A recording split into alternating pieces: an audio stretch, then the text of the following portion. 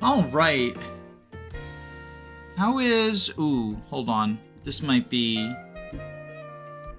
Is it pixelating again? For anyone else? It looks like it's pixelating again.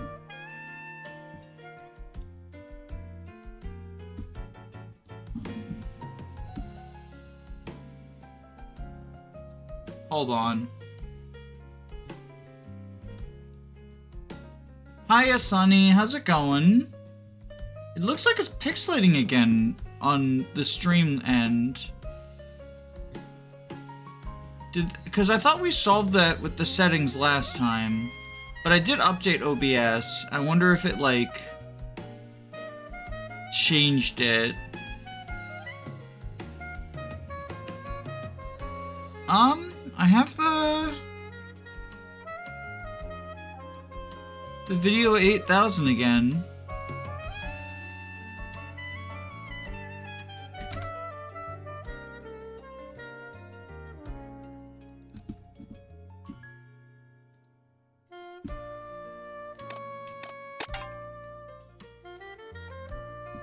I can't really tell because of my phone screen. Yeah, that's fair. Just looking at the stream preview, honestly, the stream preview looks pretty bad, even just in this static moment. I don't know if, maybe that's just on my end, like having it... Let me open it in a different window. Open my own stream in a different window. Mayonnaise Kart. This is Wix Studio. I'm watching an ad on my own stream to see. No, it doesn't seem to... Maybe it was just the stream preview on, like, the live streaming thing is a lower quality or whatnot. I got Cowboy Mario. How about that? Cowboy Mario?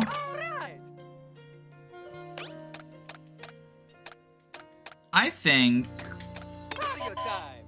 So, the goal of this stream is to do some rallies. Oh, whoops, I said Grand Prix. I meant to do rally. We go back now. I want to do some of the knockout rallies on 150. Because we took care of the Grand Prix last time. All that I have left to do is the 150 Grand Prix knockout rallies. And then I have to find some stuff in the open world. I'll be for real, for real. I'll be for real, like 100%. Finding those question mark blocks and peach coins is so obnoxious. I am not looking forward to it. Oh, wait. I gotta put chat on screen. I almost forgot your special chat.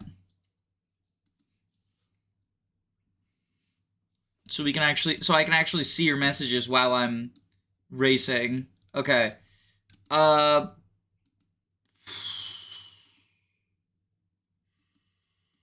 Boxed.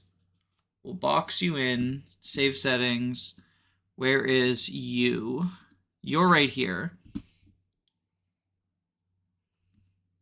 Ooh, wait, that doesn't seem to...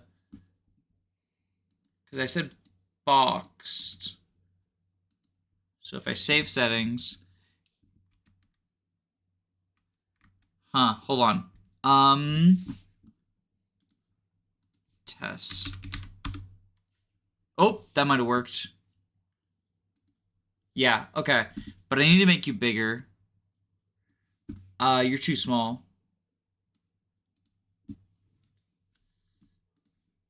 I should have done this before, but I just forgot. There we go, okay. I'm so fucking good at this shit. Okay.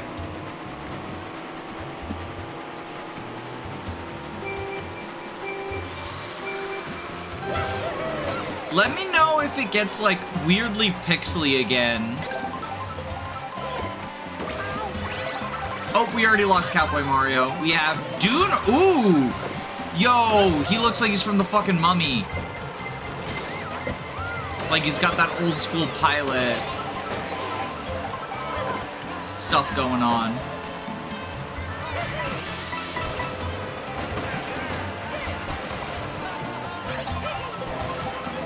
Okay, I like this Dune Rider hit fit, actually. I like this Dune Rider fit, actually.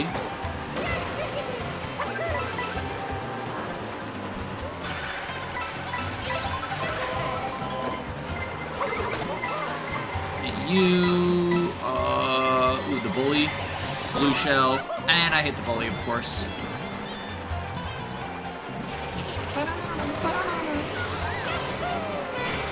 I cleaned my phone screen and it seems fine. I think it was just the stream preview, like while live streaming the stream preview, I think is just a lower quality, and it gaslit me because previously we had actually like a fully lower bad quality going on.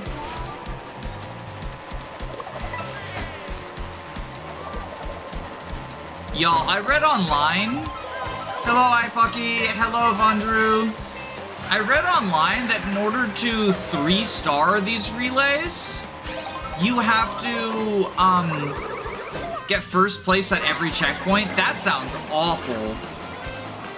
Oh, speaking of awful, I finally unlocked the last of the minions, so I never have to deal with that goddamn bullshit Kamek Orb again.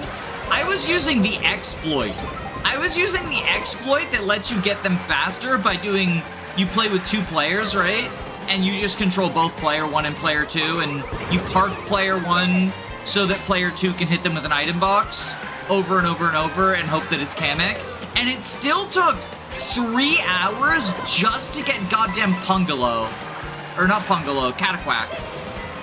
The other form of Pungalo. The baby form of Pungalo in Mario Mon. Like, in the initial, like, review video, I was like, I'm not as negative on this as some other people are. I think it's kind of cute, but I wish there were other ways of unlocking it, at least. Now I am as negative as everyone else. Because I resorted to the fucking exploit, and even resorting to the exploit, it took so long. I know what you're talking about. I was just thinking about Kamek unlocking cages that contain Despicable Me minions. Well, what's funny is, because I don't know what these things are called, right? I've heard some people call them NPCs, I've heard some people call them minions, I've heard some people call them monsters, I've heard some people call them weird characters.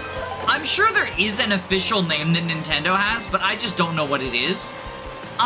So I searched up, like, how to unlock Minion in Mario Kart, thinking, like, because I know that there's, like, people have made, like, the exploit tutorials, right? So I searched up how to unlock Minion in Mario Kart, and I found a fucking Mew under the truck post about how to unlock the Despicable Me minions from Mario Kart 8. And I'm just like, I don't know. It was just funny. There's not really a point to that story other than it was funny. Can you imagine, though? Hey, maybe the minions will be in Sonic Crossworlds Racing. They got Hatsune Miku, so, like, why not the minions? Pulling out all the stops to try to beat Garf Kart 2 All You Can Drift, but we know they never will.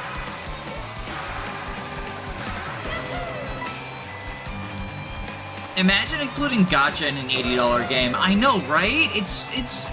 I feel like Nintendo's on their, like, hardcore gacha arc, because between this and Fire Emblem Engage, including, like, their gacha,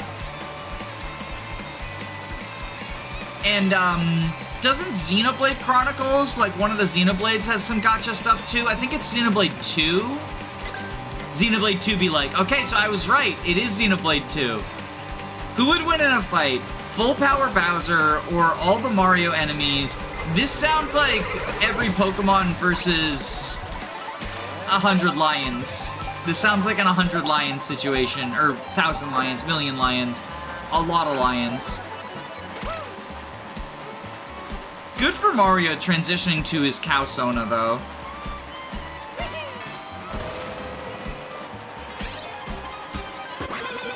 Oh, fuck! I instinctively hit the button and I got rid of my anti-blue shell defense now. For only professional level gameplay here.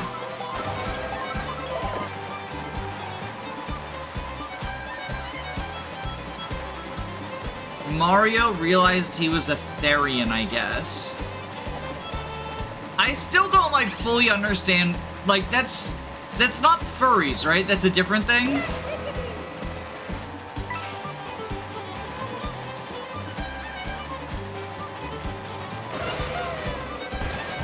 Look, I'm old.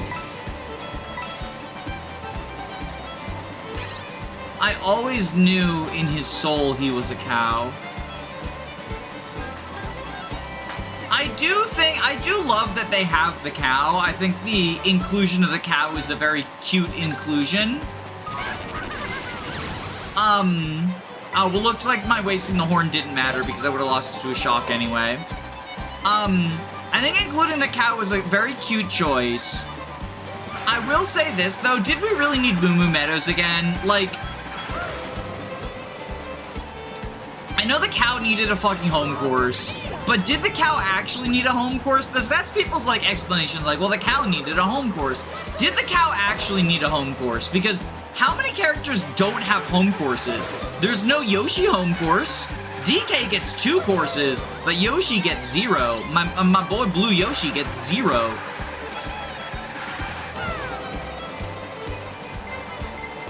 So, like, there's a lot of, like, Waluigi doesn't have a home course. Wario has 2. We got Wario's Pirate Ship and Wario's Stadium, but no Waluigi. And, like, good, deserved. Like, you know my feelings about Waluigi. Luigi doesn't get his own course. The closest is, this is Mario Bros. Circuit. Or no, this is Mario Circuit. But there's a Mario Circuit and a Mario Bros. Circuit, which is the closest because Luigi is one of the Mario Bros. But, like, that doesn't count for the purposes of Luigi.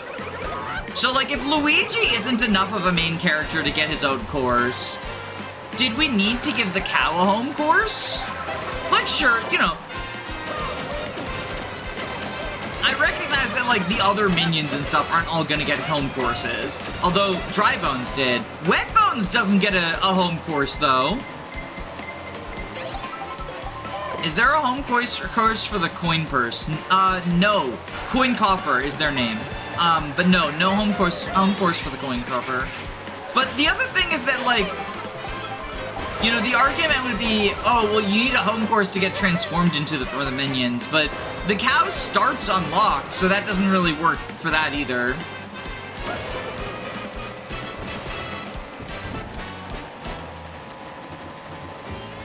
We have, what now, a lap of Acorn Heights. I want to like Acorn Heights more than I do. This and Dandelion Depths and the Wild Savannah are the 3 courses that, like, I wish I liked more than I do. I've been doing reps on them to try to, like, get used to them and like them more. The other 2, I think, are kind of a lost cause for me because they have water portions, and I just don't like the water driving. Like, I'm bad at it, sure, but I also just don't like it.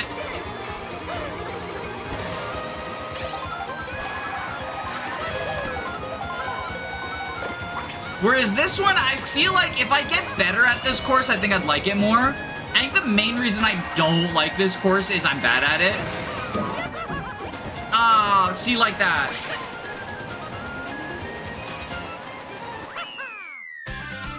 How many lions to beat Garfield? I would estimate 1 lion could beat Garfield. That would be my estimation of the number of lions it needs to beat Garfield.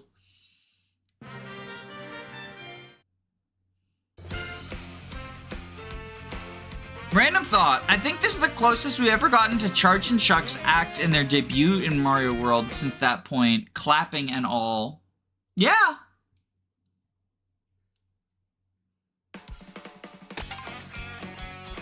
Alright, well, clearly Mario has failed me. We got his awesome outfit, though. I like Dune Rider Mario right there. That's cool. Alright. Should we go Peach?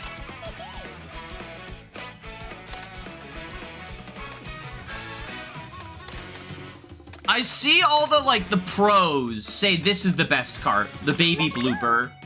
So let's do that one. That way I can pretend I'm a pro. The power scaling discourse, we can't escape it.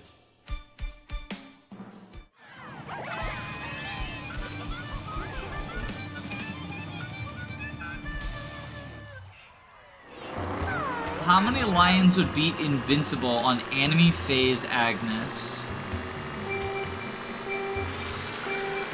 I've been having a rough day. I got a surprise eviction. Oh, shit.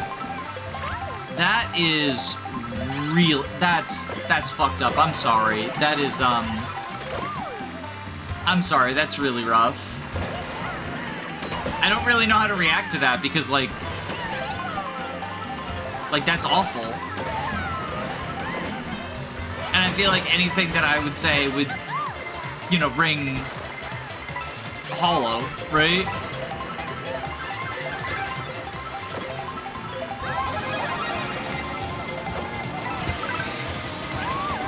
Do you have like a... Like, do you have like a window or whatever? Ooh! That's a cute new outfit, and I'm gonna get blued. I would also scream at, not just like an eviction, but a surprise eviction.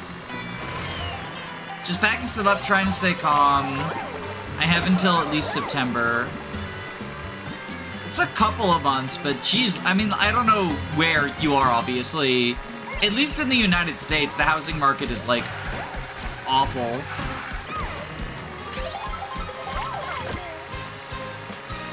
So this is what I was talking about. This is the Mario Bros. Circuit. And we have Mario Circuit as well. Like, Mario gets 2. Dry Bones gets 1. Peach gets 2, but that's just the monarchy for you.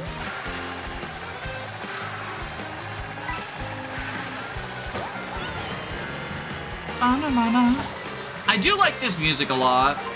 I wish I liked this track more too, but it's mostly just like... This and Peach Stadium are both kind of like... They're never gonna be the best tracks because they're like starter tracks, right?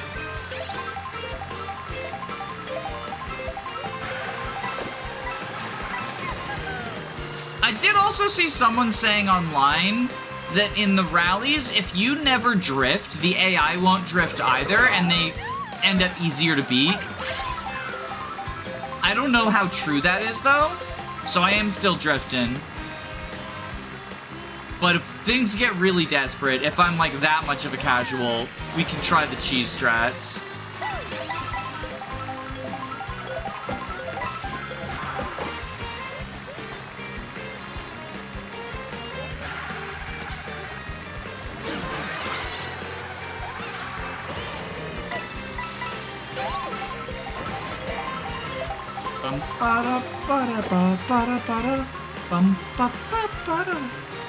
Are King K. Rool and Captain Falcon in the game? Captain Falcon would have been a really cool include, but no, there's no non-Mario characters, not even any Donkey Kong characters. The AI just takes the skill out of your issue if you're bad. I think it's like meant to be adaptive, kind of like so you know how there's like the rubber banding and stuff?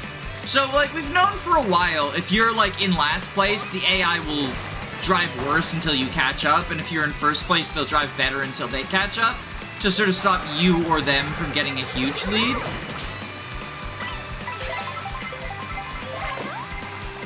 I was hoping for the horn.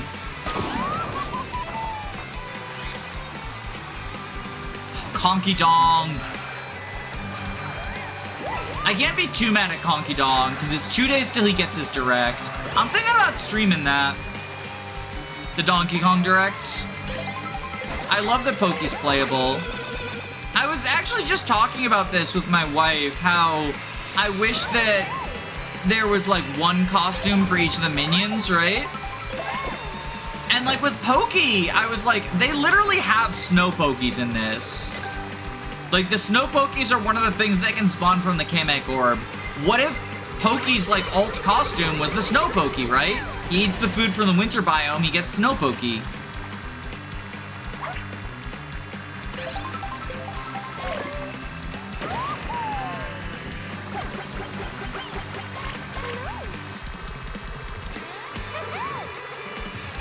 Even just giving them a funny hat. Yeah, like, what if the cow had, like, a cowboy hat as an alt costume, right? I mean, the Biddy Buddy, there's, like, 4 colors of Biddy Buddies in the NPC open world.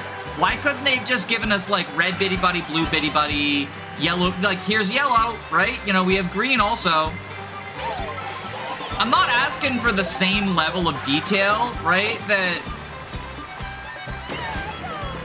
the other characters get, right? Because, like, I get it. You know, you're not gonna make, you know, like, the 7,000 costumes for Biddy Buddy that no one's gonna wear, right? Although, apparently, Biddy Buddy is the meta.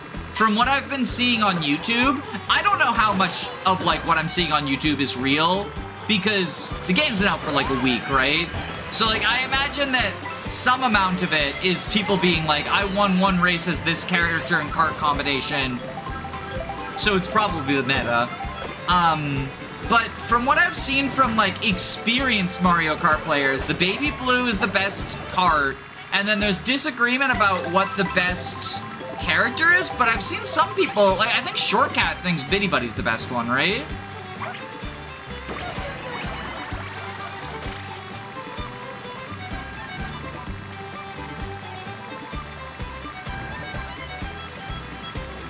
And I think that would be incredibly funny. Because, like, everyone had to play as Yoshi in Mario Kart 8 online. So how funny would it be if, like... Oh... Well, that's very unfortunate.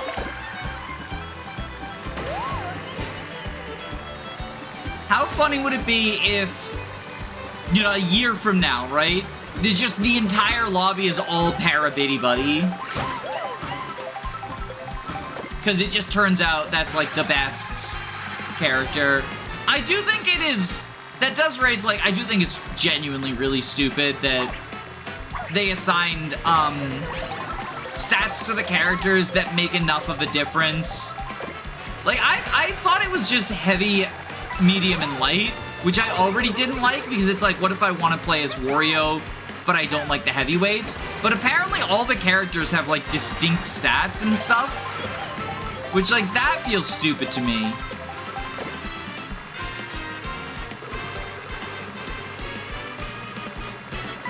In what's meant to be, like, a children's kart racer, did we really need to have the minutia of, like, you know, Yoshi has slightly better gliding than Donkey Kong, who has slightly better grinding than the Dolphin, who has slightly better... fucking... swimming, because it's a dolphin.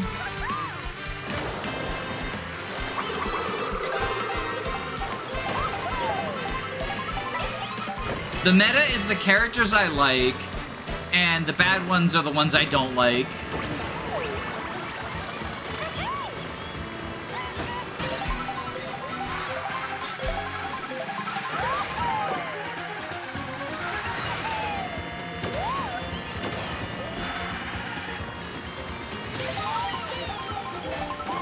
I'm so far behind. I don't think we're doing this, kiddos. The meta was supposed to be Baby Blue, but it turns out the problem is me.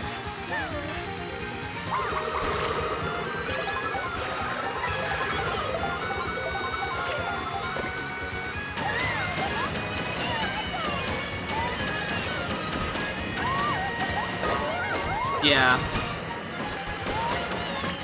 The problem was me all along. They did the same thing in Mario Party, which made it worse. Yeah, what was that? Mario Party, so Mario Party 7 and Super Mario Party both have, like, tier lists, basically.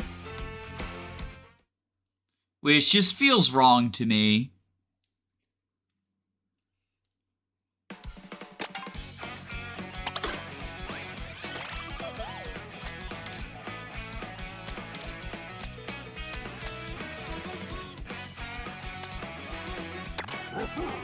Here, we'll be Biker Bowser.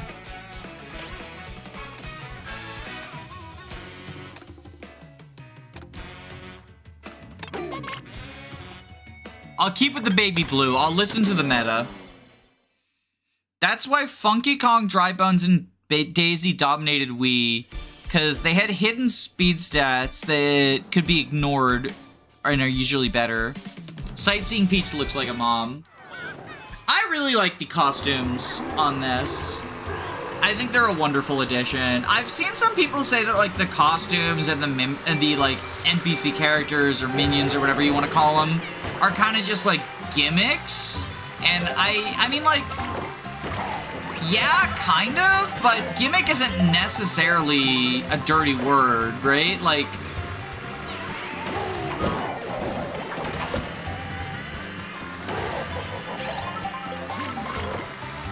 I think in this children's kart racer, having fun little whimsical characters makes for a better experience.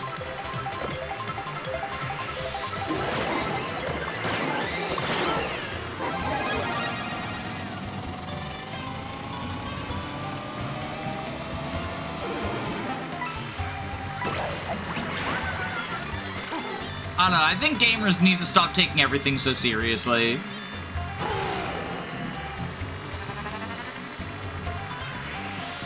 Every Mario Kart has a gimmick. Yeah, because like 8 had anti-gravity, 7 had the underwater stuff, which 8 did also have. Double Dash had 2 drivers, like, basically every core, everything after 64 is basically had a central gimmick.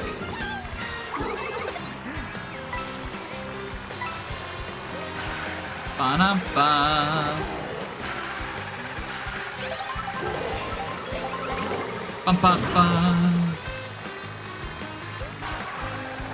Bum-ba-da-da-da-da.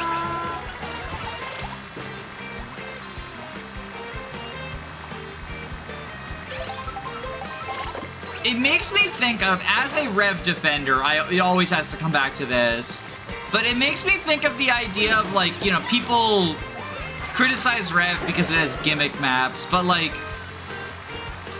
one, I think that is a, you know, misrepresentation. I don't think Rev has more gimmick maps than Birthright and Conquest, but also a gimmick map isn't inherently a bad thing if the gimmick is fun to engage with. DS had snacking? What's snacking? I haven't played DS.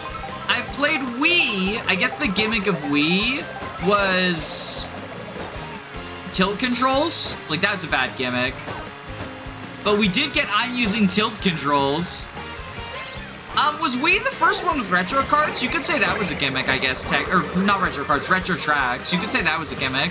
Oh, tricking! We introduced tricking. And bikes, right? Oh, bikes were so fun on Wii. Because you got to do, like, wheelies and shit on the straightaways.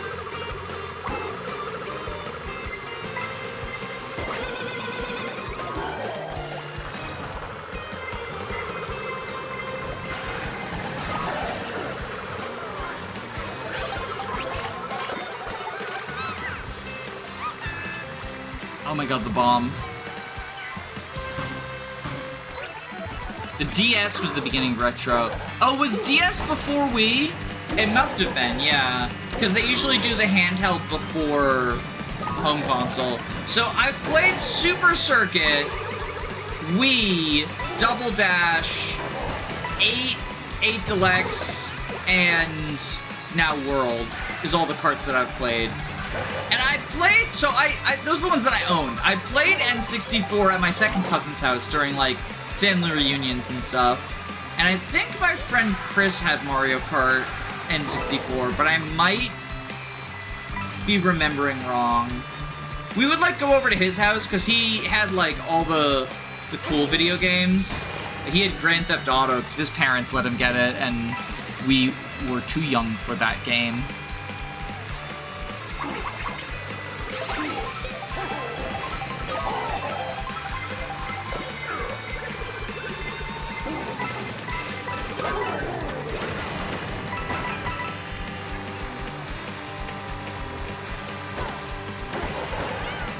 There is such a wide gap between me and the other racers right now, or the first two place. I see you, Luigi.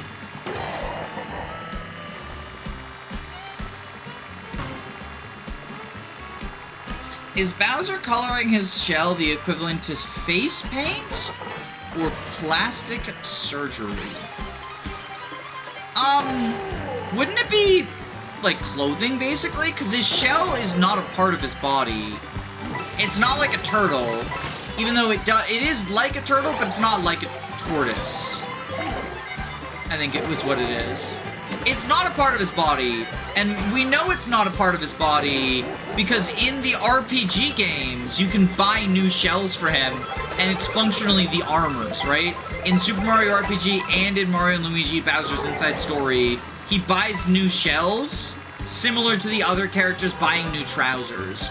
So the shell is not a part of his body. It's the equivalent of clothing. So I guess dyeing his shell is the equivalent of dyeing your shirt. How the fuck is Baby Mario front-running that goddamn hard? Okay, Baby Mario, eat blue shell, you bitch.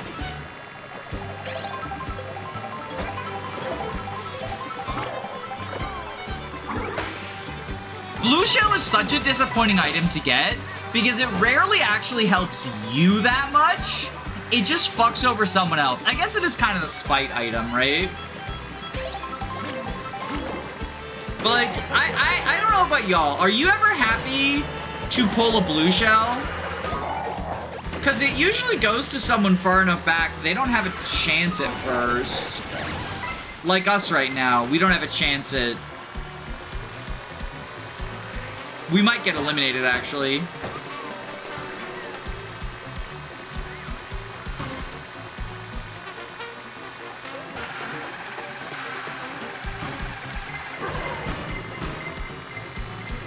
No fucking shot. No fucking shot! Yo, Bowser. No fucking shot, Bowser.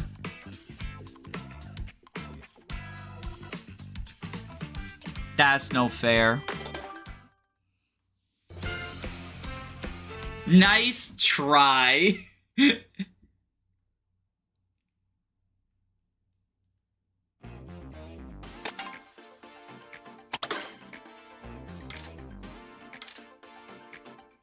Bowser puts all of his outfits on under his shell. Yeah, so it's like an accessory, right?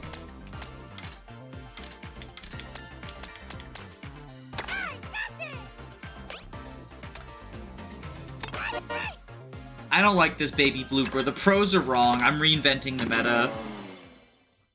I thought Lakitu was wearing Mickey Mouse ears for a second. Don't give them any ideas. Nintendo is already the Disney of video games, and not in the good way. Not that there really is a good way. But, like, I know that some people would say that like there's a good way, so I feel like I need to clarify, like, when I say Nintendo is the Disney of video games, I am not complimenting either Nintendo or Disney in that situation.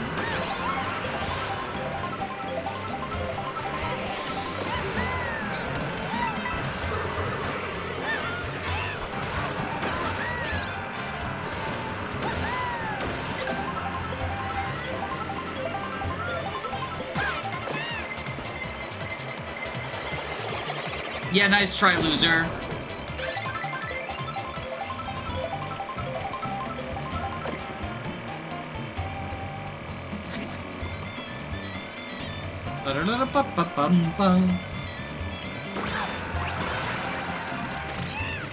Captain Toad! Captain Toad's awesome.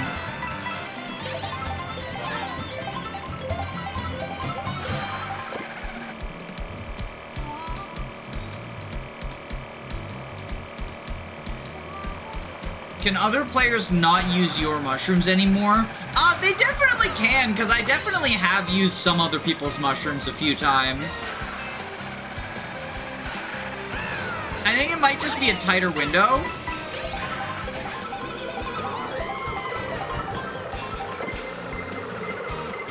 Bowser, you're gonna feel real embarrassed you just used that horn.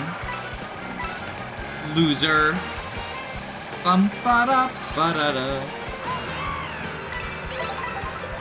Ba-da-da-da.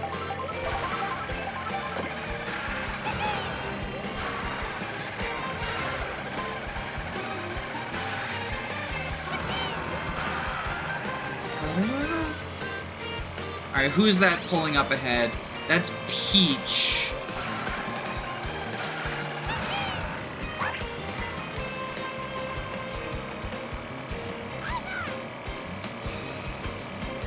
And she is definitely widening this gap. Ba-da-ba.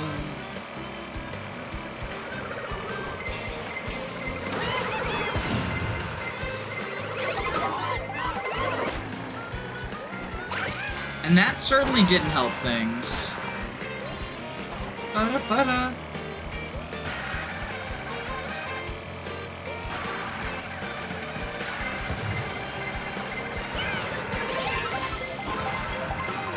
Okay, okay, she's getting hit with a blue shell now. Ba-da-ba-da. Ba-da-ba-da-ba-da-ba-da-ba-da.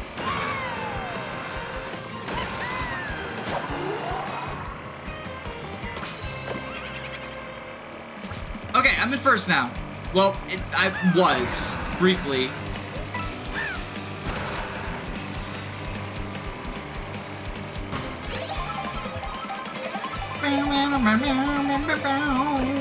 This is Wario Stadium, right?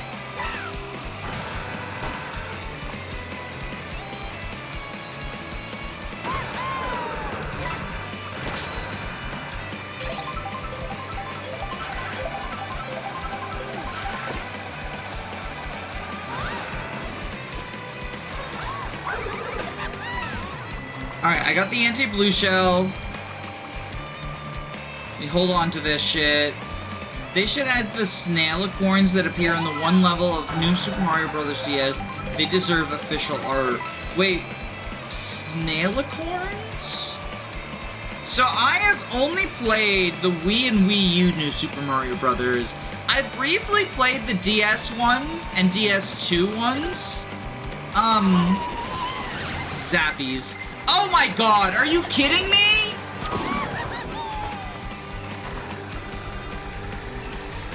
Yo, the timing on that is fucking evil.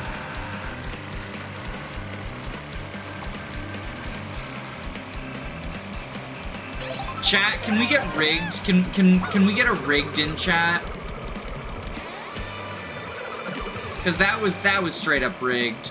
That was straight up evil. That was some bullshit. Yeah, like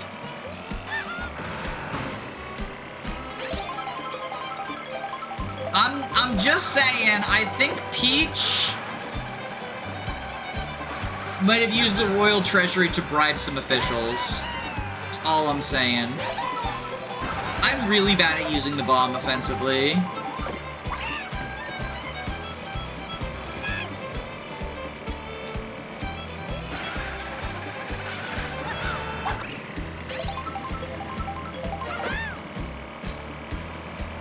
Oh, I'm not getting good item combos, I'm telling ya.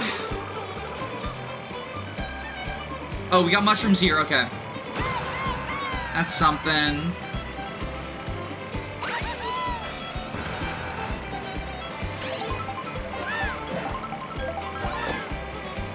Okay, this'll hit her.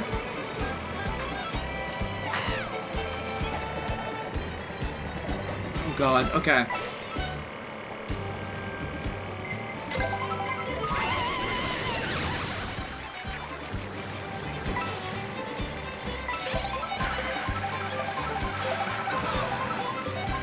I'm on her tail, but not as close as I would like, and I'm also sucking ass. Like, I'm throwing pretty hard.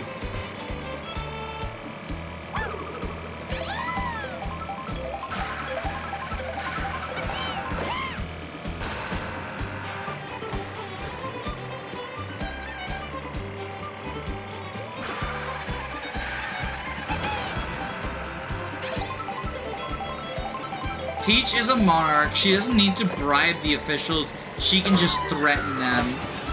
Oh my Lanta. I'm back in the pack now. Yo, am I gonna fucking... No, not again.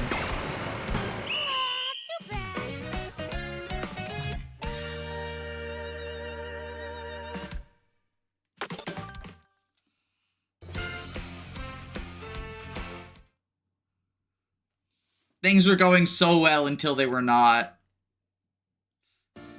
Alright, chat. I didn't want to do it this early in the stream, but it looks like we have to break out the big guns. There's only one character who can help us here.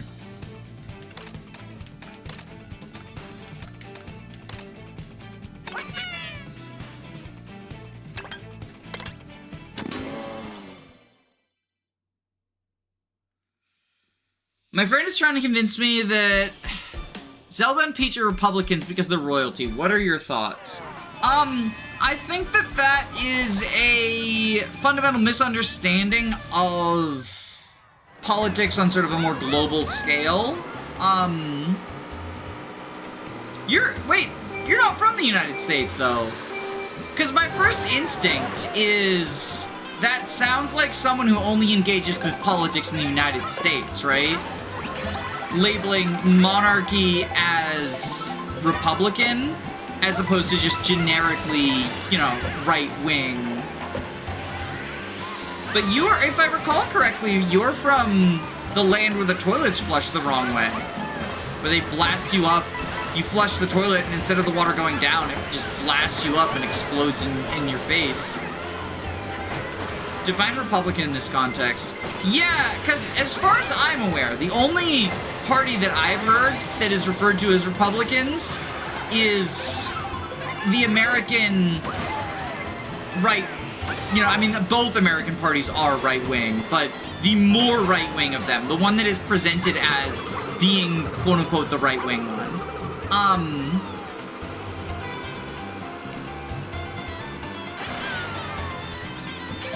But it's possible that I am revealing my own political ignorance, because I know oftentimes in different countries the same name is used for political parties that are not necessarily the same thing.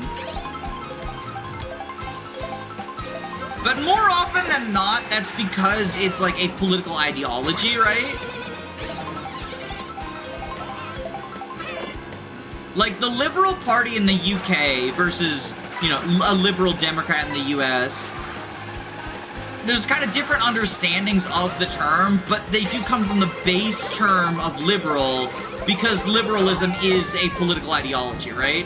As far as I'm aware, republicanism is not a political ideology. Like, the Republican Party is just a hardline conservative party that has then morphed now into a, you know, alt-right party instead of hardline conservative. And the Democrats are closer to a hardline conservative now.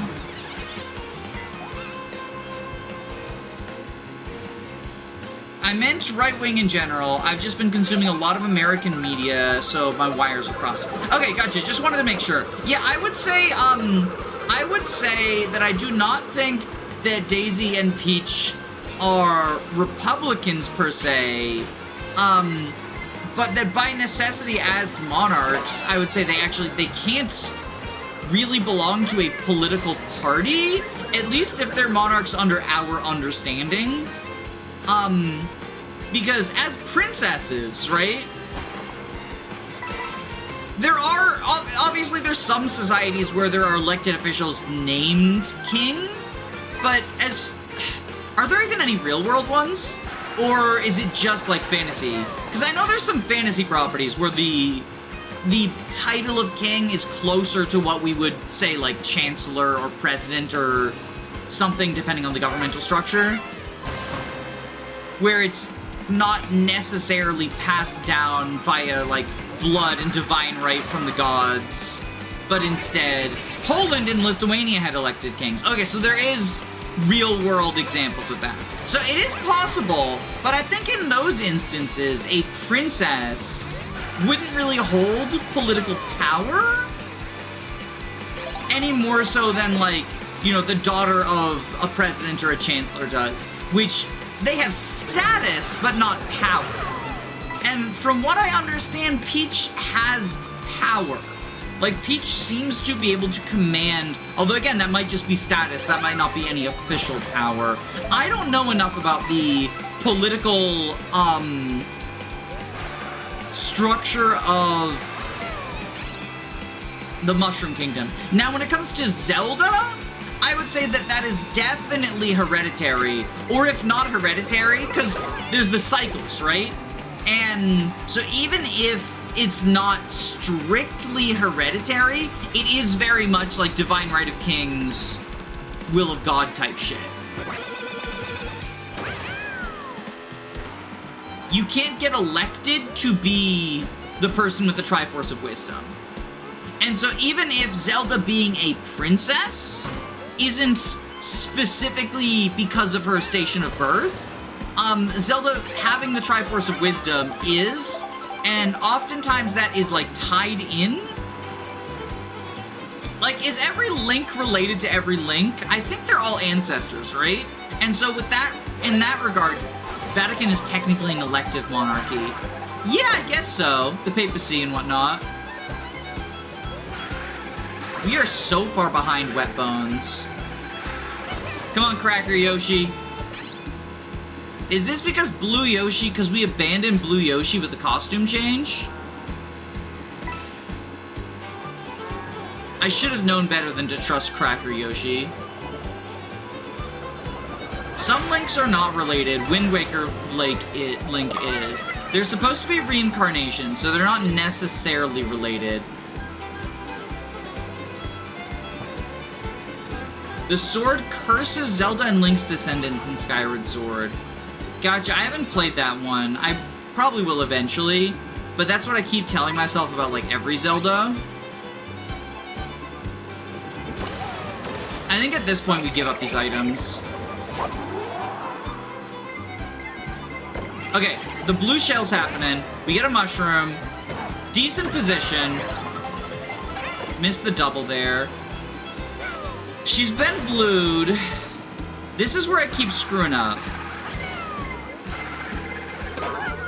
Oh, God. Okay.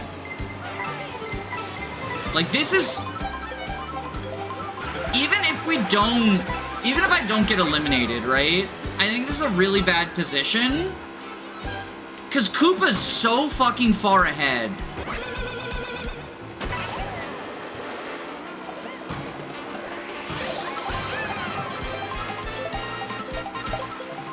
Like, the problem is, right, I can make the next elimination, but look how far Koopa is. Even with the blue shell, we're not catching up to that fucker. Okay, we might... Oh, my God. Jesus Christ. Oh, that's the worst timing for a shock. Yo, this is some garbo.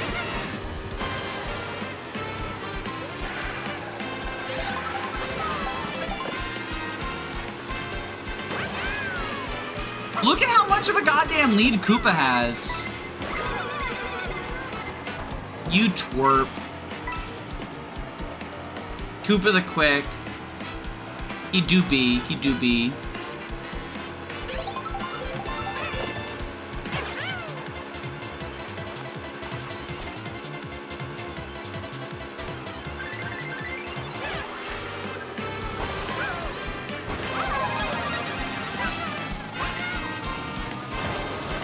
Like, he's looking like he's gonna advance to the next section now.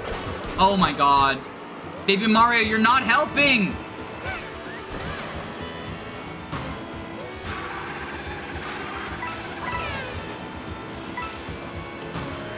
Okay, maybe we can get like a golden or something?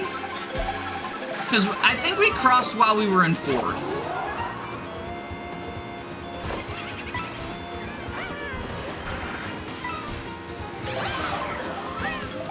Triple green is such a shit item to get. Okay, we have a golden. Where there's a golden, there's a chance. Not much of one, though. Yo, Koopa's about to fucking win the race. I don't think triple gets us there.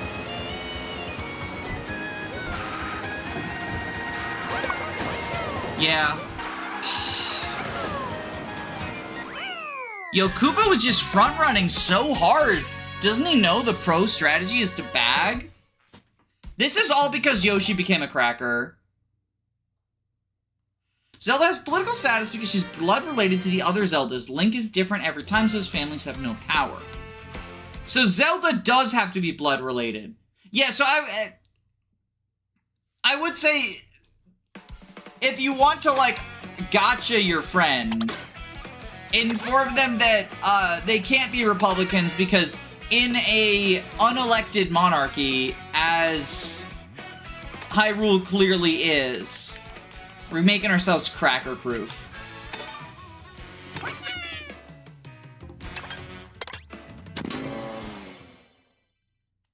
In an unelected monarchy, as Hyrule clearly is, there are no political parties, or at the very least, the political parties do not influence... Well, maybe there's political parties, because you could also have, like, a, you know, a partial monarchy, right? Where there is the monarchy, but then there's also, you know, a senate or whatever, right? Like, I love the Senate, I love democracy.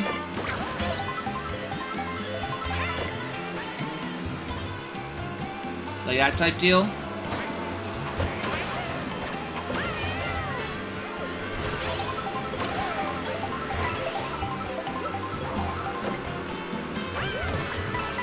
Okay, we save this star for when there's a good off-road shortcut, like up here.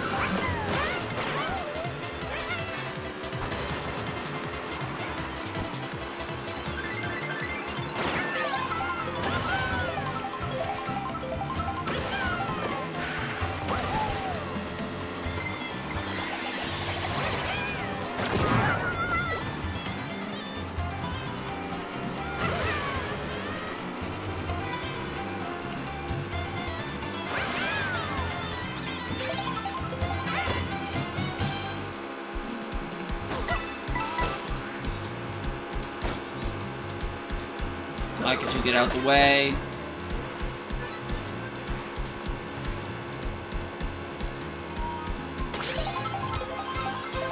Bum ba da da da da ba da ba da ba bum ba da ba ba da ba da ba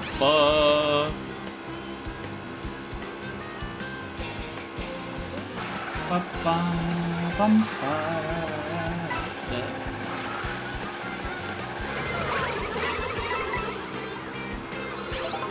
Get fucked, Red Shell. Ba-da, ba-da.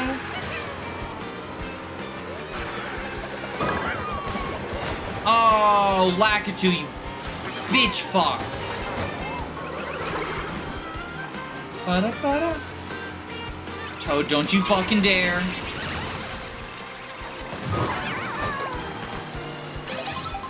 I like that Lakitu's cloud is the car is the cloud. That was a clever choice. I wonder if they, like, lean towards specific cars or if that was just a coincidence. Ba-da-ba. Jackson, you have the game. Do you know? Do they lean towards specific cars or was that just like, we got this by coincidence and it's just fitting?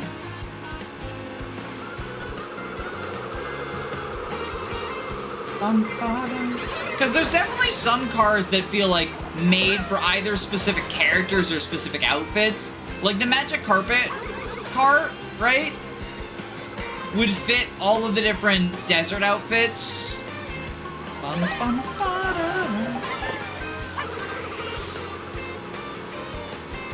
Everyone seems to go on this side, the left side.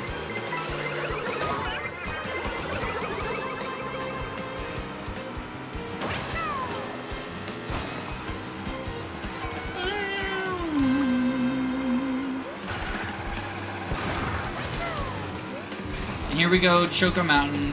The AI in this and the previous game leans towards specific parts.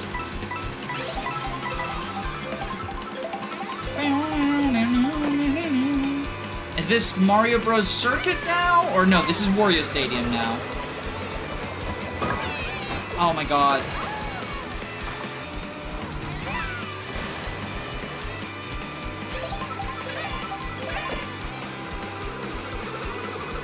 Okay, we're not too far behind.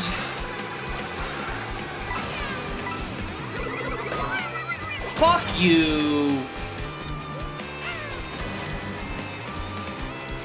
This is Choco Mountain. Okay. I thought it was Wario Stadium. I thought the previous one was Choco Mountain.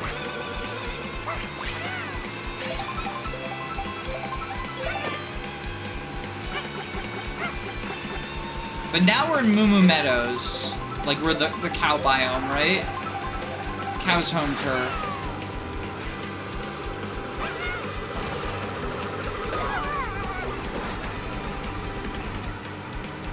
You can drive through Choco Island 1 and 2 layouts.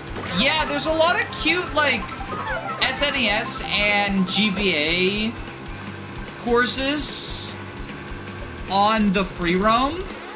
And it makes me really upset that Koopa Troopa Beach got to be a real track when, like, it could have just been one of those cute free roam ones, right? It didn't need to eat up a track slot.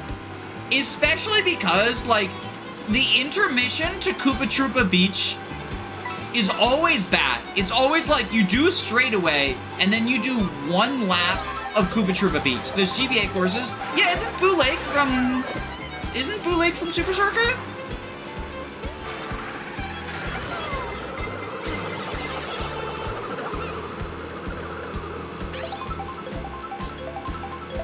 I know there's a Boo Lake in here, and I thought it's Ghost Valley? I thought it was Boo Lake. Maybe that's my own Super Circuit bias showing.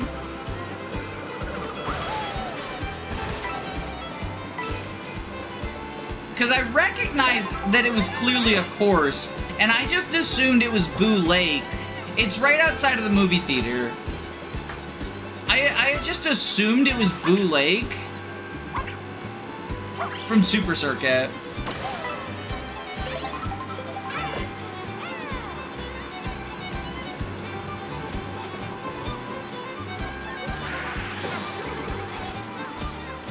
Oh, that was bad.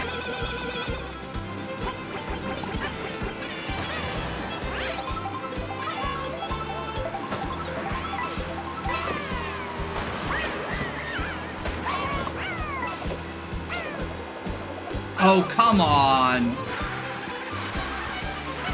Boo Lake is from 8 Deluxe.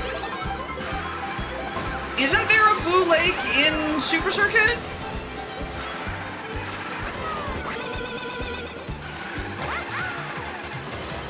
I thought it was a Game Boy track. I've never pretended to be a Mario Kart history expert. So, like, I will fully say, like, I could just be mixing things up. Who's ready for another 10 years of Moo Moo Meadows? At this rate, Moo Moo Meadows is gonna be evergreen, the way the Baby Park should be.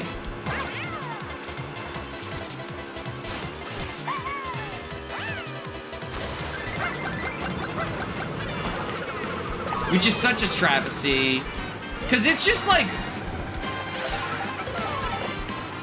I feel like it's the most alright track ever that now I kind of feel like I hate. Purely because, why the fuck did we get it 2 games in a row, right? The cow didn't need a home course. Fucking Luigi doesn't get a home course. There's one from Super Circuit. They brought it back in 8 Deluxe. Okay, so it is a Super Circuit track. It's not an 8 Deluxe track. It's a retro track, is what you're saying. I need something. I need you to give me something. I need you to give me something, because this is not going good. Give me something good. Give me something good. A mushroom is something. It is good. It's not quite as good as I wanted. Lakitu's so far ahead. Give me a fucking shell and banana? Fuck you! It's Jover. It's Jover.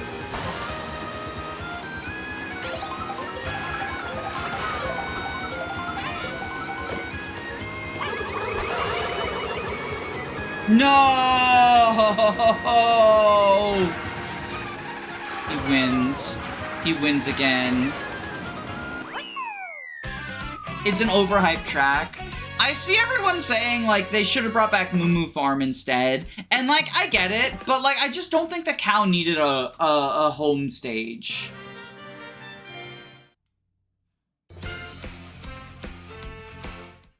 We have the driver cow. We don't need second place again. Yeah. We did better until we didn't, so we keep going with Yoshi.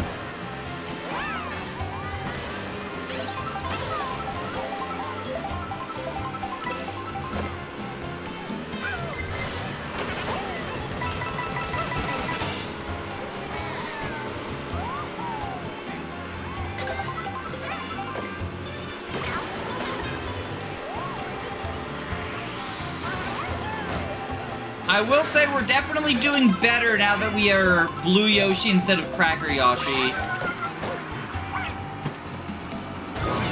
The decision to include the cow/meadows is probably what led them to include the other. Yeah, so we know that the cow came before the meadows. The reason we know this is because we know why they included the cow. Someone sketched the cow on the motorcycle as a joke in a pitch meeting, and they were like, wait, that's so funny, let's do it. So, like, we know that's the story of how the cow came to be a racer. Is someone made a stupid joke.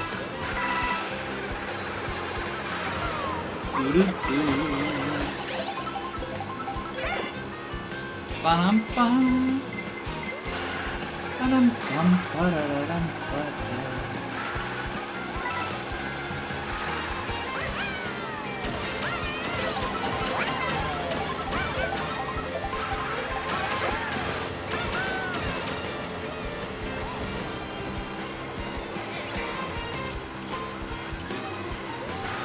And, like, I guess in theory, that joke could have been made after Meadows was decided to be included, but I don't see any reason why they would have included Meadows before they included the cow, right?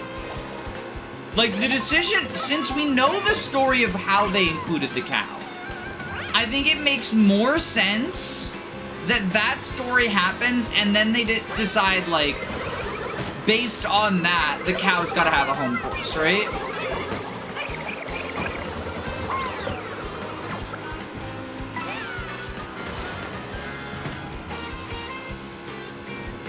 The music in this game and the visuals sound and look really good.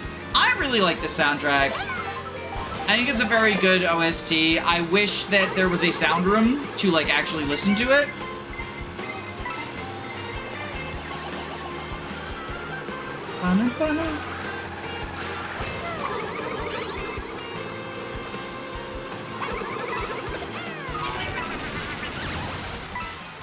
Okay, so it looks like our rival's gonna be... Is this Mario? Yo, Jackson, I don't think we can have you in chat right now. I don't think we can have you in chat. We know you're screen peeking for your boy. It's nothing personal. I get it. I know you're just screen peeking because, you know, it's Mario. It's your boy, right? I'm gonna head out for a bit anyway. Jackson switching over to the CPU Mario stream. Okay, now is a good time to keep your horn, because Danny has the blue shell. This is indeed Mario. Avert your eyes. There will be a Mario massacre. A Monday night Mario massacre.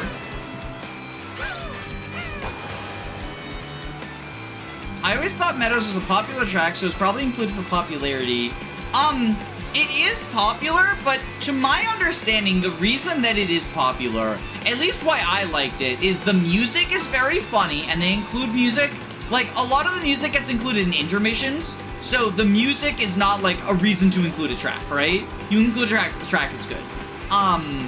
Since they have so much, like, retro music in the intermissions, you could have just had, like, you know, this intermission stretch be Moo Moo right here. And the fact there's a funny cow on the thumbnail of the course selection, which is awesome.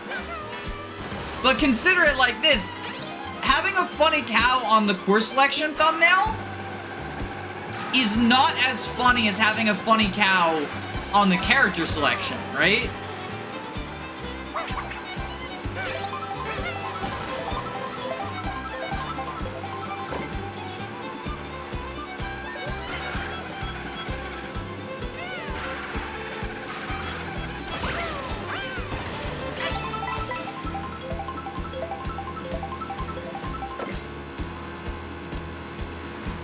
If Garfield... I can't read that, I'm too focus mode right now. Something like Garfield and Jack Black. I'm sorry, I'm not ignoring you, I just can't right now. Because I'm, like, focused on the road. I'm paying attention while I'm driving. No texting and driving. Oh, this is the perfect layout right here. We have the coin to protect our horn from the boo. And then when we need to, we can use it. This is actually the perfect front-running item layout. Oh, no. That's unfortunate. I was gonna try to horn the red shells, but then I realized too late that was bad. And now we're vulnerable to boo. That was a stupid on my part. I should have just kept it like it was.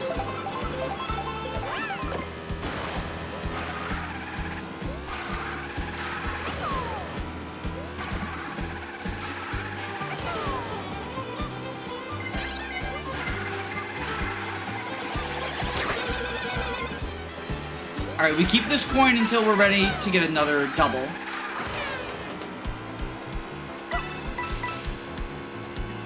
Okay, gay screen, gay screen, gay screen. Just from glancing at the mini-map, it doesn't seem great for us right now. What do you bring in? You bring in cows onto the road. We can get around those easy.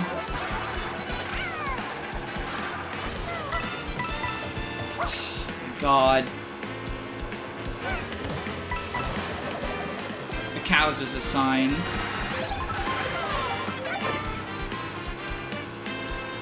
We were doing good.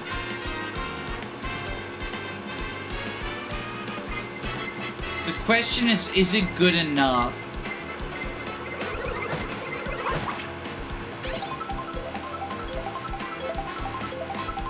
I need an offense item. Stop giving me banana peels. I need something to actually hit this guy. Mushroom something. Oh, he hit himself. No!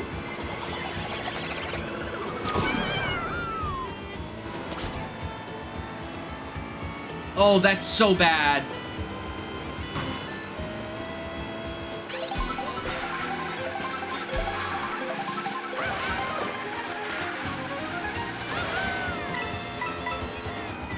Give me something good, give me something good, give me something good.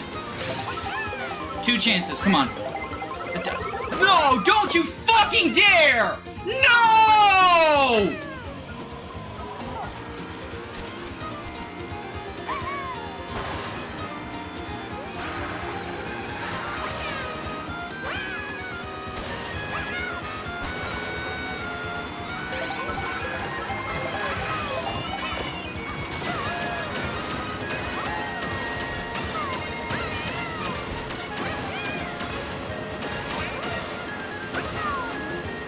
I'm so fucking pissed about that. Like, I have no goddamn words.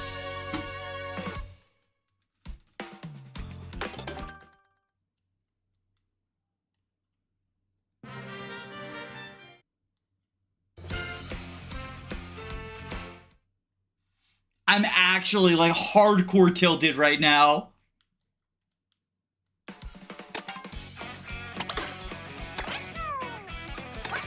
Goomba won and he doesn't even have hands.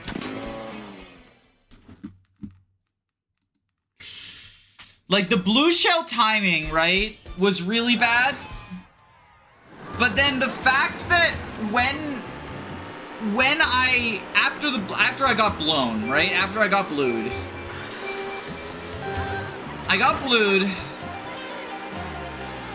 and that set me back to second place. Okay, sure, like, that sucks. But maybe I can come back to it depending on the item rolls, depending on how well I drive. Getting hit by that red shell during that final stretch mid-flight was when all hope died, because I lose out on my item possibility.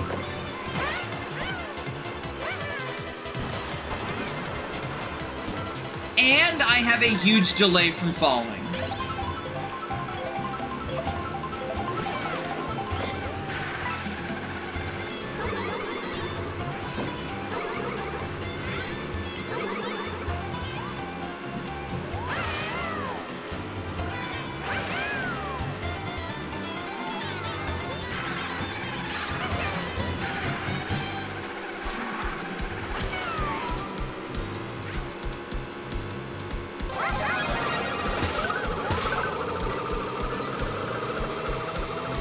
The red shell mid-flight killed you? Yeah.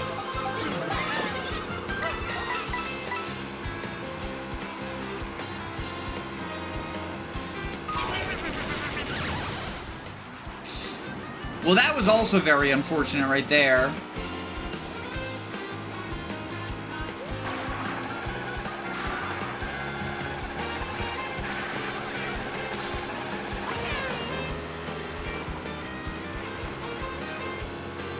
Twice now.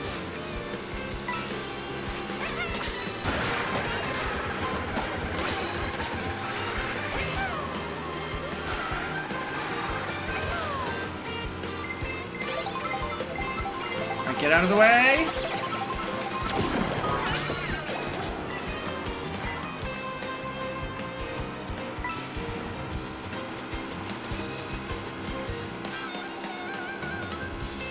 You were so small that you fit in between the item boxes. Yeah, which... Ugh. Okay, I need to stop missing these item boxes.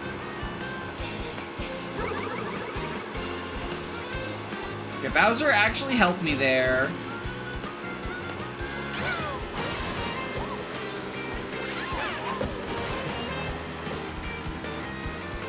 He's gonna bomb me.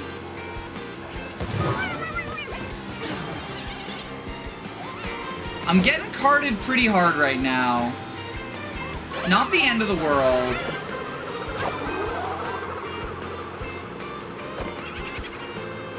Get a mushroom. We can get this shortcut.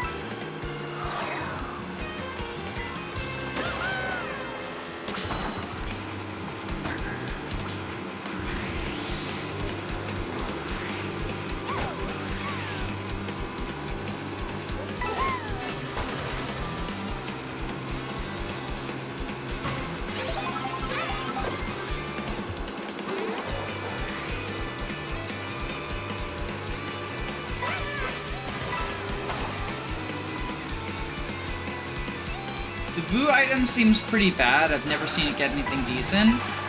The Boo item is actually really good because it gives you invulnerability both to enemy items and terrain, briefly, and it steals an item from your opponents. So it is functionally free, and it gives you a shorter star. Think of it like a cantrip in Magic the Gathering, right? Where it's a weaker effect than the one that doesn't replace itself, but it replaces itself, which is really good. Invulnerability is also always going to be good. Like, you can take some mushroom shortcuts with it. They'll be slower because you don't get the speed boost that a mushroom gives you, but the fact that it gives you terrain immunity is nice. And it's a defensive play against red shells, against blue shells, against whatever, and the timing is really easy because, you know, the whole period you're invisible. It negates an opponent's item action. That too, in online multiplayer, I think that's pretty important. Like, depriving an item. I believe it's from someone ahead of you, but I might be, like, wrong about that. The majority of items appear to only affect people ahead of you. Like, I know that's how blooper ink works.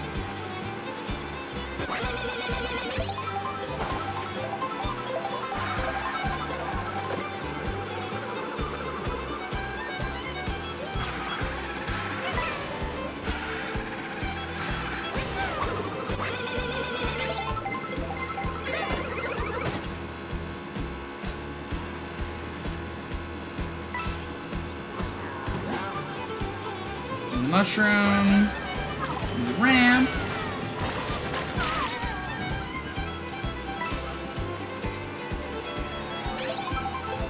Oh my god, I can't see!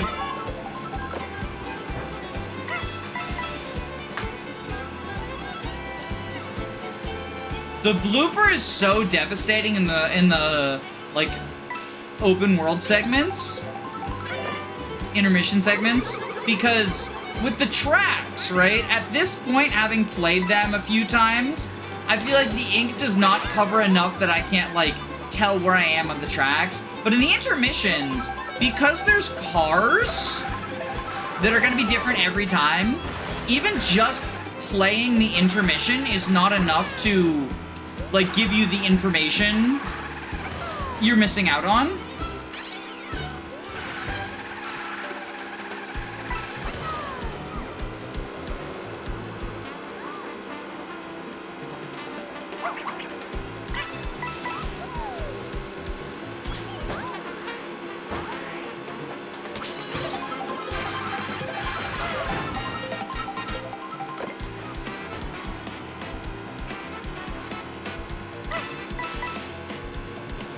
Choo-choo Charles over there.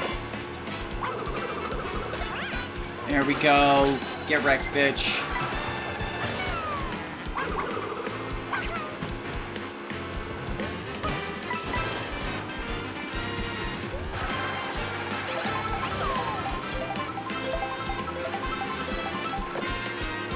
Okay, we got a horn and a green shell.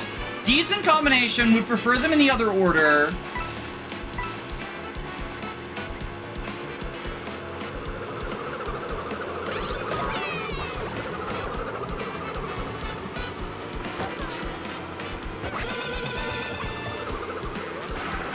Peach, come on. Stop fucking royally bribing the judges.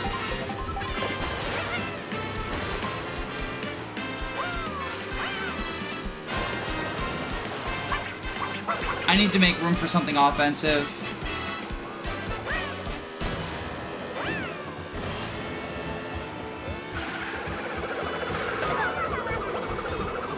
You need to unlock more vehicles.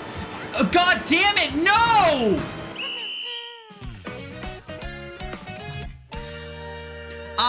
I have all the vehicles unlocked. I have all the vehicles unlocked.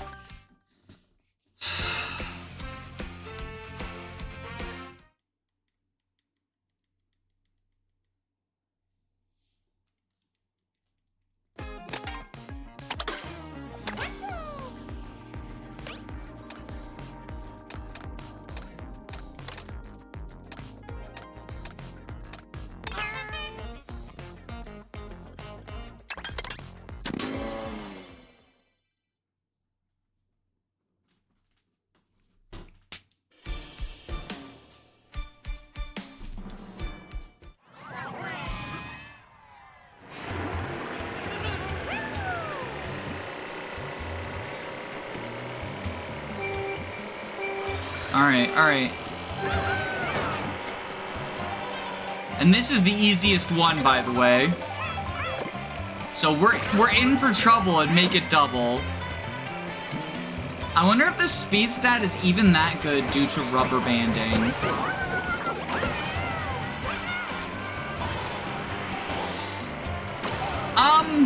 I mean, if with a high-speed vehicle, someone more talented than me could potentially, like, pull ahead and front run more easily. I do think that, like, bagging is the strat, but of course bagging gets a lot harder in Knockout just due to the fact that you inherently can't be too far behind. Because if you do, you get knocked out, right?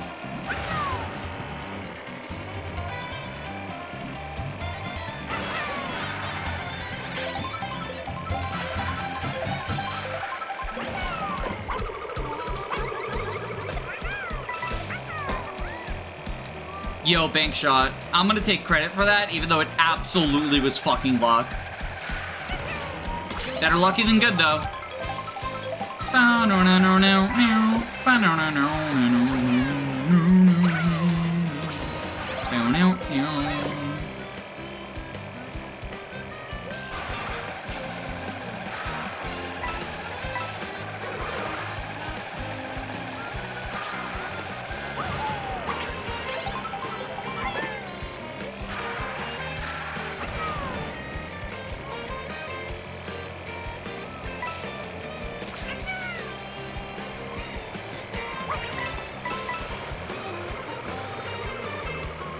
Is that baby Rosalina?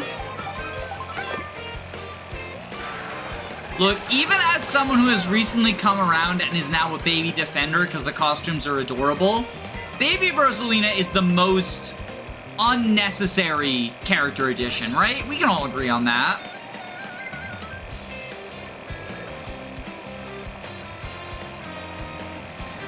Like, Rosalina has somehow wormed her way into being a fucking mainstay that is treated with equal dignity to, like, Peach, Luigi, Mario, and Daisy, and Wario, and Waluigi. Despite only being in one game, she wasn't even in fucking Galaxy 2. What about Pink Gold Peach?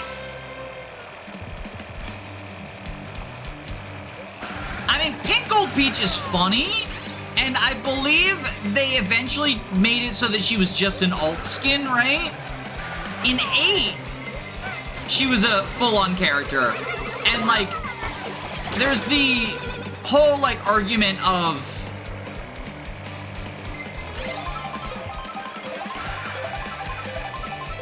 is this really necessary? And I would say yes, it was funny. But also, it's kind of a cool, like, equivalency to Metal Mario. Nobody complained that Metal Mario got added, when Metal Mario easily could have also been a costume.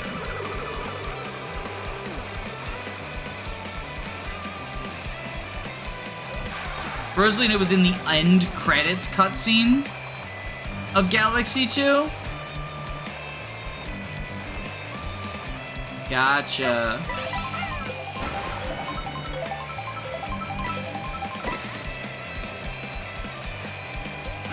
I complained when Metal Mario got added over Waluigi. Hold up a second. Metal Mario got added instead of Waluigi? Now that's a travesty. The other thing is that Pink Gold Peach is at least a variant of a main character, right? Like, I would consider Mario, Luigi, Peach, Daisy, Wario, Waluigi, and Yoshi to be the core 7 characters. Donkey Kong if you're feeling spicy, but I say that as a DK fan, so, like, I recognize I'm biased, right? Also, I'm front-running by a lot right now, not to jinx things, but this seems like a pretty good attempt.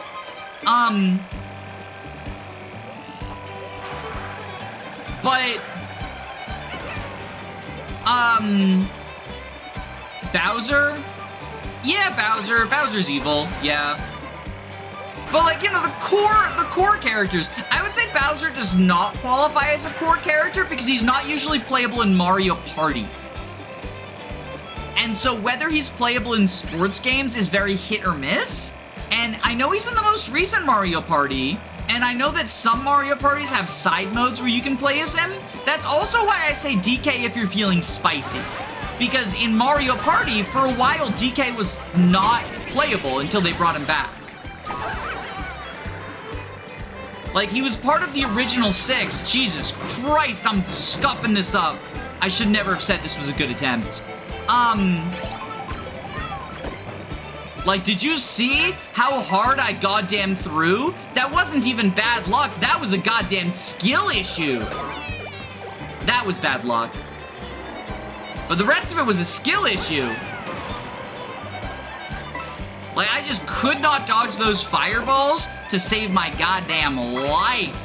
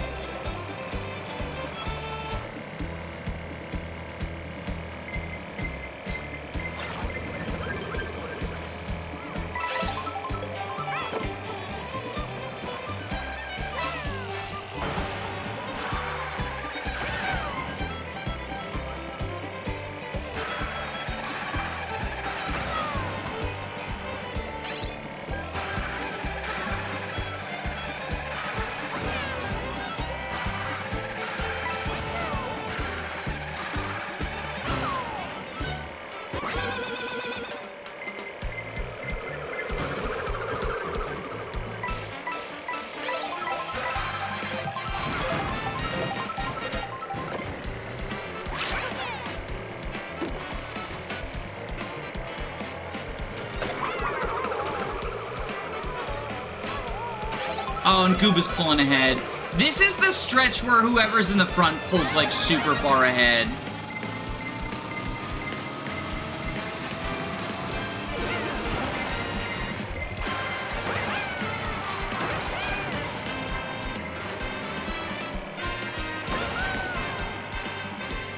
Like, I think this is a losing attempt.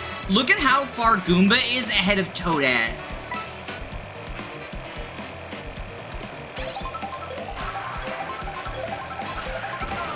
We do, in theory, have time.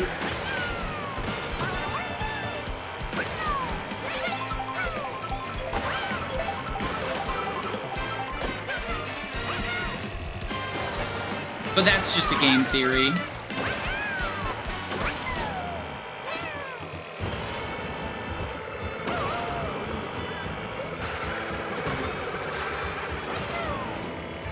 Yeah, we have one lap to catch up. Close a very big gap.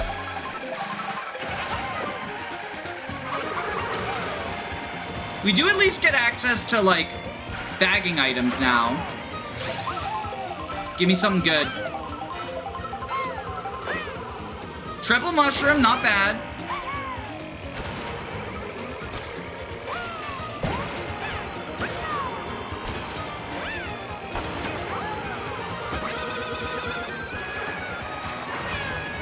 Problem is I missed out on that next item box. I think we lose. Yeah. That's rough.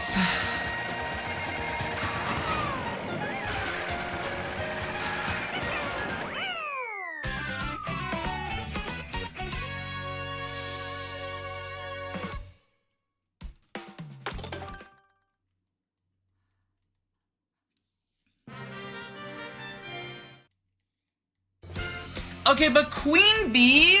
So here's the thing about, like, the Pink Gold Peach and Queen Bee and all that stuff, right? Is, like, to me, they fill a similar slot to, like, Parabitty Buddy, right? Where it's someone who's, like, super fucking random, and also, you know Parabitty Buddy's not going to be in Mario Kart 10, right?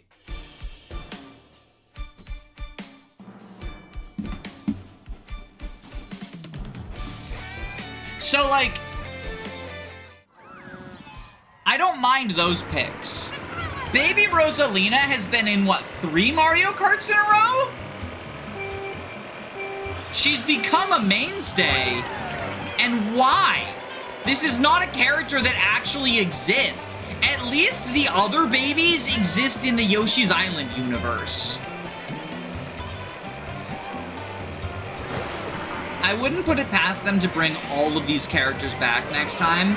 They have never once brought an entire roster back. Not even Super Mario Kart, because Super Mario Kart had DK Jr.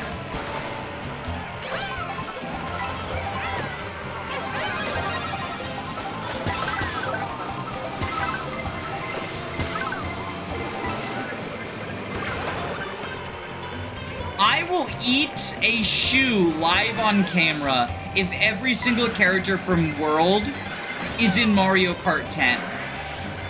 I will pour mustard in the shoe, fill it to the brim, unhinge my jaw, and eat it in a single bite.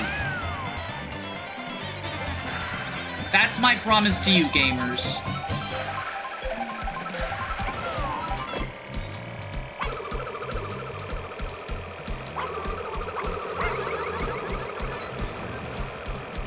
Did my own green shell destroy my red shell? That is upsetting.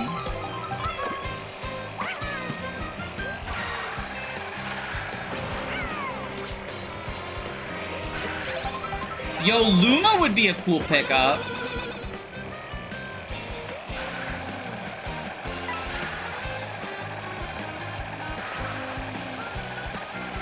Do you want someone to clip that? Y'all can clip it! Like, this is...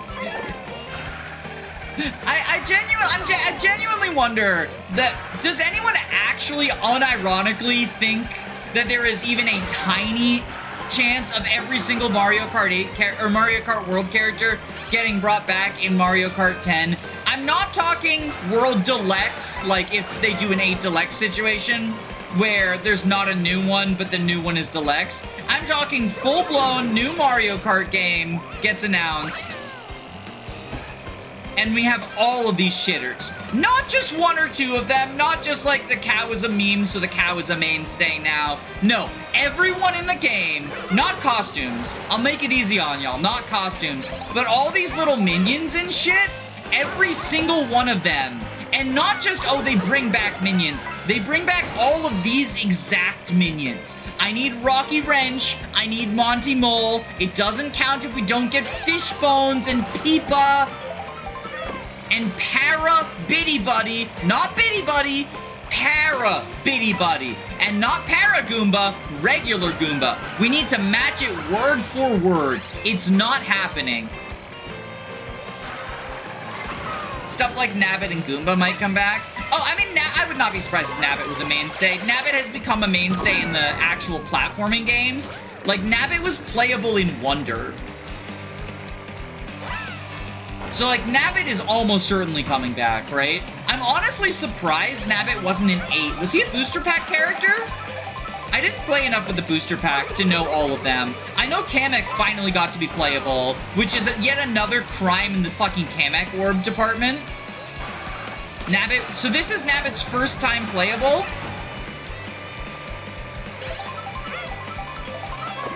I would honestly be very surprised if we did not just have Nabbit be evergreen. Like, Nabbit feels Wario tier now, right? Nabbit got to be playable in Wonder, and Wario did not. Not talking Waluigi, right? Waluigi being playable in Wonder, fine, whatever, I understand.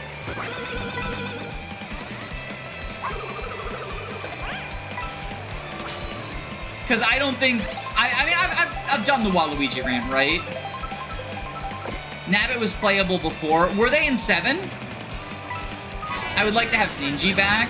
Yeah, why isn't Ninja back? If we have the minions anyway, like, I get not bringing back Queen Bee, because that's not really, like, a minion. It would be funny.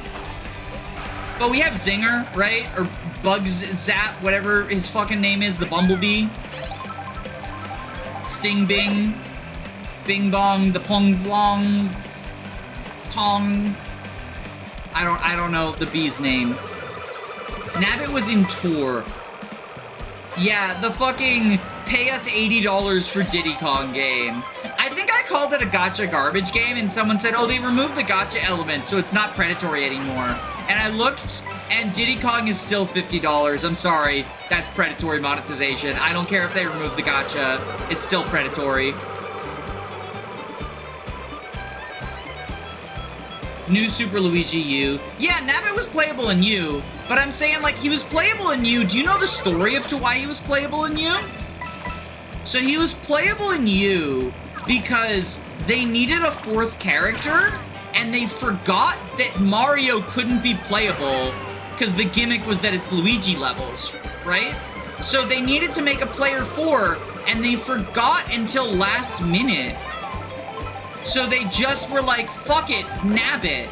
And the reason that Nabbit is invincible and doesn't use power-ups and works like completely differently from all the other characters is they didn't have time to make the animations and shit. And now that has solidified. That is what Nabbit is now. Nabbit was in U Deluxe and in Wonder and had that same like gimmick to him of being invincible, only can die to getting crushed, and I believe falling in pits? And it's because they had that limitation, and so they had to make him the baby mode character. And now that's his deal.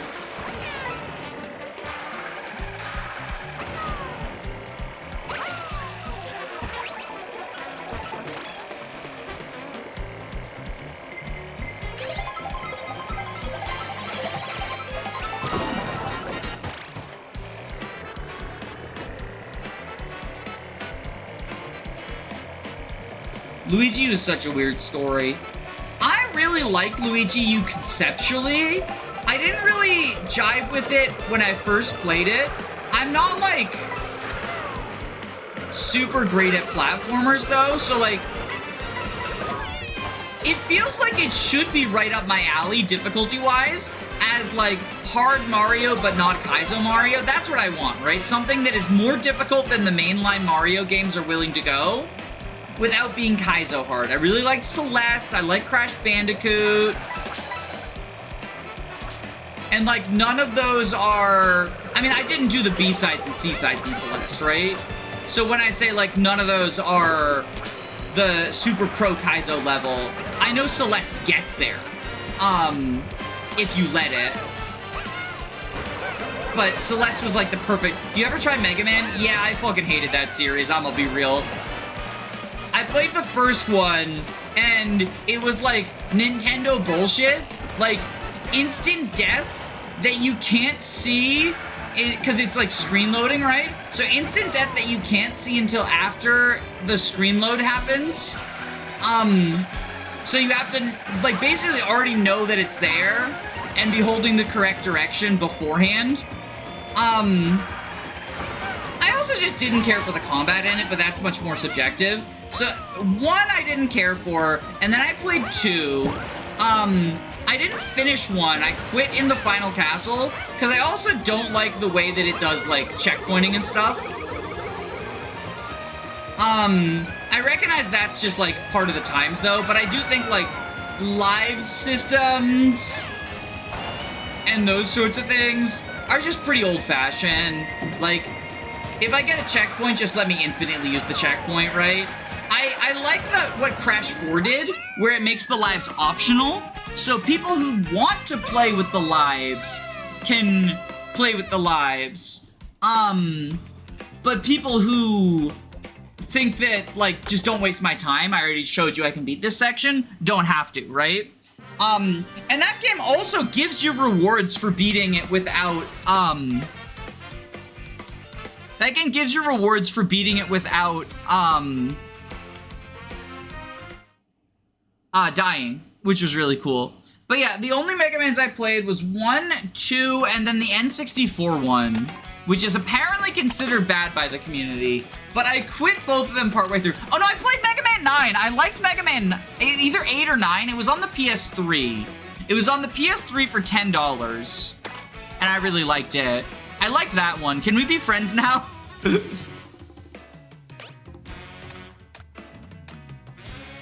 Let's go with the Magic Carpet Bowser Jr.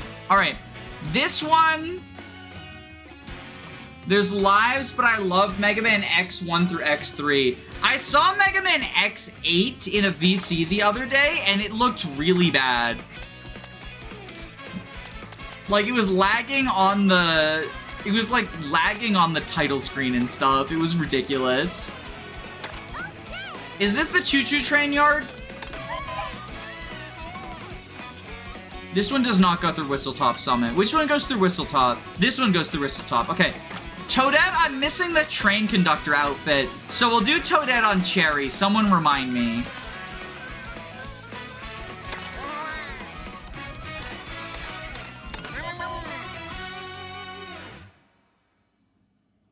Ice Cream Tour.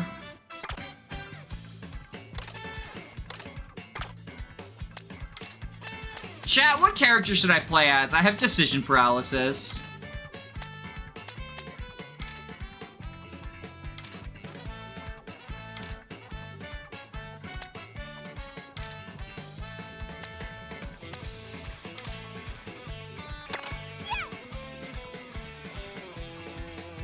DK in honor of Wednesday's Direct. No, I'm actually intentionally not playing as DK because I'm going to be playing as DK during Wednesday's Direct.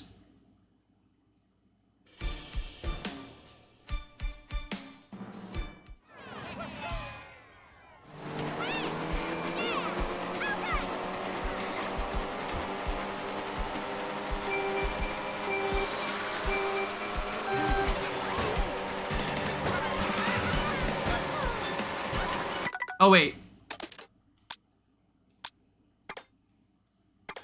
Because we want to unlock costumes.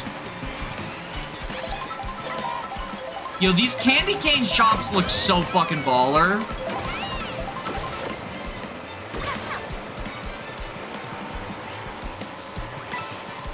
I need to play the B-sides on Celeste. I never finished it. I finished the main game. I did not finish any of the post-game chapters. I did one B-side, and God, was it fucking satisfying.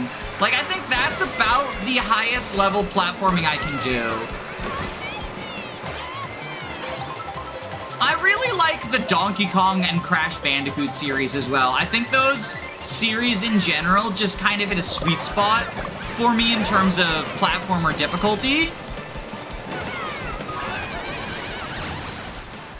Where they are definitely a significant step up from Mario in terms of difficulty, but they are not... I don't want to have to master Kaizo tools, right? I'm sorry, I don't care about how many people tell me it's actually easy to shell jump once you learn how. Like, I'm sure it's easy and fun, but it's just not my jam. It's not gonna be the butter on my toast.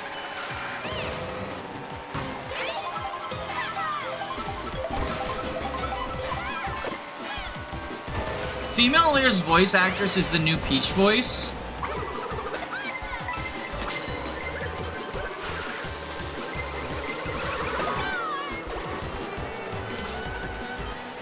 Did they... Oh, right, they did that super scummy thing where the new Peach found out she wasn't voicing Peach anymore because Mario Kart World released. Or not the new Peach, the old Peach. They never told her. How fucking shit is that? She thought she still had the job. Like, I get that they're not obligated to keep the same voice actor, but like...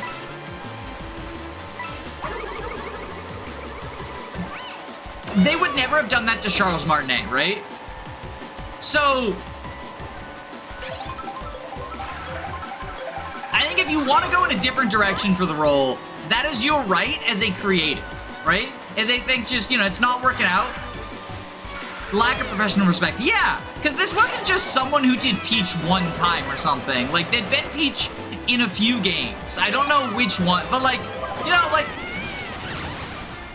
Again, it's the sort of... They would not have done it to Charles Martinet because he's a recognizable name. Choo-choo! I love the fucking trains.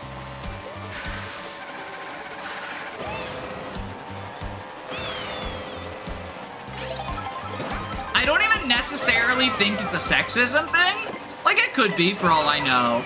But I really think it's more... He is a name, like a household name, right? People would be upset if he got screwed over. Like, obviously, he's not the voice of Mario anymore. But just, he's still the voice people associate with Mario, right?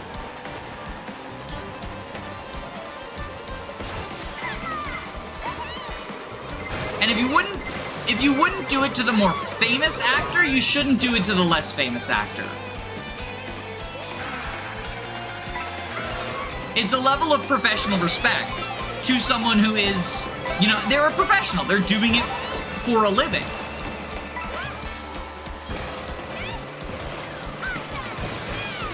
It's disrespectful as fuck. We can all agree on that. Yeah.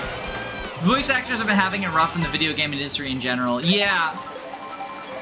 Yeah.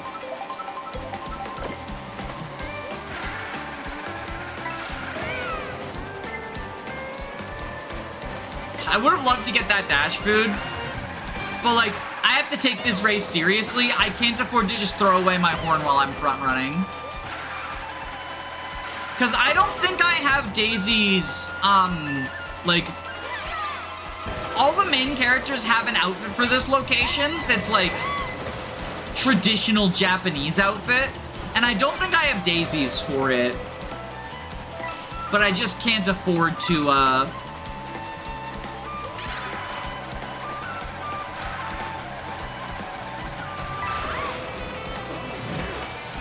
Nice thwamp.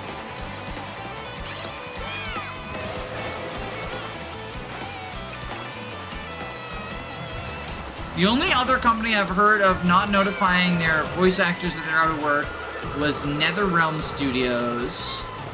Yo, they're closing in on me. Is NetherRealm... That's not the Baldur Gates guys, right? That's... It is an RPG studio, but what one... Because, like, I recognize the name. Maybe I'm just thinking Neverwinter Nights. Maybe that's why I'm associating it with D&D. Like, maybe it's actually completely unrelated. They made Mortal Kombat.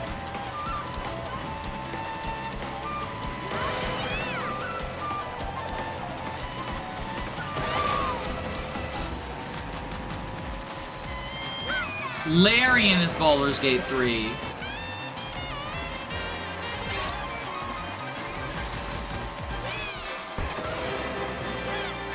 But they didn't make the other two Baldur's Gates, right?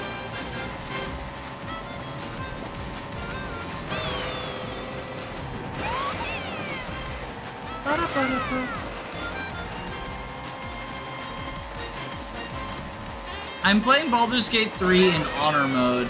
I still haven't played Baldur's Gate 3. Part of me wants to do like a completely blind permadeath Iron Man style, no resets, no saving. Well, other than like save and quit and then resume, but no reloading saves playthrough for the channel, like completely blind and completely permanent, and just see how that would go. But if I do that, I feel like I almost certainly have to just not look at chat, which I've considered a couple of other games that I would not be looking at chat for. Like, I have never finished Undertale. I quit my playthrough of Undertale because I didn't like the bullet hell. And with all the Deltarune stuff, I've thought about potentially streaming blind Undertale, but, that would be entirely, like, no chat allowed moment.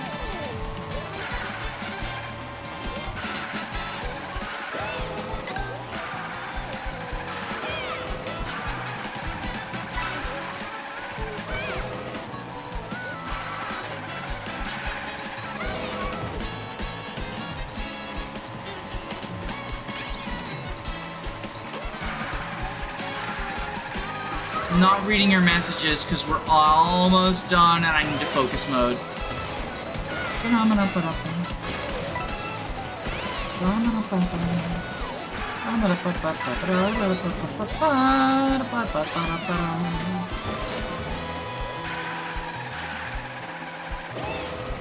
Sorry, I don't want to be like rude and ignore y'all, but during these stretches where it's like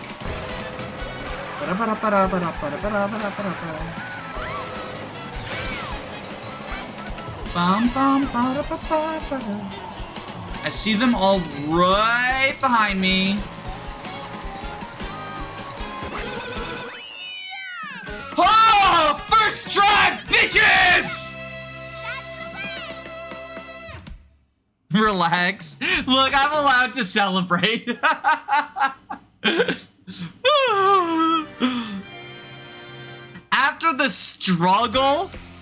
after the struggle that the first cup was, right? I think I get a little bit of pop off. Even if, again, like, I recognize that this is not something that's hard for people who are, like, super good at Mario Kart or whatever.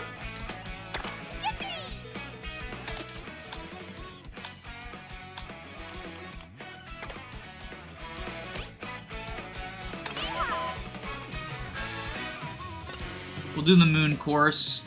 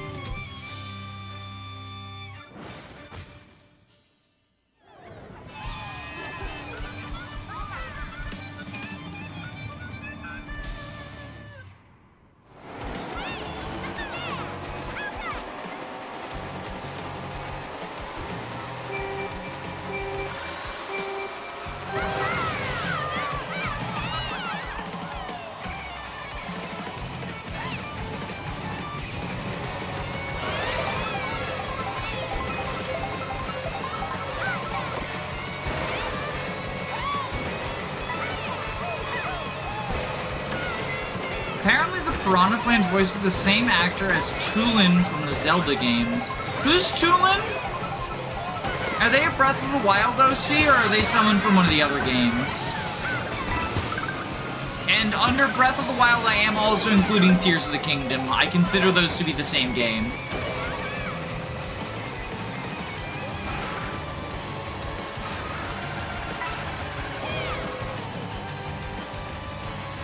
Wind Waker. Who's Tulin in Wind Waker? They're the Rito baby. They're the baby bird. Okay, so they're not from Wind Waker then. They are from Breath of the Wild. Or Tears of the Kingdom, not sure. The baby's in Tears of the Kingdom, I know that. I don't know if they're in Breath of the Wild also. Because I remember the baby quest in Tears of the Kingdom, and it was fun.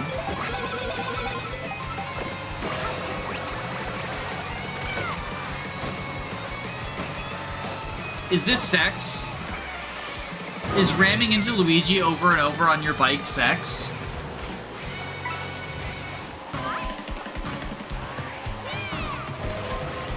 Welcome to Toad's Factory, baby!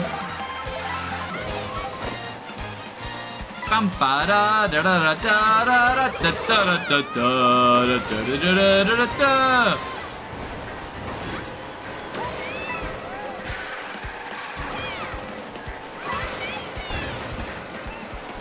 Bum ba da da da da da da da da da da da. Bum ba da da da da da da da da da da.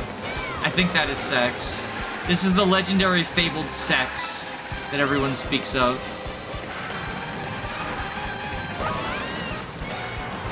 Bum ba da ba.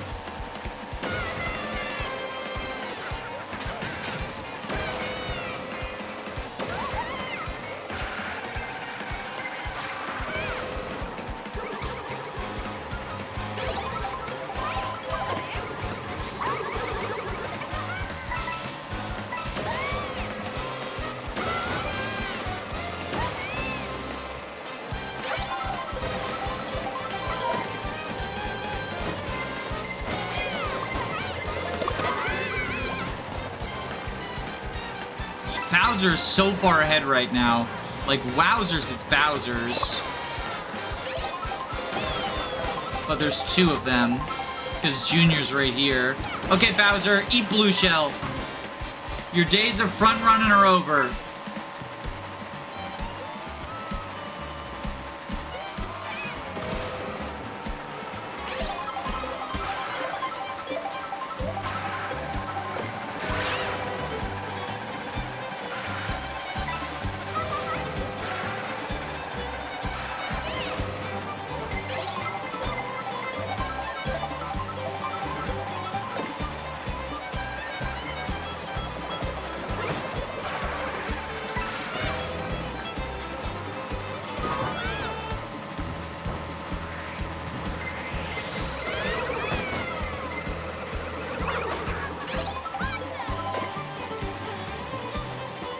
Bowser's so far ahead right now. Like, it's kind of ridiculous.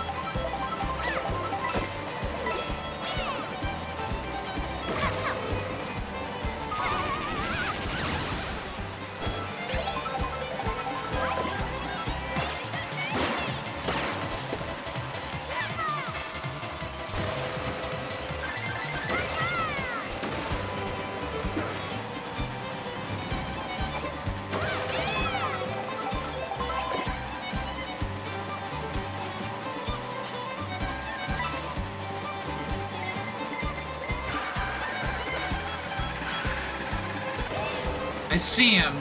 He's in my sights.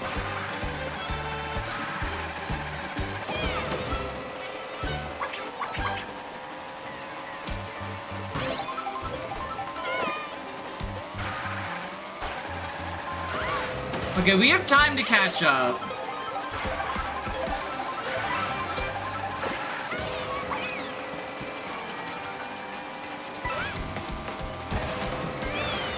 Oh no, it's Dandelion Depths. I do not like the water controls in this game.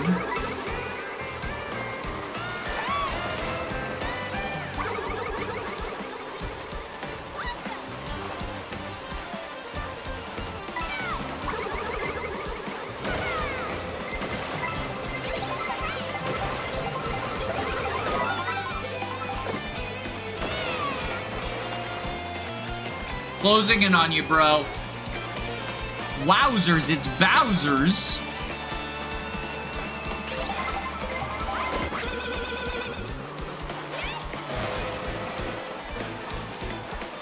Bowser spotted ahead. Oh, he's getting blued. He's getting blued. This is our opportunity.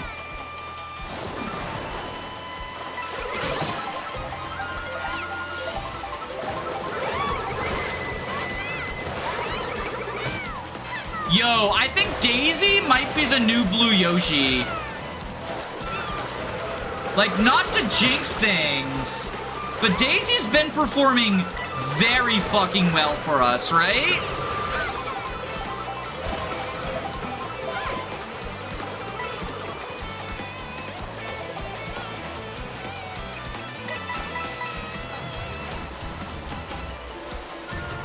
See someone someone coming behind, or is that was the helicopter, I think.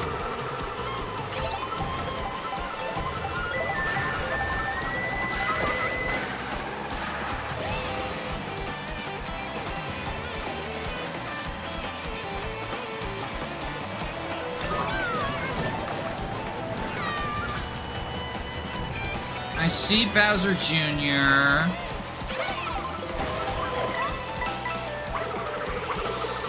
Come on. Oh, fudge nuggets. Oh, and this one ends with the faraway oasis, too.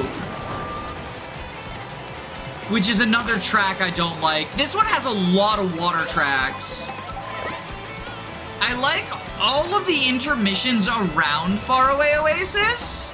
Fine enough. But the oasis itself, there's enough, like, non-water sections that I think I can find myself liking it.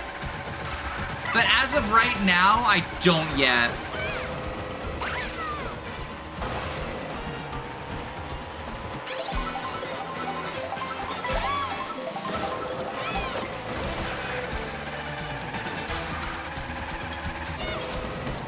Like, maybe if I get better at specifically the final waterfall section, I kind of suck ass at.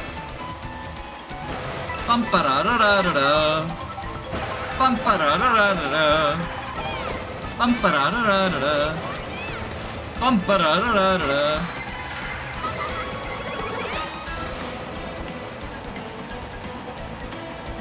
Like, this section I'm so bad at.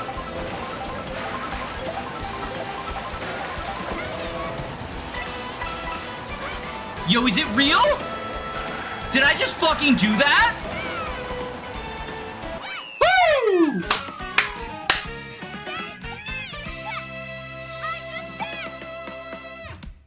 Okay, Like I said, I could see myself liking it if I get better at it, and I'm sorry, I just performed better in that than I ever have before. Again, any pro players watching, I know you can do better.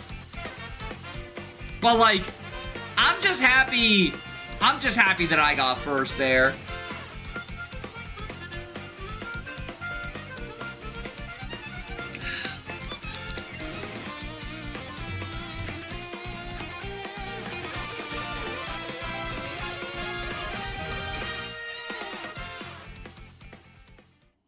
I think we might be Daisy Yoshi mains now. I'm starting beef with RT Game by maining Daisy.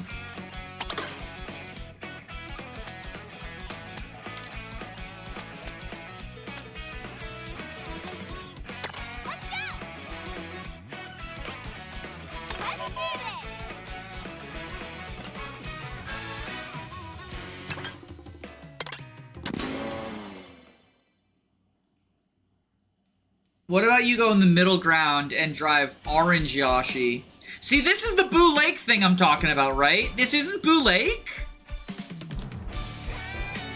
I thought that was Boo Lake.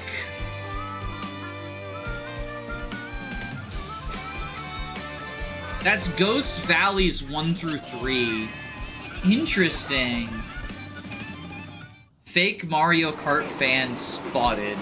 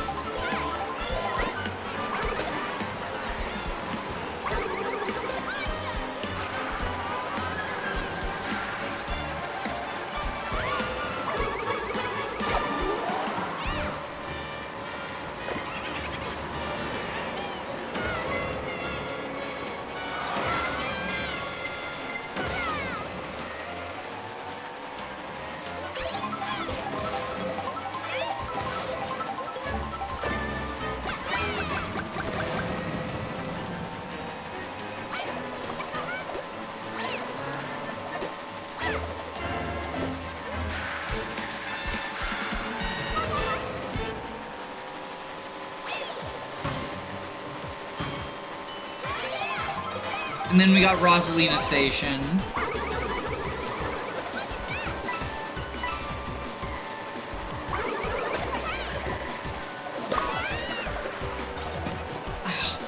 Baby Peach, I can't stay mad at you. You're too fucking adorable.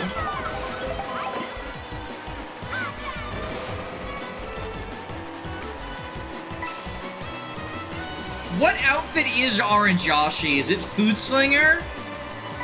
I do think it's kind of funny that one of the Yoshi outfits is just Food Slinger.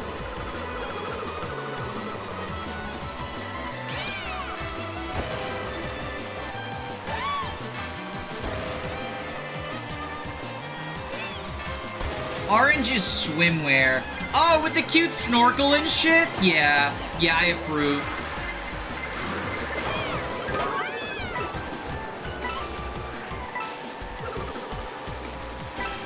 We could try Orange Yoshi next time. Well, no, we have to be Toadette next time. Because the Cherry Cup, we're doing Toadette the first time for the Cherry Cup because I don't have Toadette's railway track suit yet. And the Cherry Cup goes through Whistletop Summit.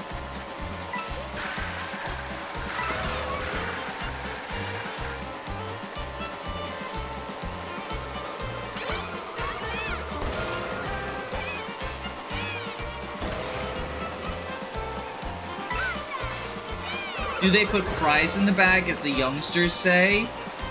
Is that a euphemism for sex? Because if it is, I've never heard it before.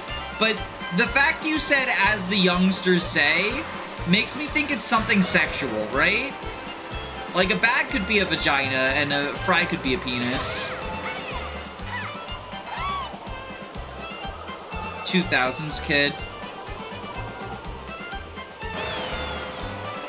I mean, I guess I would technically be labeled a 2000s kid and a 90s kid. Well, I was a 2000s teen. Are teens kids? I think teens are kids.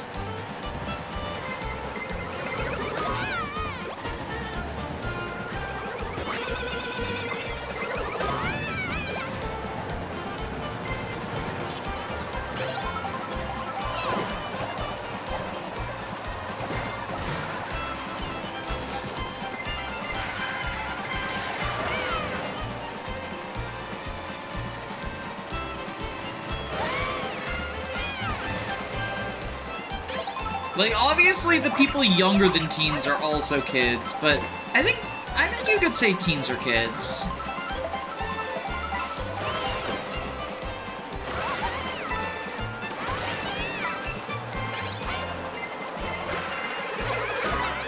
Like, if someone said kids these days, and then you found out they were referring to a 14-year-old, you wouldn't be like, that's not a kid, that's a teen.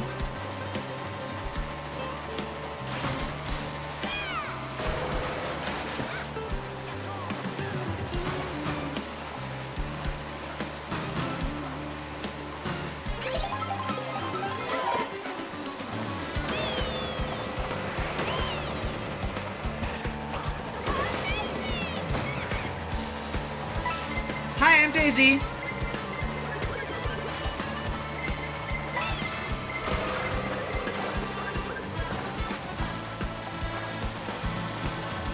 Two ads back to back. We never left the FE6 grind session. Just make sure you're watching an ad for Garfield Kart All You Can Drift. Garfield Kart 2 All You Can Drift. Hey, Cataquack.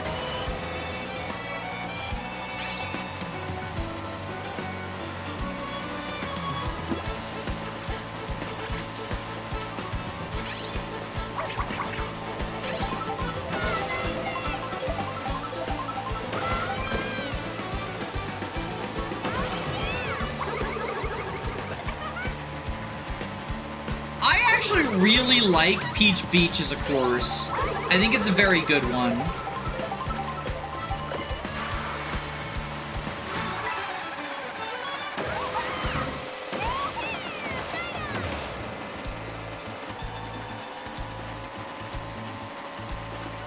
Is Garfield Kart 2 actually good, or is this a bit? It's not out yet. But we're gonna play it on day one. It releases on September 10th, which is like extra funny considering the Garfield 9/11 comic that I recently discovered. For anyone who doesn't know, on September 10th, they wrote a Garfield comic where John gets a phone call and is like, he did what? And then gets another phone call and goes, he did what? And Garfield says, I've been a very busy boy. And that comic, you know, it was written for September 10th, but it was released on 9/11, 2001. The 9/11 comic of Garfield seems to imply that he did something terrible that involved two separate instances on September 11th, 2001. So you would think anyone with, like, Garfield properties would steer clear of 9/11 and 9/10. Because 9/10 is, like, also associated with it, because that's the, you know, it's comic date or whatever. Just, like, its syndication. Like, it went out in newspapers on the 9/11 day.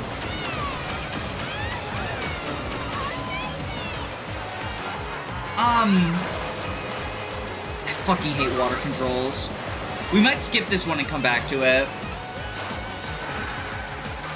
Because I do not like this course, and I do not like water controls. But no, they're releasing Garfield Kart 2 on September 10th of this year.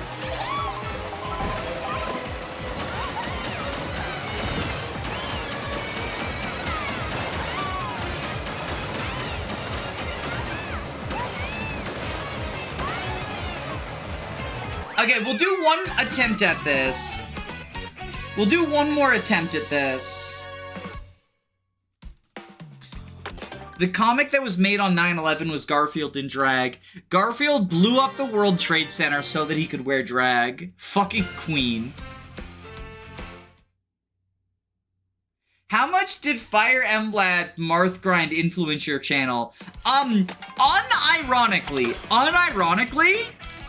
it had a huge impact in that previously, my second channel, which is now Danny Doyle Ice Rider, was just Danny Doyle Let's Plays, and it was just where the Let's Plays got uploaded so they wouldn't, like, clog people's feeds who didn't want Let's Plays. But unironically, because of the Marthgrind, I was like, I should upload this, it'd be funny. But then I was like, well, the second channel is to, like, stop stuff from grinding, stop stuff from clogging feed, right? So I think that the sort of people that don't want Let's Play episodes also don't want to see an hour, like a 2-hour grind sesh. I don't want it to be on their feed and bad for them. And it's bad for me because nobody will click on it, right? So it'll make my real videos perform worse in the algorithm. So I was like, I will just put this on the second channel, and then as a meme, I'll rename the second channel Danny Doyle Ice Rider, like temporarily, right? But then, because it was no longer like just named Let's Plays, I was like, oh, well, you know, people watch this. Maybe I'll put like other stream clips on there. Now that second channel is, I think of it more stream clips than anything. Like, it does still have the Let's Plays. But I find myself like delaying Let's Play uploads to make room for stream clip stuff. And I also think just having a second channel name, like Danny Doyle Let's Plays was always kind of a lame name. I couldn't think of like a good channel number 2 name, so I just left it descriptive. I think Ice Rider is a good channel number 2 name.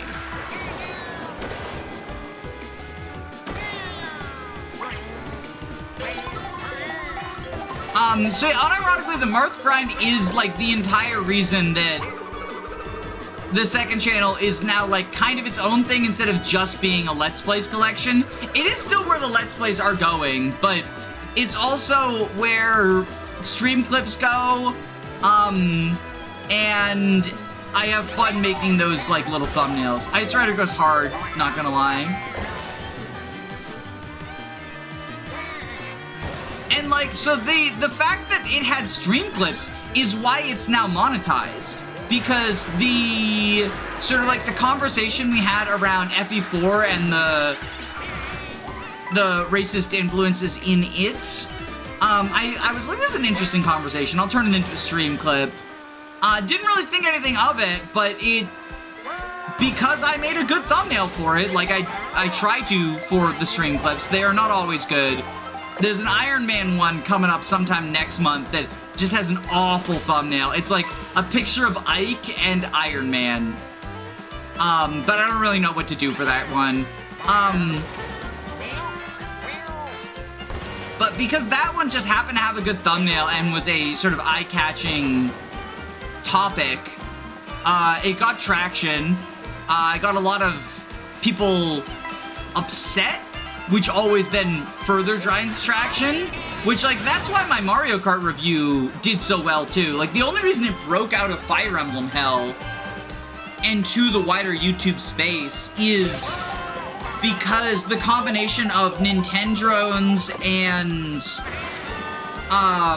people who are irrationally mad at Nintendo, but not the rest of the industry, both found it, both got equally mad from, like, opposite directions, and then bolstered in the algorithm so that it could find its more mainstream audience. I'm really happy with that, with how that did. Is the Iron Man from a stream?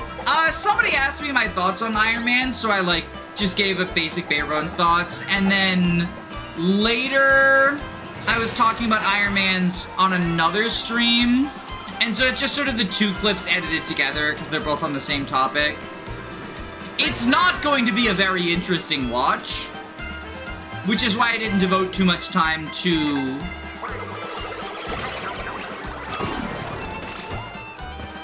Which is why I didn't devote too much time to the thumbnail, because I don't think it's a very good clip, but it is at the very least, like, my thoughts on a popular part of the, you know, FE sort of culture, I guess you would call it. Which the TLDR of my thoughts are also, like, I think Iron Mans are cool in theory, but in practice, I don't play them that much, because I think the most Iron Man-able games are the ones I like the least. I think FE7 is a very Iron Man-able game, and FE9 is a very Iron Man-able game. And then FE11 is obviously a very Iron Man-able game with the replacement units and stuff. But 1, I do like 1 quite a bit, but... 1 is really the only... 1 and 3, Book 1, are really the only Iron Man games that I would say are like, these are very, very good Iron Man games. And also, I really like them.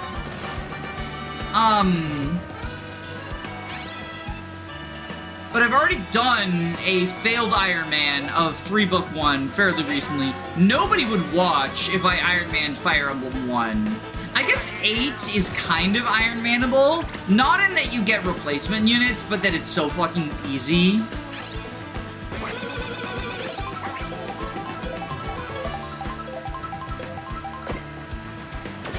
Is the sort of game that's like open to basically any challenge run because it's so easy that like you can give yourself a lot of restrictions and know that not only is it unlikely to soft lock you, but it's also unlikely to even present that much difficulty, which is why I don't super like doing challenge runs on 8, even though I really like 8. 8 is a very chill, turn your brain off kind of game, right?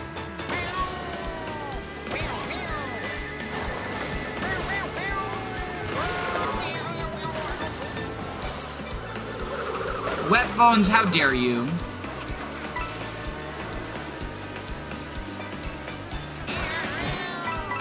Fire Emblem is inherently poorly designed for Iron Man. I think it depends on the title. I disagree with that. I think that, like, obviously one of the things about more modern games, right, is losing a unit in something like Conquest or Three Houses or Rev or even like the easier ones like Birthright and whatnot is very, very punishing because of just how much you invest into your units. So like losing a core unit in Three Houses is going to be way, way, way worse than losing a core unit in Fire Emblem 6, right? But I don't think that necessarily is a bad thing.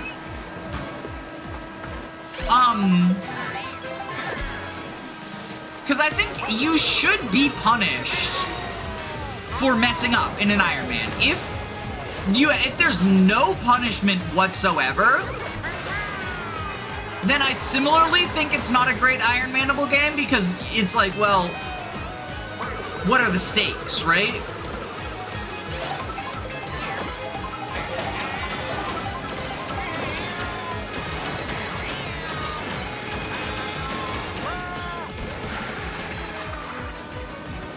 The reason I don't really think of, like, Three Houses as a super good Iron Man-able game is because it's not just that it's super punishing because of the investment, but you don't get replacements. What? Like, you get Gilbert if you go Blue Lions. And that's, like, it? Who are your late joiners? Sedith, I guess? Jiritsa if you go Black Eagles?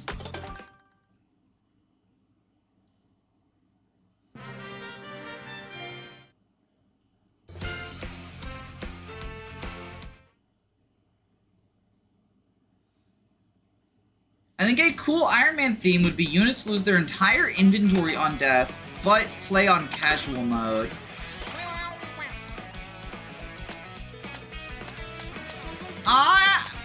like, to each their own, but that doesn't sound very fun to me, personally.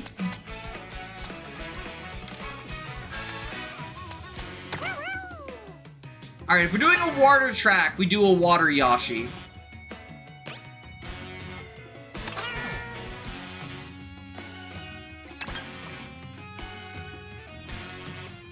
Yuritsu was free DLC. Yeah, Yuritsu was free, Anna was paid, which means she's the better unit, right?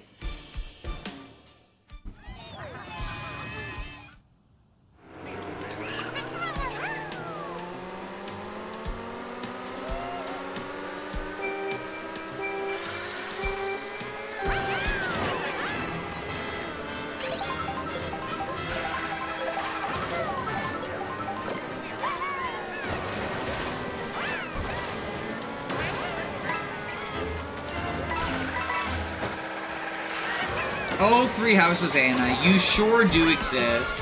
Hey, at least... So, I genuinely don't think she's the worst unit in the game. Because she does have, like, a couple of positive traits. She's a better healer than Mercedes, as I demonstrated in my Oscar-nominated video.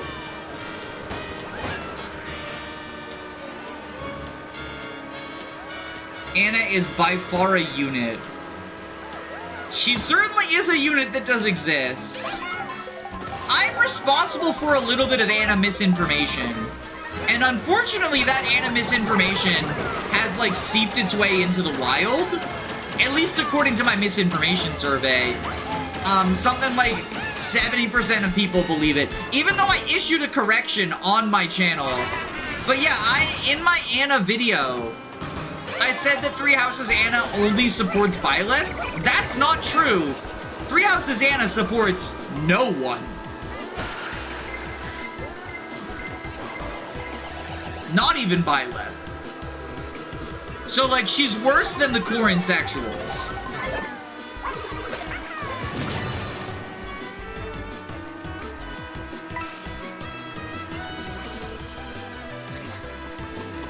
I left Mercedes behind to use Anna as a healer for a bit. Oh, you did the strategy that I talked about?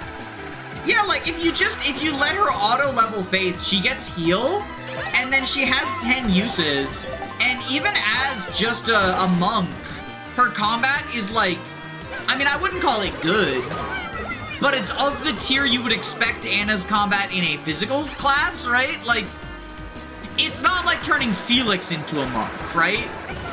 She's still able to do wind sweep, curve shot, and heal, and, like, compress that into a single unit. That's pretty good. And then you just never invest in her again, and eventually you drop her from the team once you have, like... Because, like, the early game of Three Houses, you're still building up your broken units, right?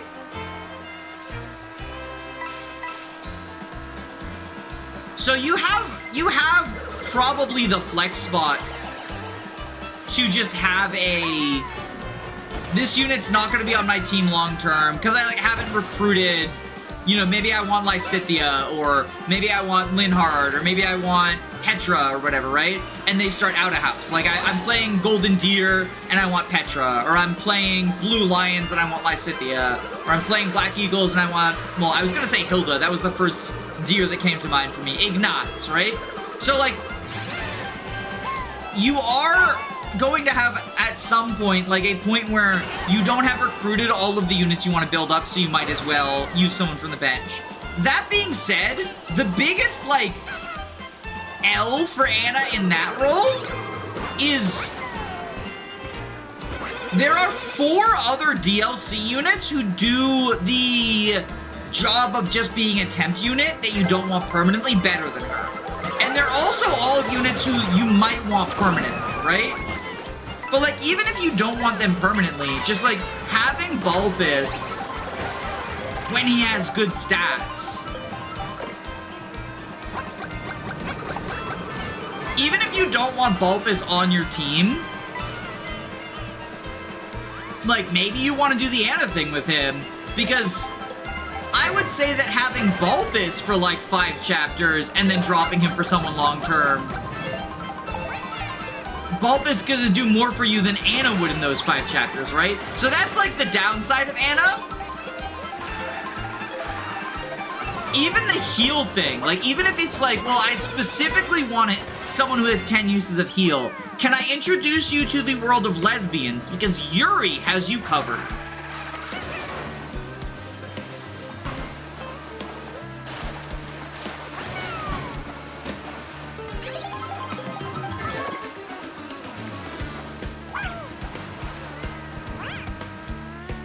Three Houses Anna did more for me than Engage Anna ever did because I'm an anti-trainee player. That's fair. But I will say, even if you never use trainees yourself, I think from a design perspective, like, they have a place and a reason to exist, right?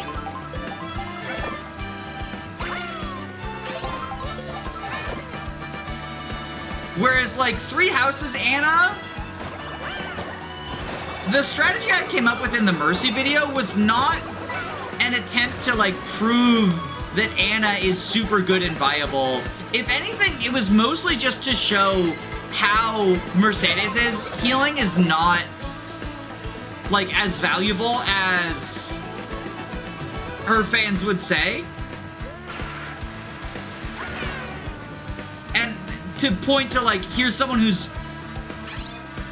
really, really bad. You know, many people will label her as the best, as the worst unit in the cast. And, like, not unreasonably so, even if I personally disagree with that. But here is, like, her doing the job that Mercedes is supposed to do, but better and for less investment. Because Mercedes, in order to get the physic that is, like, her selling point, she needs tutoring, which is a very, very high demand resource at that point in the game. She can't reach it for Chapter 2, and if she gets it in Chapter 3, it's with heavy, heavy favoritism in terms of tutoring. Now, the early tutoring is not, like, the biggest resource in the world, right? Like, a lot of units can go without it, but everyone benefits from it.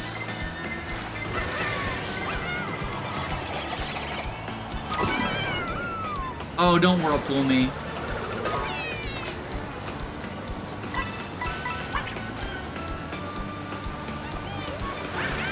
Have you considered that Donald has a pot on his head? I think from a design perspective, Donald is by far the saddest trainee. Because while other trainees are oftentimes not worth it, they at least offer you something to sort of, like, justify their existence. Or arguably justify their existence.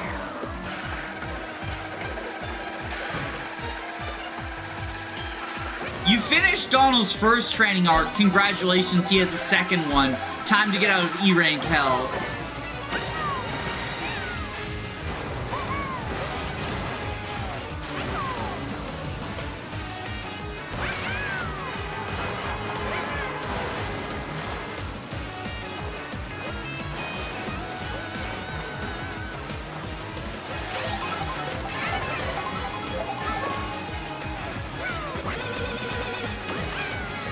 Can't use the mushroom while the horn is sounding. That's awful.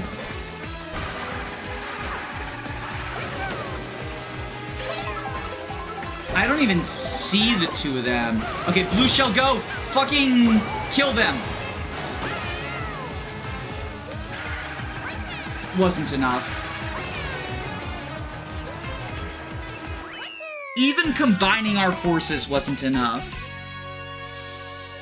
Donald is a high luck unit with access to arms thrift. Let me pull up the number of people with access to arms thrift. Because it's a mercenary skill, right?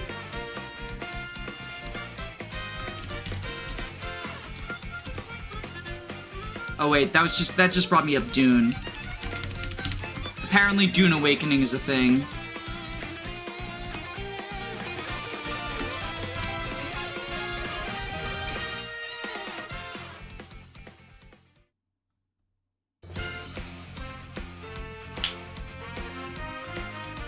We have...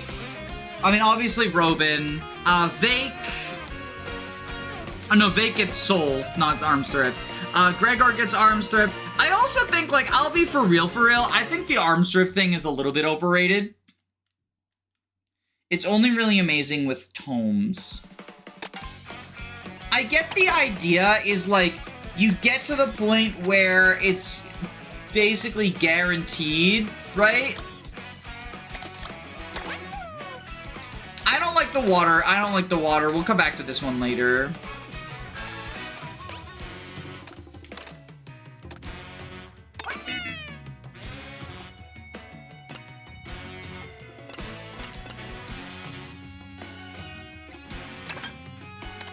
Let's do this one.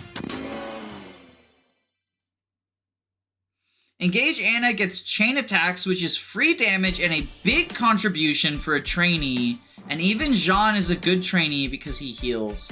I don't think either Anna or Jean work very well as trainees. Mostly because the experience formula in Fire Emblem Engage is pretty bad. For underleveled units in general. Like, just growth units get punished hard by the mechanics.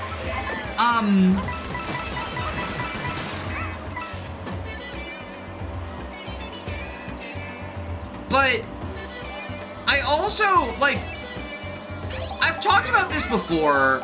Are chain attacks the most overgassed thing in Engage, or is it Tamara? Like, it might be Tamara. But chain attacks are actually pretty bad. At all stages of the game, chain attacks are pretty bad. So, in the early game, you have an 80% chance to deal 2 to 3 points of damage. Those 2 to 3 points very rarely make the difference in the number of units you're going to have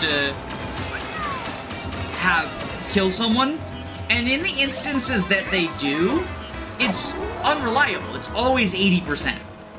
In the late game, you have an 80% chance to deal 5 to 6, maybe more damage to enemies that you should be one-rounding anyway. Because anyone who's like a core member of your team should be one-rounding every enemy that they... Like, if they're not like if they're a combat unit, right? They should be one-rounding anyway. And again, it's only an 80% chance. I also don't think Bravus's Dual Assist is good, because I know that's the next thing that's going to get brought up now that I've said, well, 80% chance. What if we Brave Assist and Dual Assist and we make it so that everyone... Because that's the other thing, is that, like, without Brave Assist, Dual Assist, you also have to compromise your positioning. On a unit who... Like, Hero's not a particularly good class. I guess Warrior is a good class, right? If we're talking Brave Assist, Dual Assist, Hero's not a good class. But Warrior is. So if we're just talking chain attack, it might be on a unit who's actually doing something good. But I would argue that it is, in most situations, not necessary for securing kills, and in those few situations where you need it to get a kill, it is never going to be reliable. 80% is not an acceptable reliability threshold, especially with how threatening engaged enemies are if you don't kill them and, like, die on counterattack. I will say, in terms of Brave Assist, Dual Assist, if you're doing the Hero Ball thing, where everyone is a hero with Dual Assists, then sure, yeah, like, that, at that point, you stack it in your favor. Although it's less reliable than, like, the good RNG strats, like Soul Ninjas in the Fates games. But I do think Hero Ball is, like, a legit strategy. It's just also... It's not 100% consistent, and there are better strategies that take less investment and are 100% consistent and can allow you to have, like, a team composition that isn't 10 heroes and 2 staffers.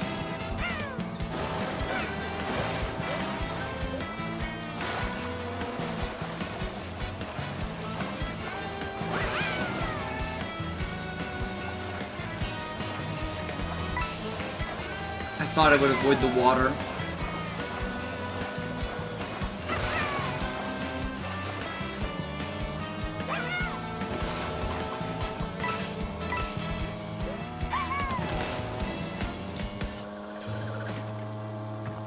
I'll get the dry bones track now.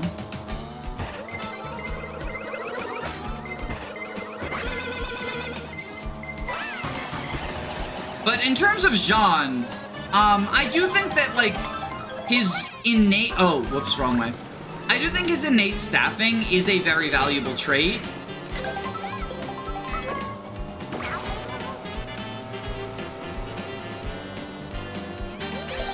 But it still doesn't raise him, like,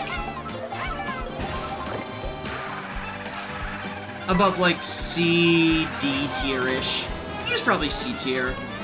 Like, just as someone who has B staffs for free. I'm using him in 0% growths.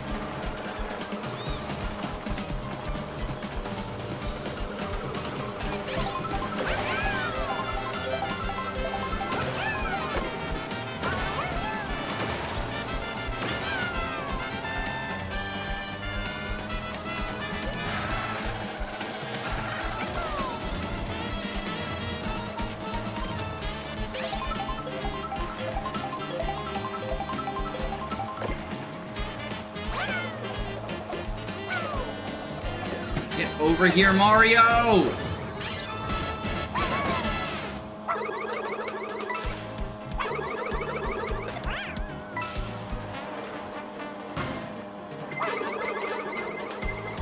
Yes, blue shell time. Excellente.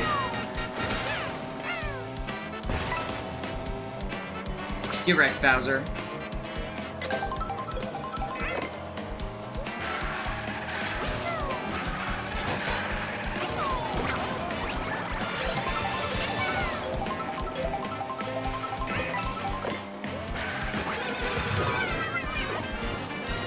Well, that's no fair.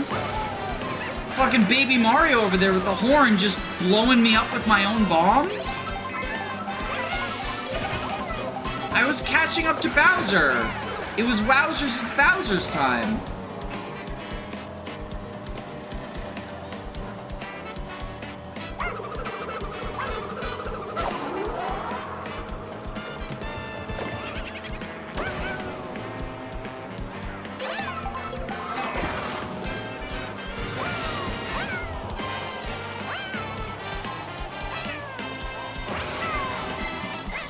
Oh, we got another blue shell time.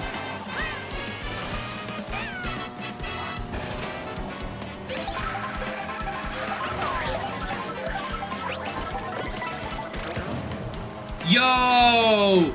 Yoshi has become Cal.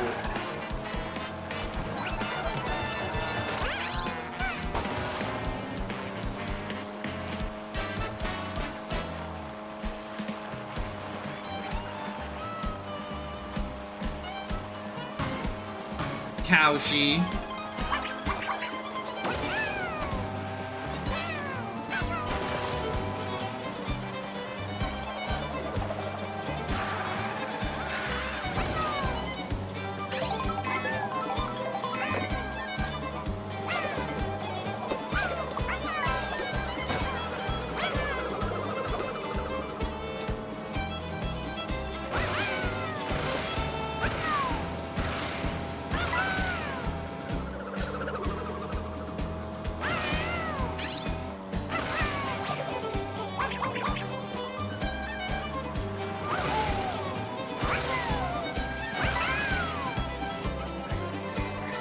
Alright. We got this shit, right? We got this shit on lock. Nab it. Oh, all the bombs. Okay. Ends of Peach Stadium. Come on, Bowser. Something good, something good. Mushroom's pretty good. Mushroom's pretty good. Okay.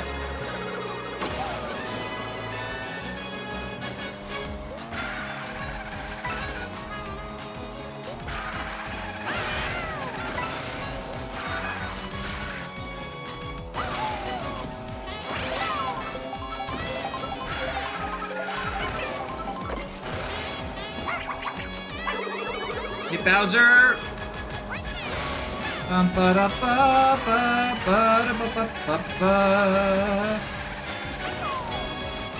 Something good. I need something offensive. Hey, Bowser? Yowzers is Bowser's?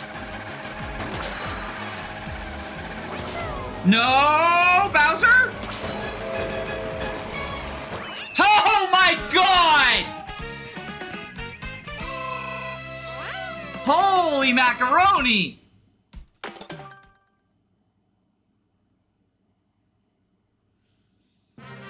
Oh, fuck me.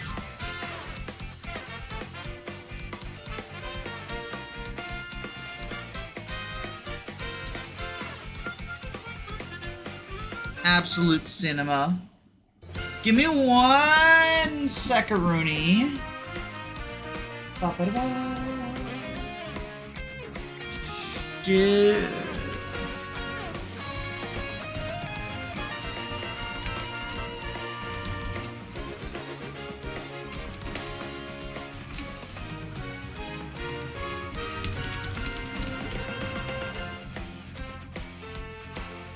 I might be ending stream in a second. I just gotta check on something.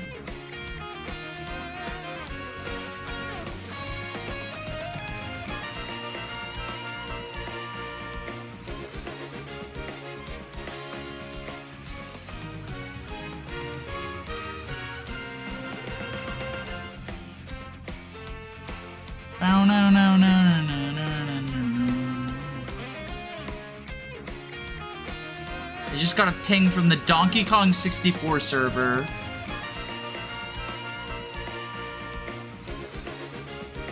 It wasn't even about the DK Direct. Alright, which ones do we have left to go?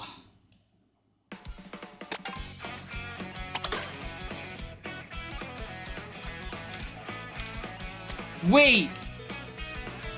Oh, that's fucking adorable!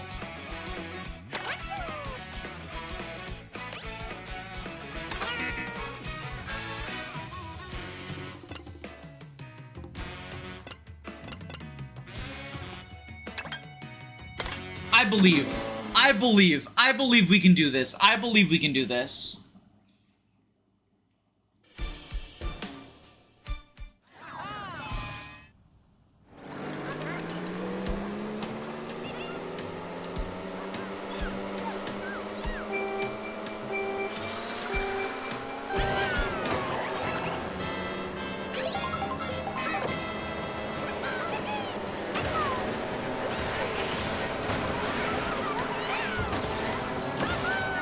This disgusting animal is going to make us so much money. Wait, what? What are we talking about?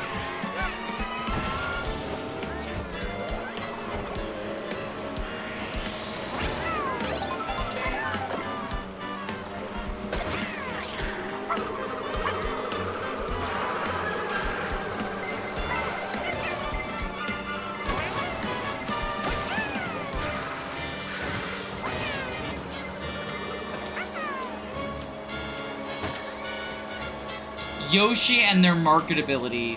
Why are we calling Yoshi disgusting? He's a good goober!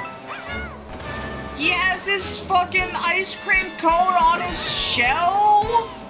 He's a good goober. Anyone who calls Yoshi disgusting is my enemy.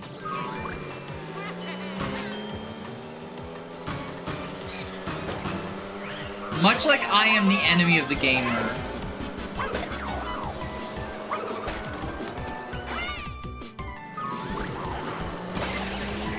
Goofy Goober. SpongeBob reference. Oh yeah, that did originate from SpongeBob, didn't it? I just sort of say it. It kind of entered my lexicon. Unbidden.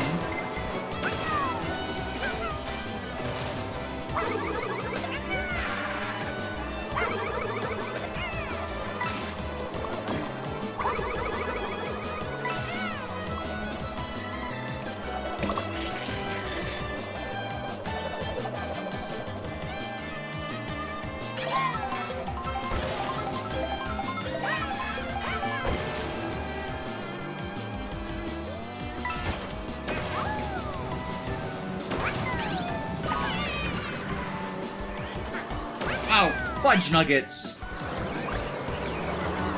That was just unfortunate timing. I've been playing this course very sloppy, though. I would not be surprised if I got eliminated here.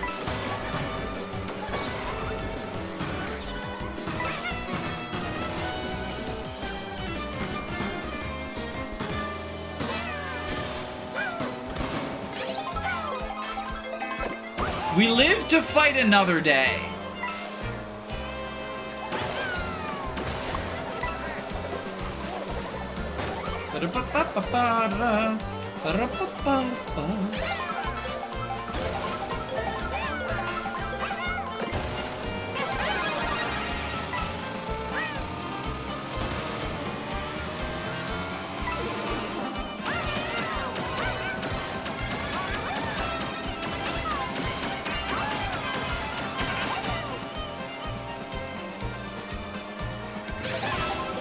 Hey, let's just say I'm bagging, okay? Instead of Danny, you suck at Mario Kart, say, Danny, you've recognized that bagging is the strategy, smiley face. We all know what you mean, though. I also don't think bagging is the strategy, because one of the CPUs always front runs so gosh darn hard.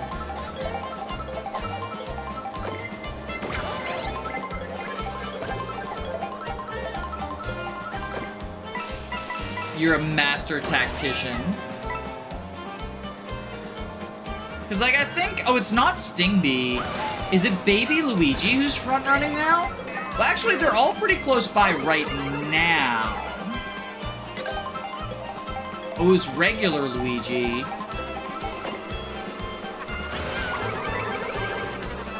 So there's not really a front-runner at the moment.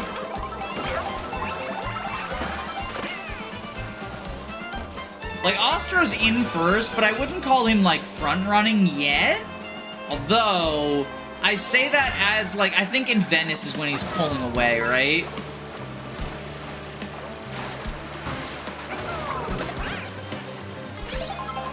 Did y'all see that sick fucking bank shot?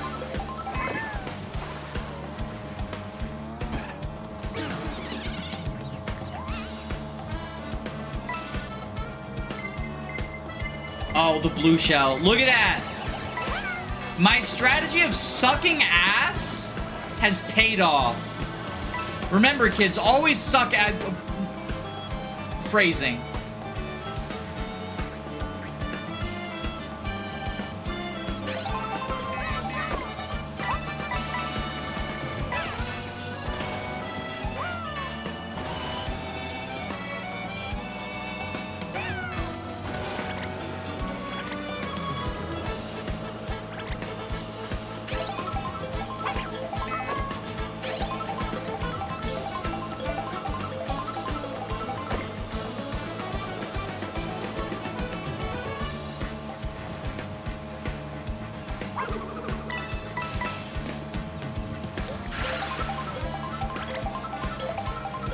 Cataquacks.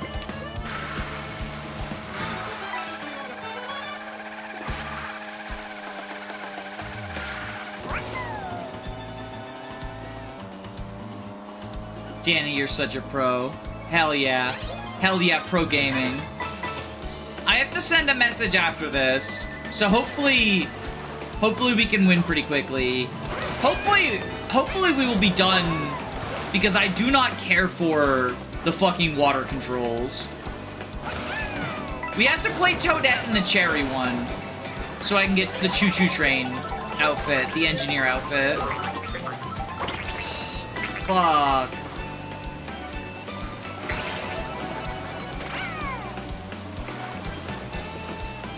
That was bad.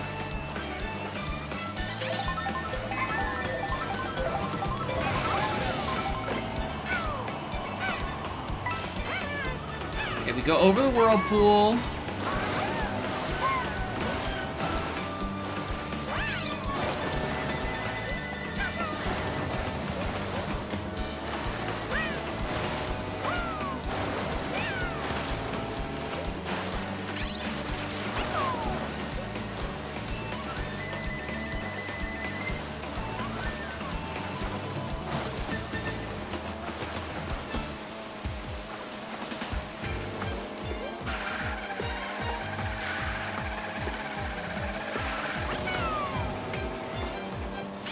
For as much as I don't like Wario's Shipyard, I will say this, it has really fucking good music.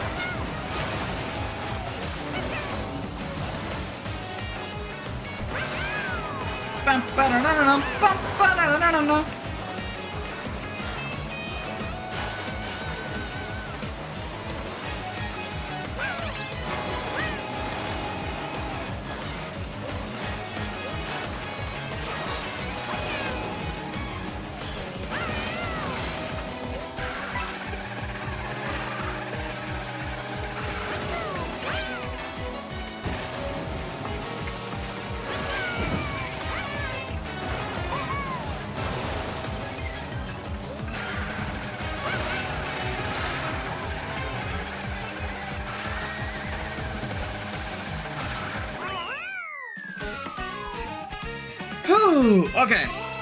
NP. I'm streaming. Wanted. Was gonna.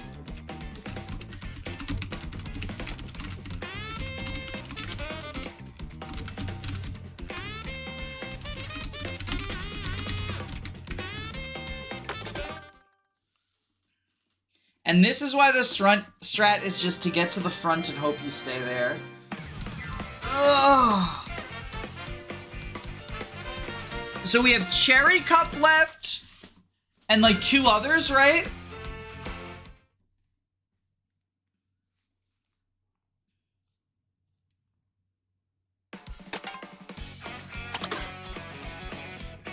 Alright, we need Toadette.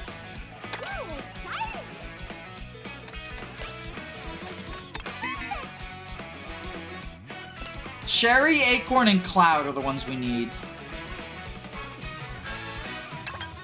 Oh, this one goes Peach Beach to Desert Hills. Yo, like, why does Desert Hills not have any hills anymore? Warning, one of the ones you haven't completed has Great Question Mark Ruins. I have been playing Great Question Mark Ruins a ton, practicing the baller shortcuts. You know, the really impressive YouTube shortcuts you've definitely seen. I'm not good at them, but I will say I'm a lot better at Question Mark Ruins than I was before, and Question Mark Ruins has, like, very rapidly elevated itself to one of my favorite tracks in the game. That track is so fucking good, y'all. The Great Question Mark Ruins speedruns are so fucking insane. They're evolving on, like, a daily basis. It's wild.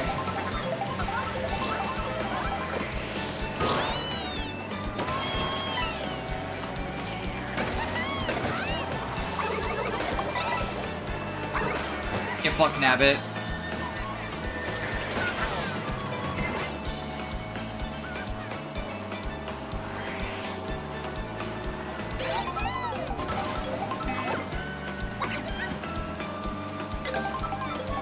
I see you, Wario.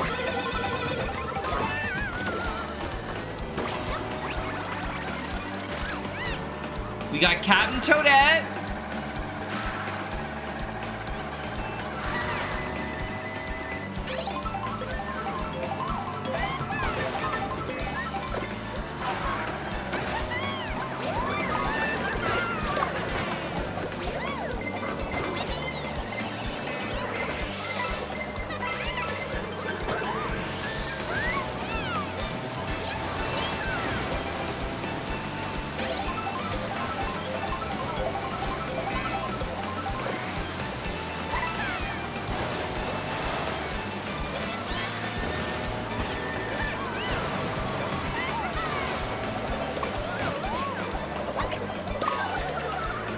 Wah wah wee wah.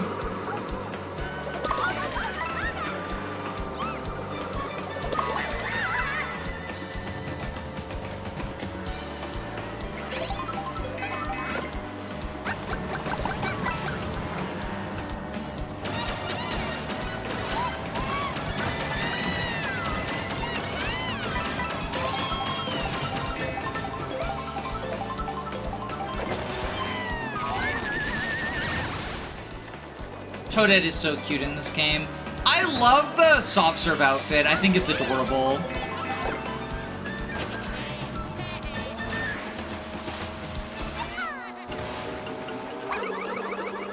Here we go, Dino Jungle! Or Dino Park, whatever it's called. Jurassic Park.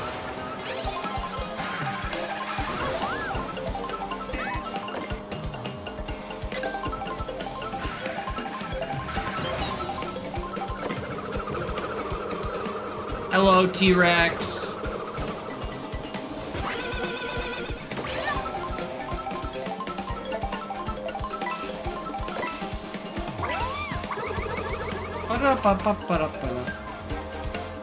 Like, Wario's in first right now, right? Yeah, Wario, Nabbit, Waluigi. That's who my current enemies are.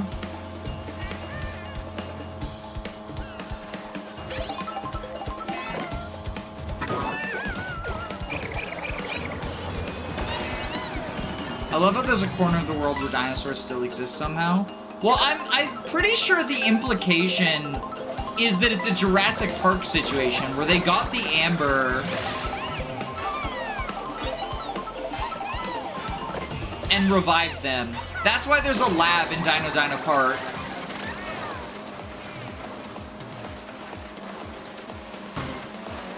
I'm back. How goes the karting?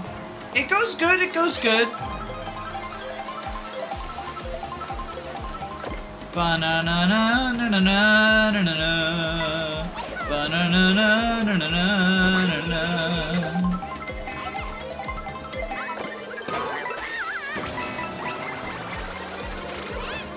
And now we got regular Toadette. Mario lore is something. This is why all of the fucking Koopa Troopa Beach, all the goddamn Koopa Troopa Beach intermissions are just the worst intermissions you've ever fucking seen.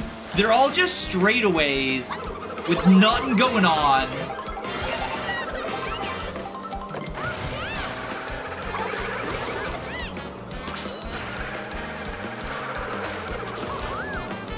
DK Spaceport's also such a fucking good track. Like, this track's a banger. And all of the DK Spaceport intermissions, except for the one with Koopa Troopa Beach, are awesome.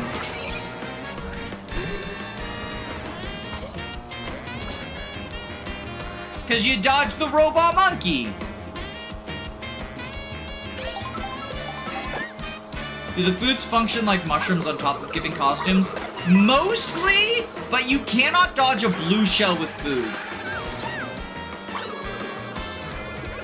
So that's the key difference.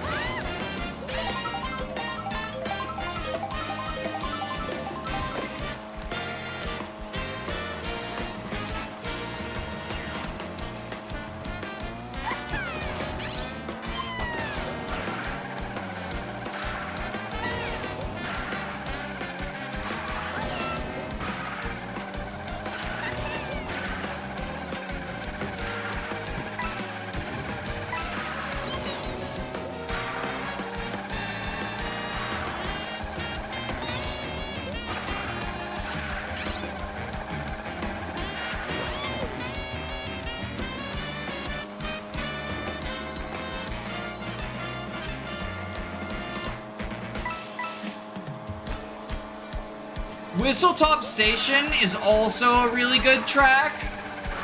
It's got a lot of rail grinding to do, and also it has a train, and I'm autistic. And it has really good music. This one's one of my faves in terms of tracks.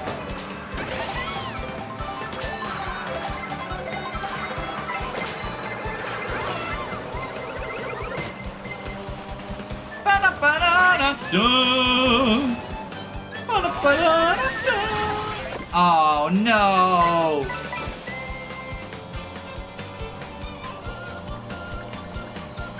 Also, there was no dash food for me to get. Damn, I was Toadette for no reason. Well, other than Toadette being awesome. Oh, well, there's a Yoshi. Maybe this will be close enough to Whistletop Mountain that it gives me the train, the choo-choo train.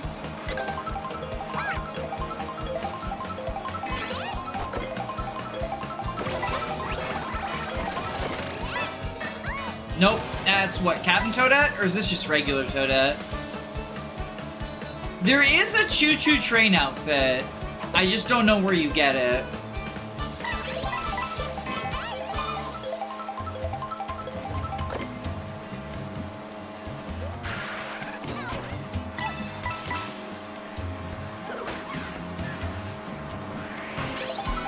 Yo, Peach, fuck off.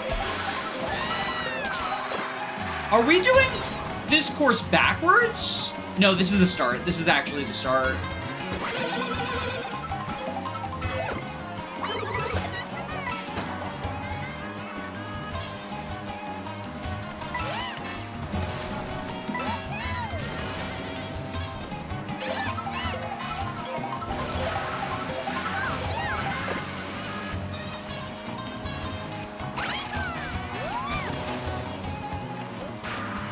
Damn it! That's rough.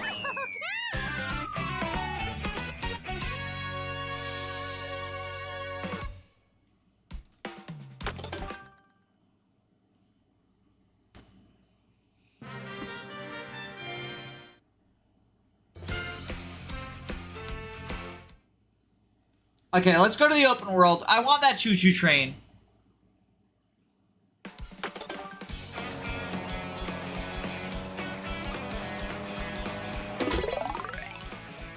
Dodge to Koto's on the way uphill.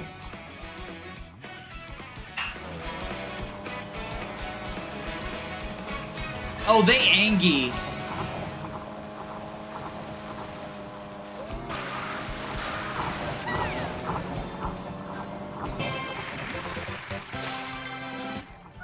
Oh, nice. That's a cool sticker.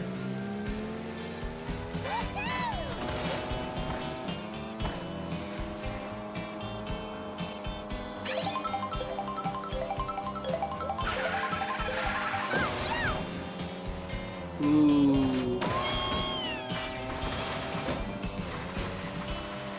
Okay, I need to get that.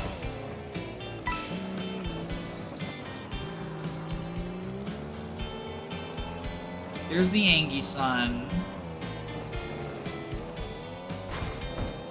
Here's you. Traverse the desert skies and grassy hills to the goal. First, we need this. Question mark panel.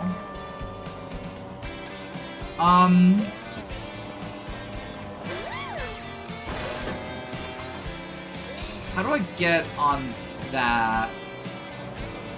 Maybe we go for, like, full loop?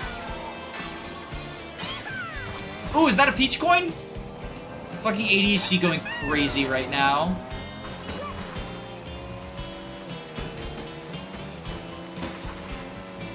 I swear I saw something shiny over here. Oh, is that a regular coin?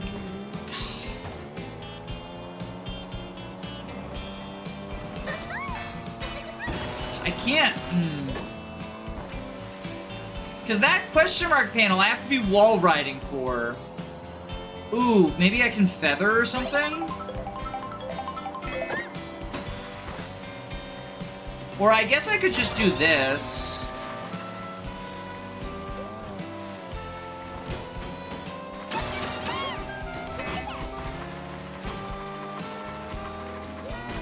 I'm trying to charge up the jump, and it's not.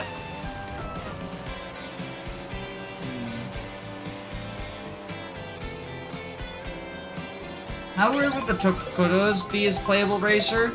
I think it would be very funny.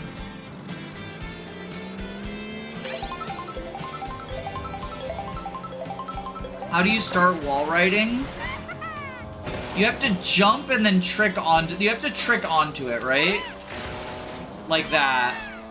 So I just need to find a grind rail nearby. But I don't see one.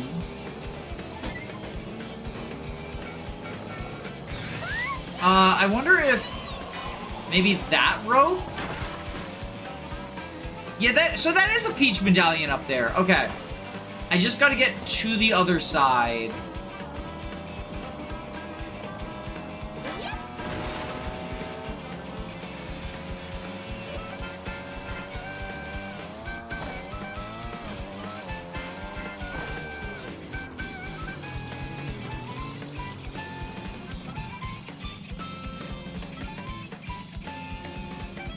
I know how you can wall ride on the without a rail. Is it the charge up? It's the charge jump, right? Like this thing?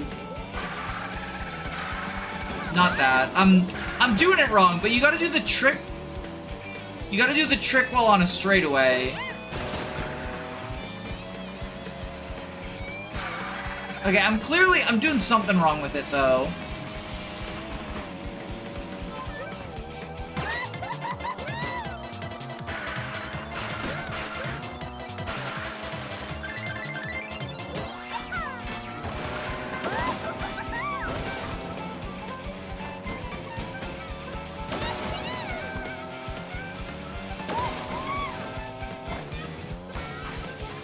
Okay, okay. Another panel there.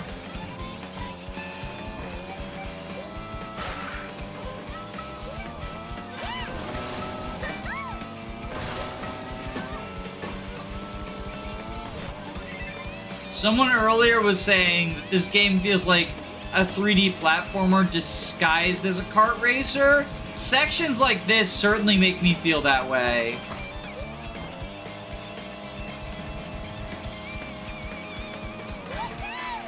Where it's like, I can see what I need to get to, but I don't know how to get to it.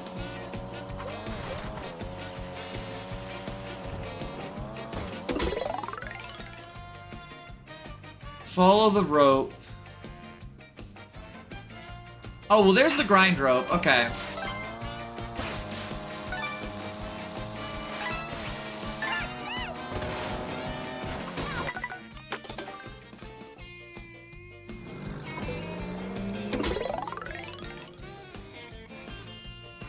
Welcome to why Super Mario RPG had frogs instead of toads. Yeah, and then they had Mallow, who wasn't even a real frog, also. He thought he was a frog. Because he was dumb.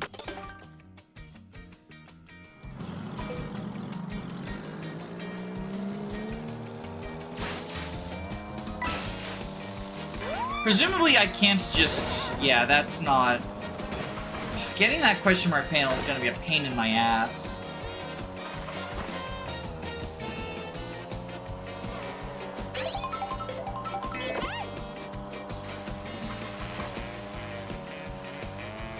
Mallow was like a clown guy. Yeah, he was like the prince of the clown kingdom or some shit, but he just didn't know it. Like, he was royalty, but he was chill about it.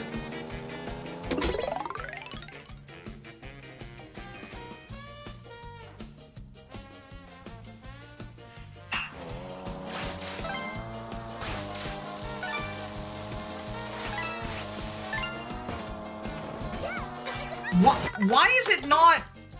Do I need to trick off of the first rope in order to get on the second one or something? Like, I don't know why it's not auto-clicking like it normally does.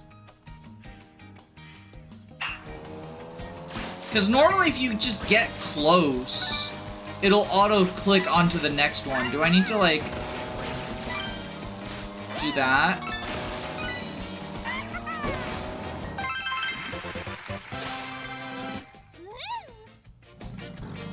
Thank God. Okay. We get the... I thought it was gonna zoom me off. Thank God it didn't. We get a question mark panel. There's the Peach medallion that I want.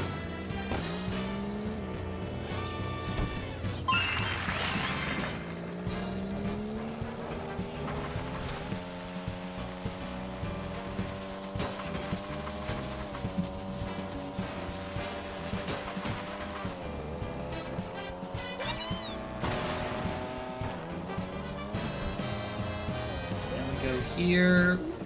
Boop, boop, boop.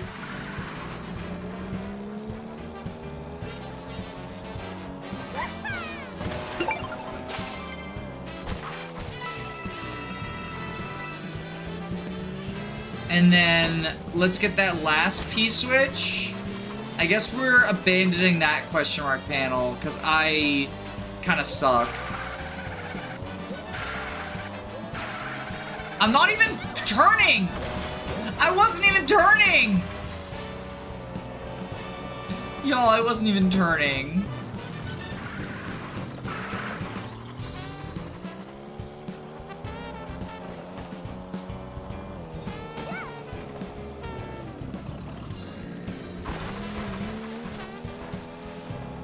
It's the 3D World Bowser theme. Oh yeah, it is!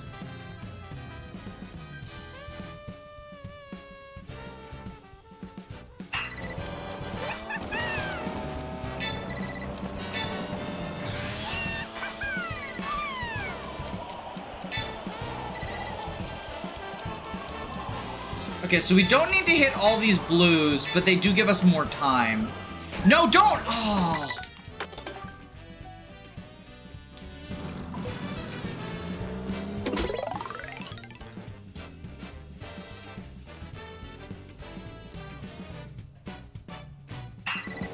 Because I missed one.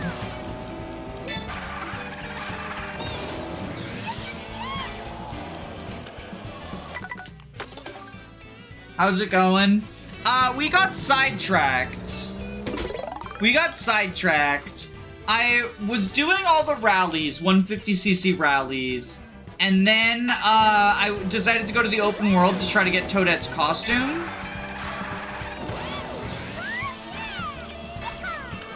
And then I got sidetracked by P-switches. So now we're not even in the area where we get her costume. I'm just distracted.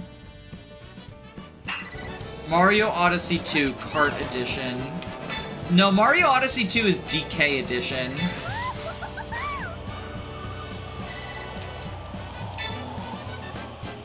Like, Donkey Kong Bonanza does just straight up look like it's gonna be the next Mario Odyssey, right? But like starring Donkey Kong instead for some reason, which I'm all here for. I'm a member of the monkey gang.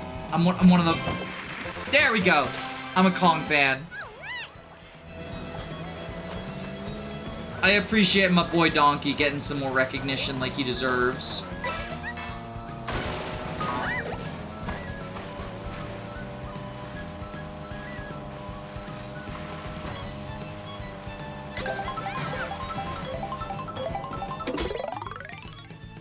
Avoid the fire snakes in the tunnel. Destructible terrain instead of capturables. That's the one thing that has me concerned, is the destructible terrain does look like it has the potential to not be fun.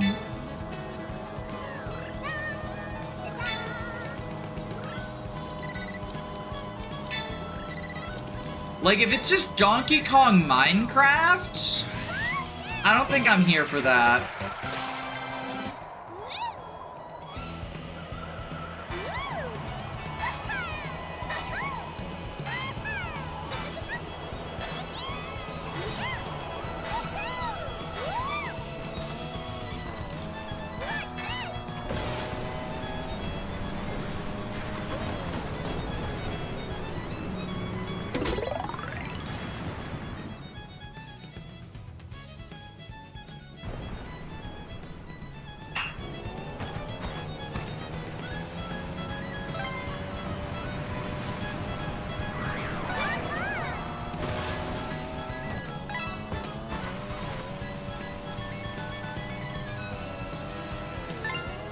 They tried to make Harvest Moon into Minecraft and it was bad.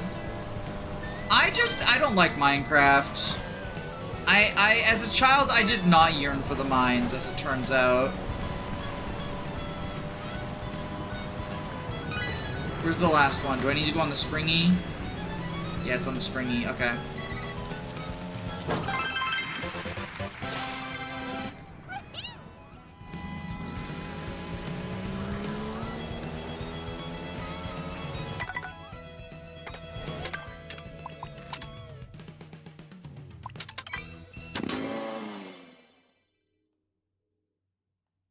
I like the idea of Minecraft more than Minecraft the actual game. Mario the man versus Mario the idea. Race to the top of Whistle Stop Summit.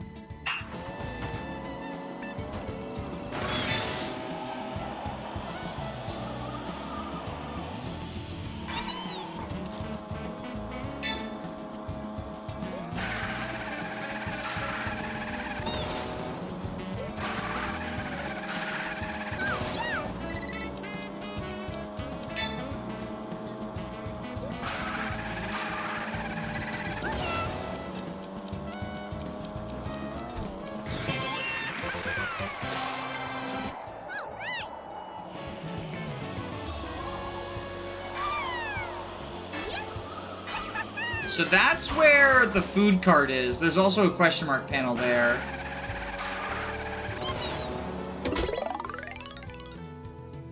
Collect all the blue coins.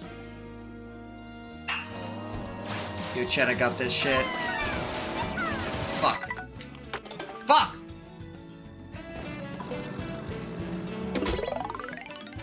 It might just be a digging simulator with Donkey Kong slapped on it. Yeah, that's what has me concerned. So, like, before Donkey... Y'all might be too young to remember. Donkey Kong used to be really good. The original 3 Donkey Kongs, Donkey Kong Country 1, 2, and 3, were fucking ballers, right?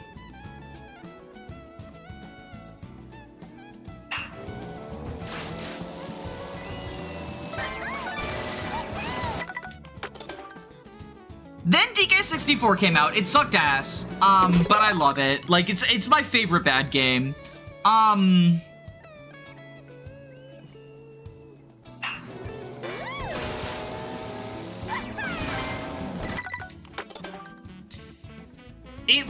They were trying to, like, follow up on Banjo-Kazooie and the success of that game.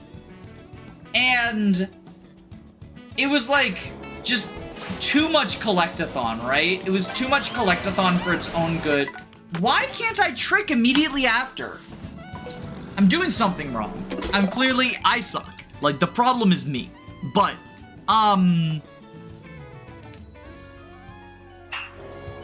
DK64, like, kind of being not great. DK64 kind of not being great put the series in, like, an awkward place where Nintendo just sort of didn't know what to do with Donkey Kong. They clearly didn't want to make him a 2D platformer, like, because Mario was the 2D platformer, right? You can't have two. Oh my god. Do I change cars or something? Make myself a slower character? Let's go with a slower car. Maybe the radio can do it.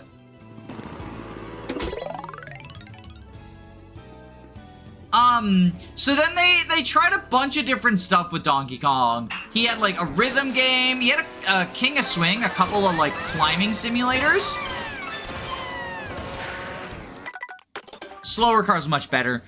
He had a couple of climbing simulators, King of Swing, and, there was one on the DS that was, like, basically, he would swing around on pegs and, like, climb on them, because monkey.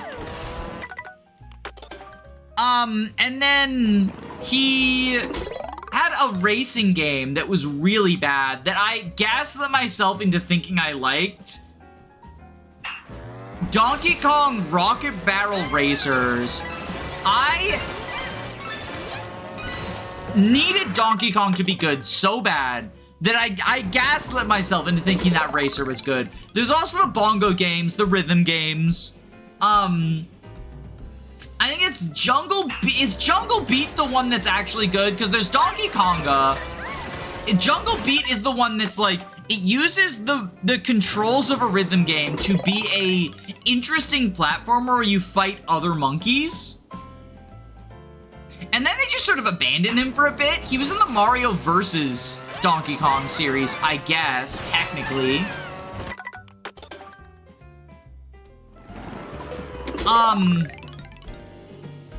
But then Returns came out. and it was phenomenal. Of course, it had the shitty blow feature. The blow feature was entirely Miyamoto's suggestion. That man ruins everything he touches. But then Donkey Kong Tropical Freeze came out, and it's one of the best platformers of all time. Like, it took from Returns all of the good, ditched the awful motion controls, and like, again, why the fuck? I wish that the fucking Returns remake just got rid of the blowing altogether, because it was so bad. Yes, in our frantic, high-paced platformer, we would like to add a portion where Donkey Kong crouches down and on dandelions and pinwheels and shit in order to find hidden collectibles. Thank you, Miyamoto. Donkey Kong was weird for a while because Microsoft bought Rare. Yeah, there was also the question of like, so Donkey Kong is a Nintendo original. Because he originates from, well, Donkey Kong. Even though the country games are Rare, Donkey Kong itself is not. God damn it! I'm so bad at this! So like, Donkey Kong was never, it's not like Banjo, where you can't use Banjo. And Diddy Kong, I'm pretty sure Nintendo is able to use Diddy Kong, like he's in. How do I get that last one? How do I get that last one? That's so rough. But Diddy Kong's in like Kart and Smash and shit. Like obviously Banjo's in Smash too, but that's different, right?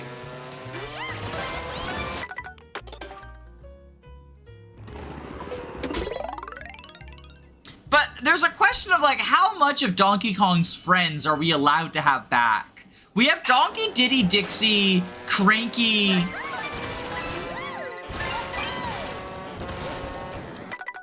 We have Donkey, Diddy, Dixie, Cranky, Funky, no Swanky, no Candy, right? Candy's not in the Return series. So like, I don't actually know how many of them is Nintendo allowed to use.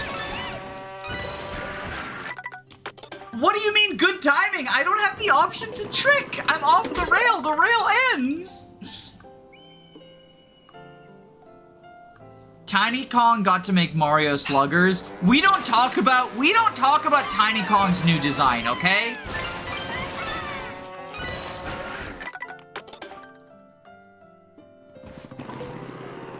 That is the rule. We do not talk about new Tiny Kong.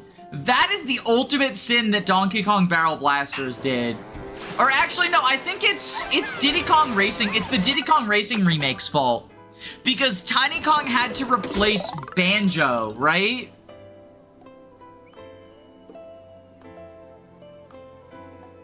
And so they needed to change her proportions. She's literally named Tiny. Why is she big?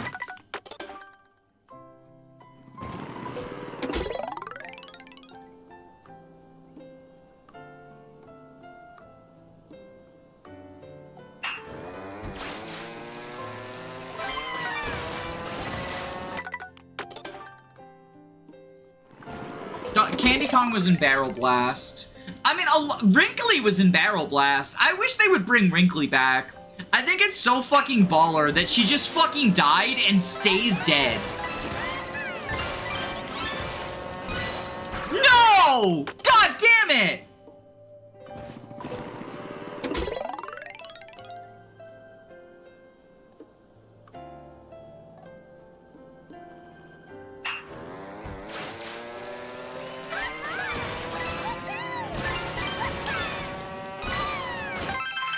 Oh my god. Okay, we fucking got it. Fucking slam that shit. Wrinkly Kong is from a video game series. If she was in a comic book, she would be back by now.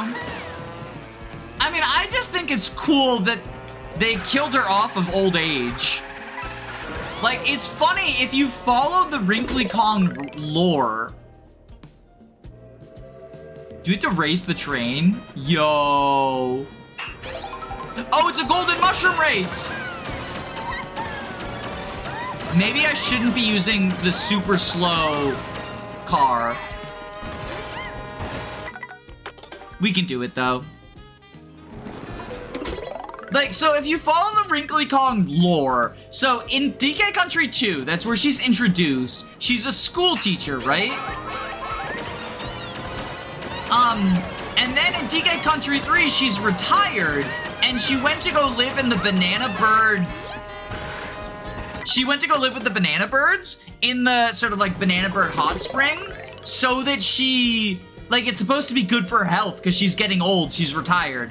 And then in DK64, she's fucking dead. She died. The Banana Birds did not save her. She got monkey cancer or something.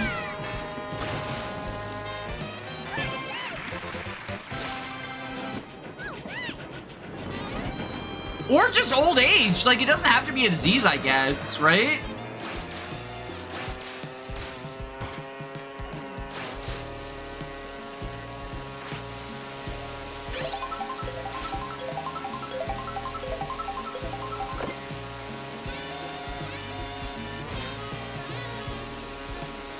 And then Jungle Climber and King of Swim, they remembered she's dead. Yeah, and she's also dead in Barrel Blast. Like, they also remembered her being dead in Barrel Blast.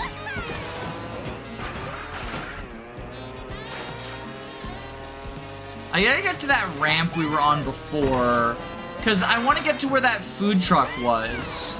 Ooh, there's a Peach medallion there, too.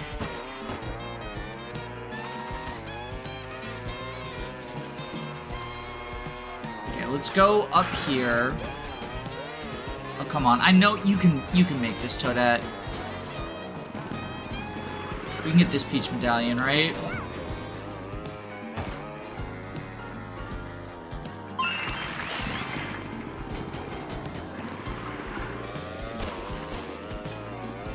Like, she's a ghost in those follow-up games, and I think that's kind of baller.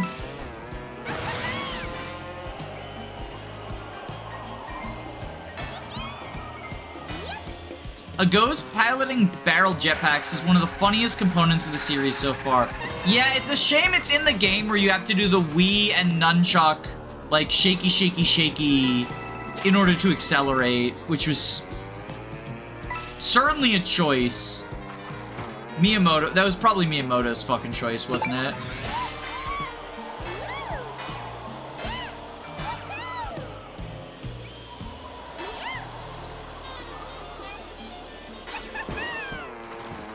There's a food truck up there. That's gotta be the food truck where Toadette gets her choo-choo train captain food. Barrel Blast is a neat concept, but it does not deliver in the slightest. I would have loved it to just be like a Donkey Kong racer.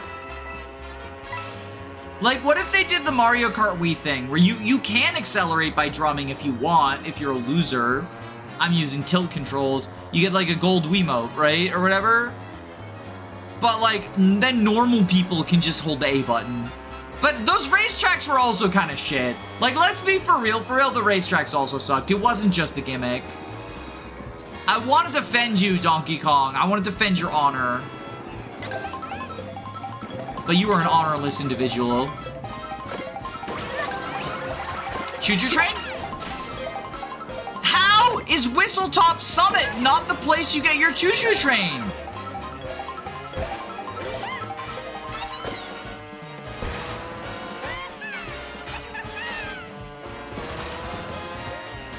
Toadette, that's so sad for you. What characters do we still need costumes on?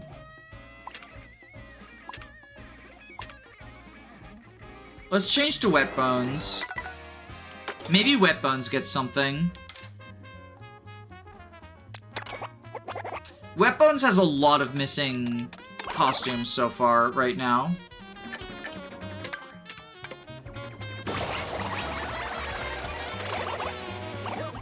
Hey, that's something. Oh. Fuck off, Lakitu.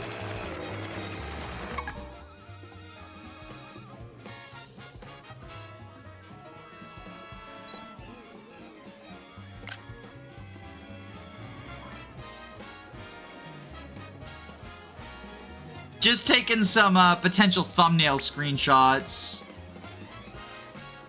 So I've got to get rid of y'all.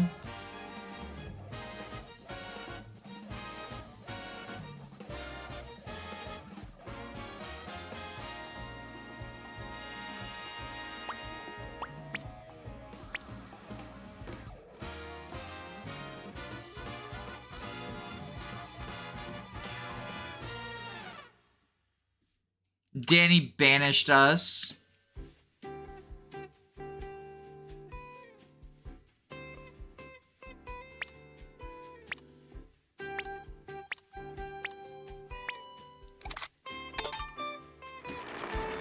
Welcome back, chat.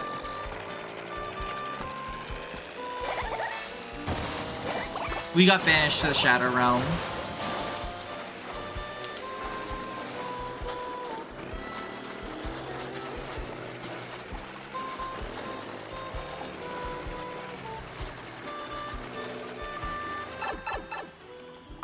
I was hoping I could take a picture there.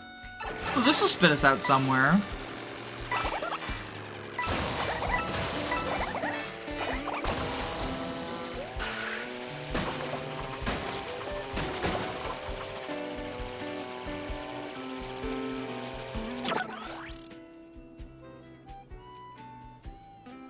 There's a question mark panel. I need more fucking Peach medallions. Those are sort of like the big thing I need.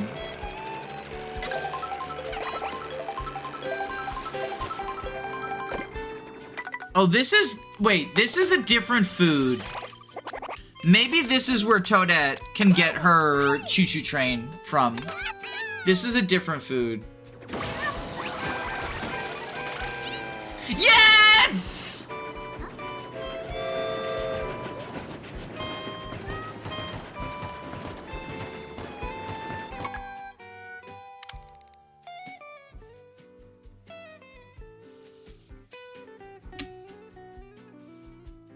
Chat must be banished again.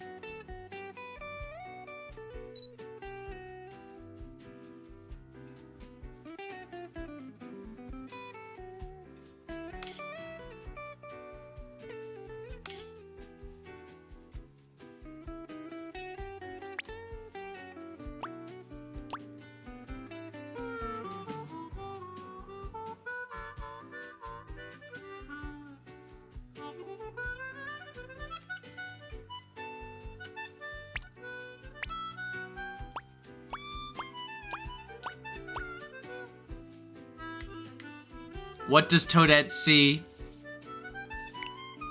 What does Toadette see?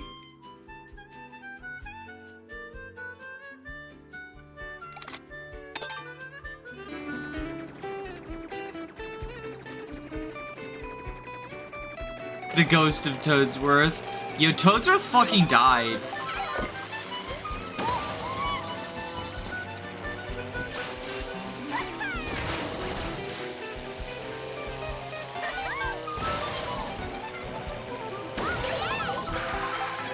He died sometime shortly after Paper Mario the Thousand Year Door.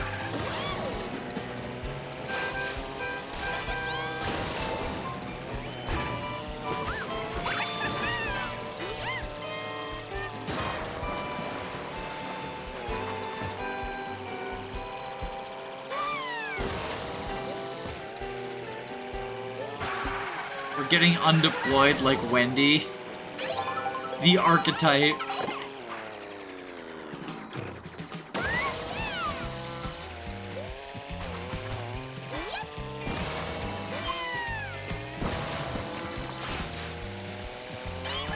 Oh!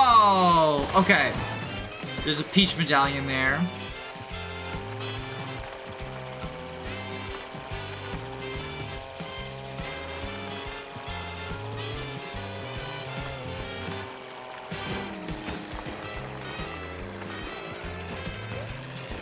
Toadsworth is in Sluggers. Oh, he is. That's true.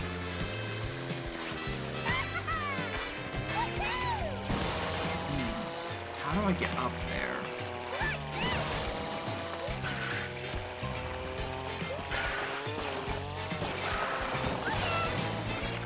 Toadsworth will die in the next Mario and Luigi game, but like for real. His ball throws are slow because he's in slow physical decline. Oh god, okay, I'm close. I want that Peach medallion. Because I don't have that many, and you need like 10 for mirror mode or something?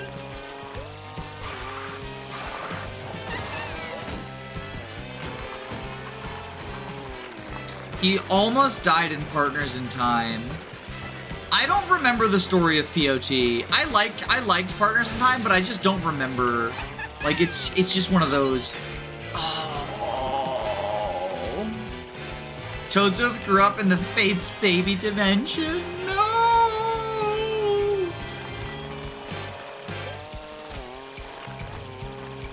Don't put him in the Fates baby dimension.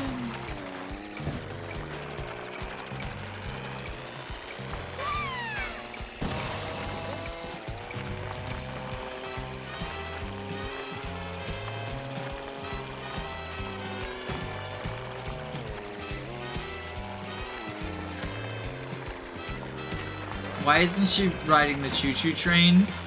We do have a choo-choo train motorcycle. But don't you like the Parabitty Buddy car? No!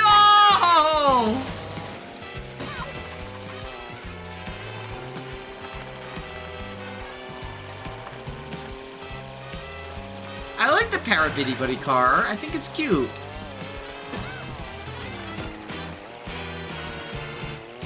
Just because she's a choo-choo train driver doesn't mean she's only allowed to drive choo-choo trains.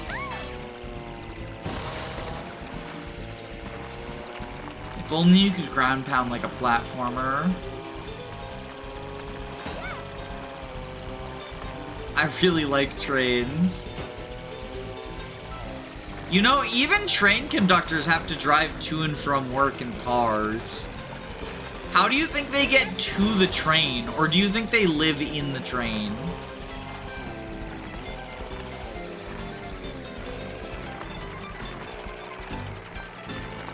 Y'all want to hear a cool train fact, though?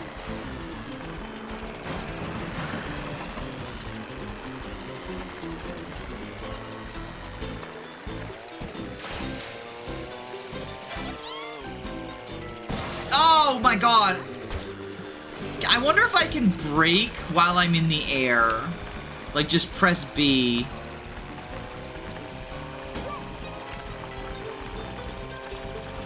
If I was a train conductor, I would live on the train. I would take the bus. They live in the train like teachers in the school.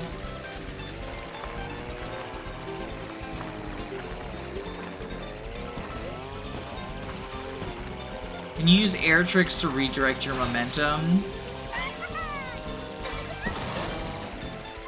You're so smart. You're so smart. That's what I'm supposed to do.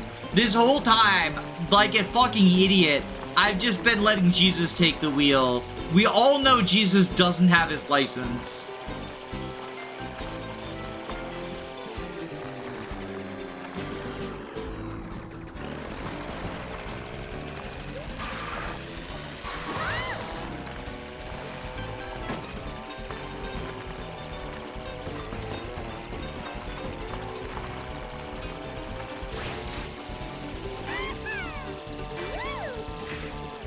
Well, I tried redirecting with the air trick, but it didn't work. Jesus didn't learn how to drive. He never reached the DMV before he was killed. Sadly, they did not have automobiles in Jesus' time.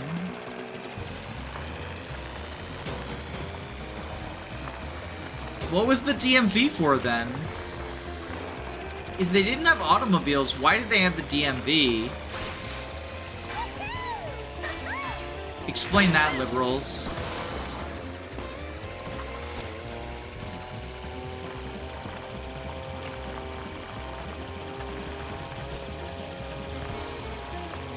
So Ra's al Ghul, he wanted to get his driver's license. It was so people could stand in lines. Yo, it pisses me off just how much fucking superhero media mispronounces Ra's al Ghul. I blame fucking Batman Begins for that shit. Ra's al Ghul, Ra's al Ghul.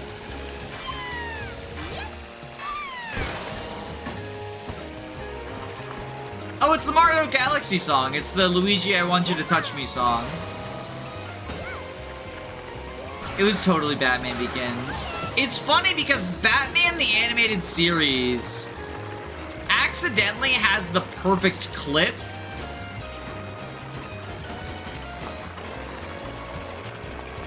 Accidentally has the perfect clip.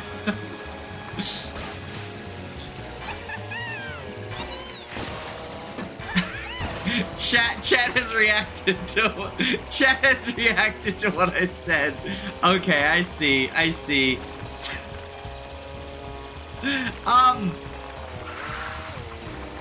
So fucking yeah, exactly. Okay, Colbot understands. Yeah, it was Peanut Butter Gaming. So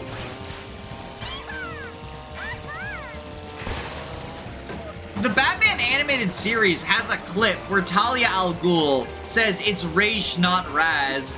Only morons can't tell the difference or something like that.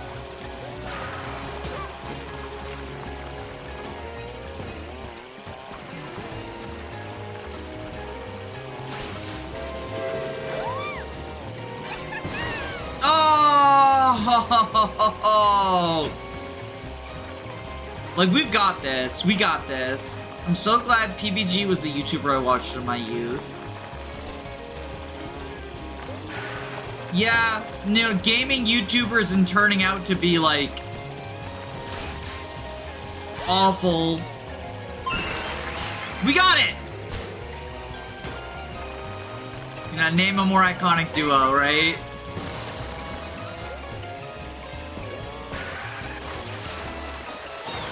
I mean, I guess part of it is also, like, can you imagine growing up just, like, making stupid, silly videos online, like, making dumb, like, idiot jokes online, and suddenly you're incredibly famous? What that must do to your brain? Like, how that must completely break your brain? We know that child stars' brains get broken, right? And, like, they're... at least they have, like, the resources and stuff, right? To have a somewhat more, like, not normal experience, but, like, there's an industry, right? They like, connect with people in the industry or whatever. Can you imagine just, like, you know, you upload Plankton Farts and Dies Part 17, and suddenly, overnight, you become so famous that, like, 10,000 million people know who you are? It just breaks your brain.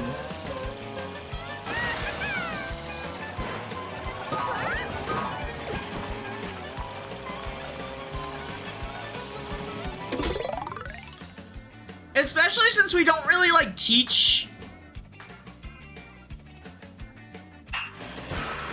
we don't, like, it feels similar to how, like...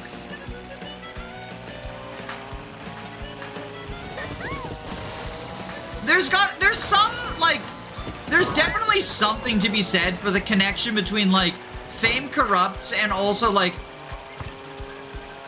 the sort of hyper-individualistic, like, I got mine, fuck everyone else, culture in America.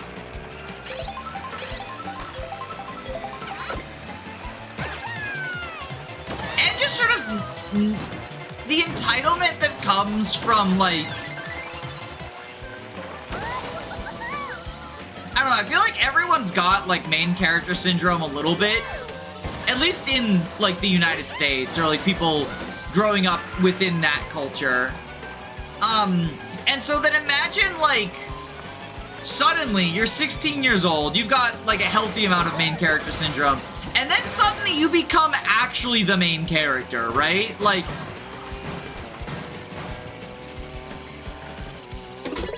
it does something. Not even just fame corrupts, like, You know, obviously, like, the people who are, like, child predators, right? Like, not gonna defend that.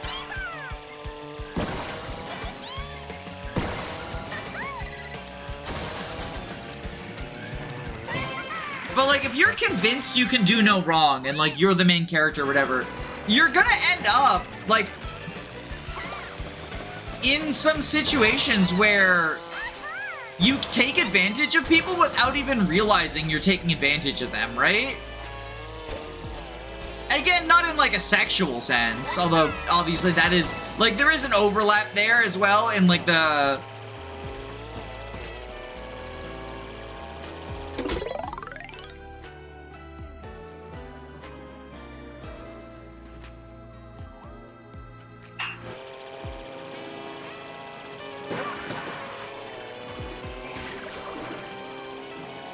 Wow, they fucked this town up.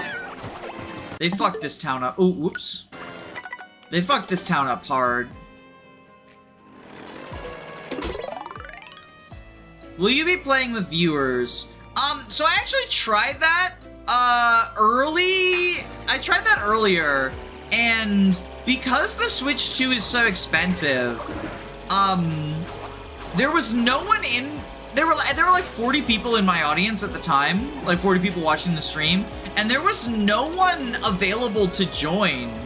Like, I didn't get a single person join, so I was just like, oh, I kind of don't want to, like, sit around in this lobby just waiting the whole time. Town's so fucked up, the game almost wanted to close. That was me, I hit the home button by accident. But I absolutely positively would play with viewers. Like, if enough people, you know, are available to play or whatever. I was thinking of probably doing that with Mario Kart 8, since more people probably own that.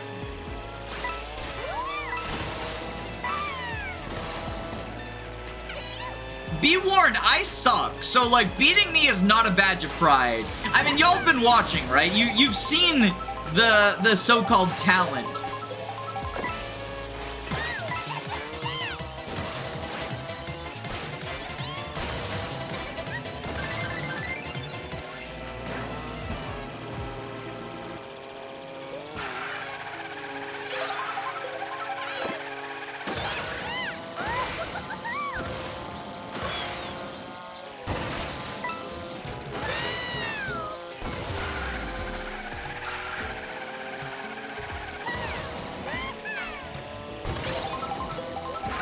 I'd love to play it, but I'm probably not getting Switch 2 for a while, or never. That's fair. Like, it is exorbitantly expensive. I don't even think the console itself is, like, that bad. $450 obviously is a lot of money, but it's less than I expected. I expected it to be, like, $500. I think the bigger issue is the game prices, right? Oop, oop, oop. P-switch, P-switch, P-switch.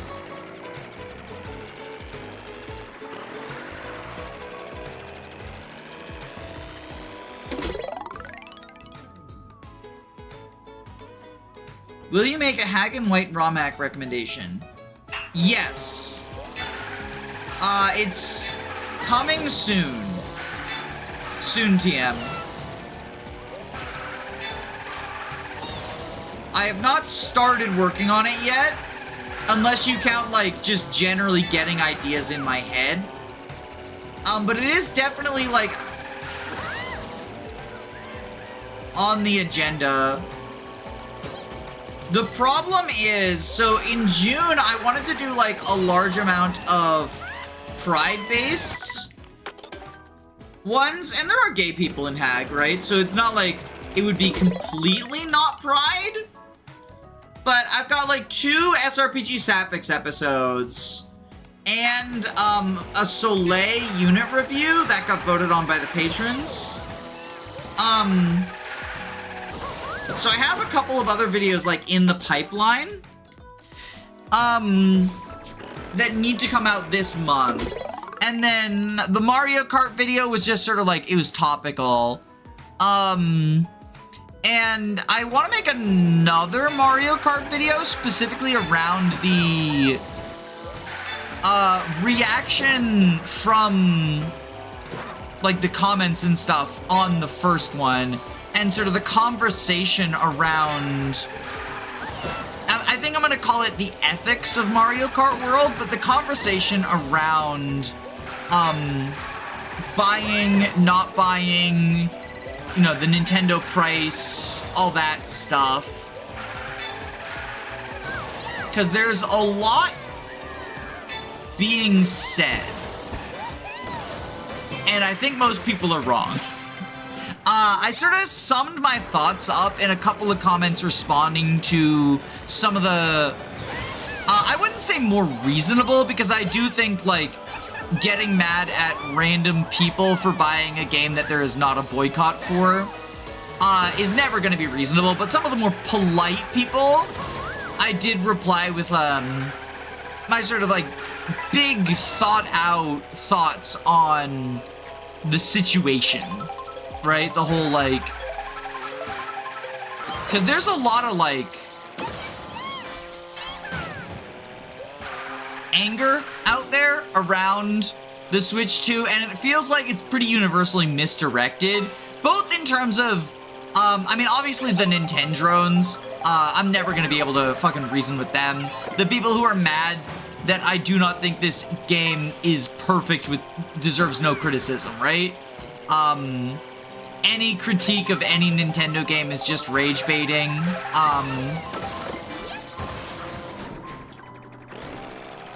I'm never going to be able to reach them, right? So I'm not going to try. But I do think there's a conversation to be had both around, like, that and, like, then the people who are just, like, it's not expensive, you're just poor, or, like, poor people don't deserve to have this game. I do want to engage with that point, even though I don't think it's worth, like, engaging with those people. I feel like it's worth countering that argument.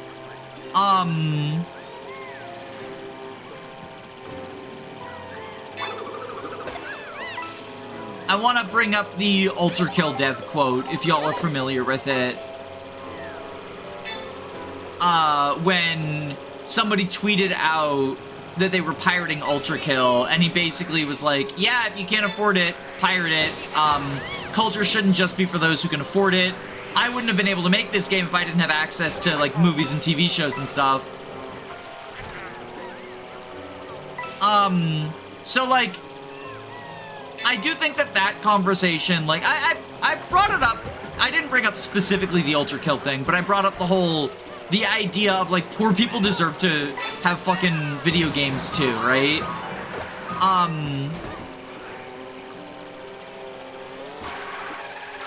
And I want to address that. But the bigger thing I want to talk about is people who are mad at anyone buying the Switch 2 or Mario Kart World, in terms of, like, you're the reason that Nintendo raised Mario Kart World's price.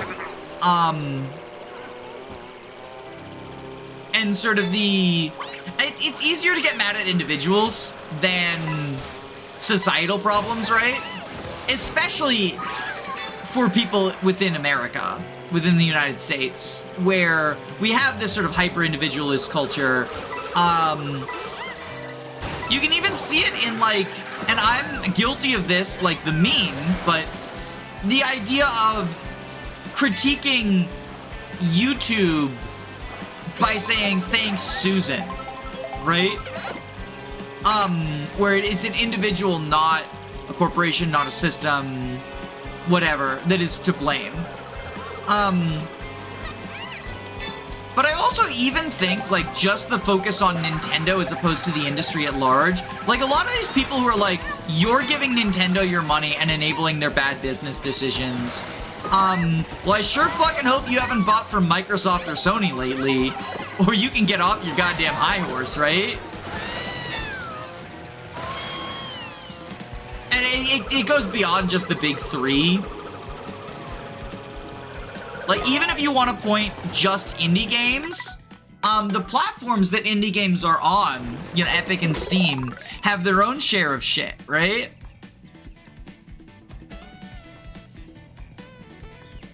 It feels like we're headed towards a world where only rich can afford to have hobbies. Yeah, I mean, that is... Isn't that a thing that happened during, like, the Great Depression? That's like a recession thing, right?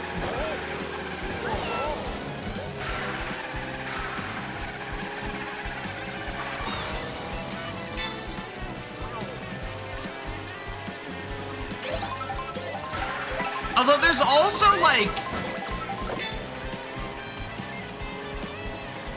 I think there's also, like, a cultural idea that luxuries are more expensive than essentials. Because they used to be. Like, it used to be that a month's worth of rent was significantly less than, like, a television. And now it's the other way around. Like, you can get a television for, like, 300, 400 bucks or whatever. Whereas, like, I mean, obviously it depends on where you live. Our mortgage is, like, $1,600 a month. And, like, mortgages are typically cheaper than rents, right? That's one of the advantages to owning.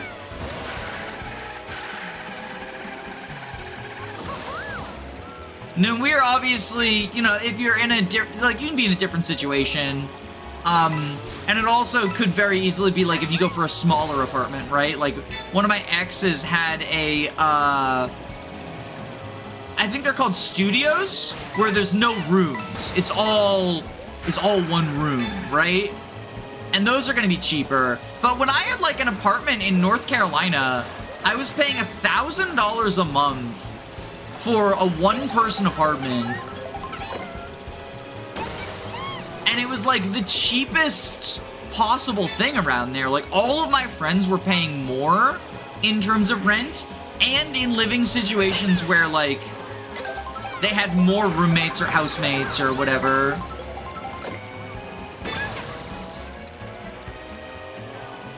Like, I was single and living alone. And there were people who were, like, you know, in couples that had to then have, like, additional roommates on top of that because 2 incomes was not enough for rent.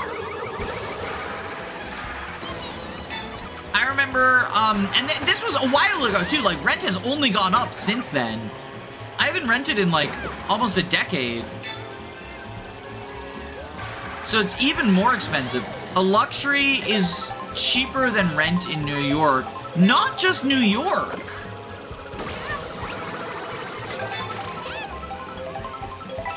Like, not just New York. Unique New York. This is such a long P-Switch challenge. It really is just a tour of the whole city.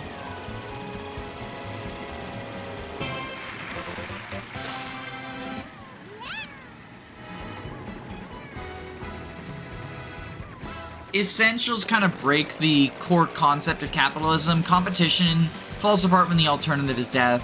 I mean, but billionaires don't think that way. Not even just billionaires, like... plenty of people just indoctrinated by modern capitalism don't think of it that way. I thought maybe I could get to the helicopter.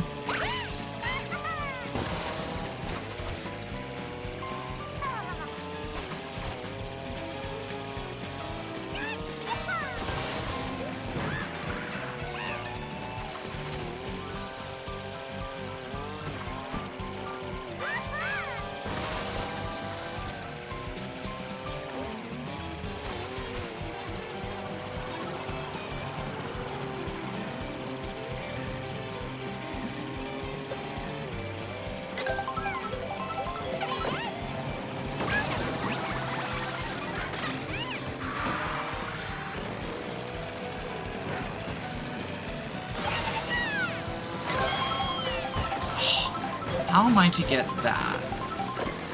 Ooh! Wait, this is the big truck thing.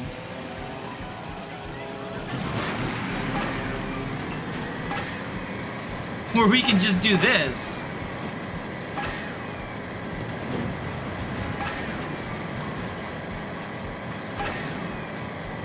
everyone in my path dies.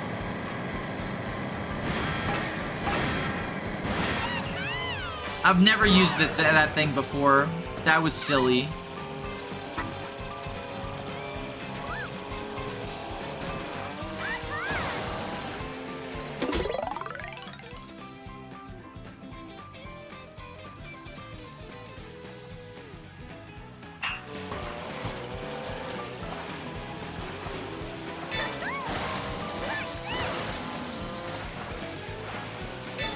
The line between luxury and essential is very fuzzy. Like, for example, game journalists probably need to buy the new system.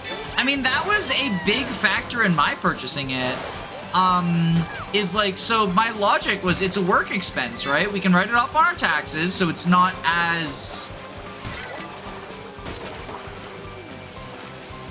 much of a drain. And eventually, I'm going to have to buy it for Fire Emblem, right?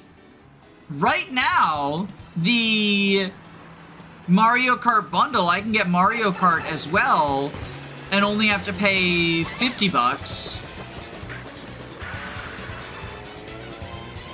But if I wait, because of Nintendo's, like, predatory FOMO stuff they got going on,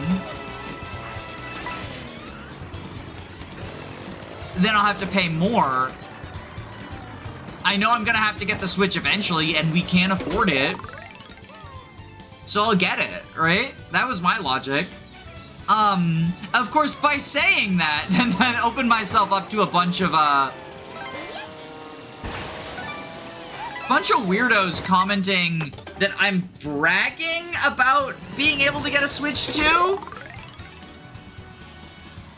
Again, just like, I feel like the conversation around Mario Kart World and the Switch 2 is, like, just so muddled by incredibly, like, so many incredibly bad faith actors and people who just want to be angry. If you don't like the intermissions, does that mean you have a connection issue?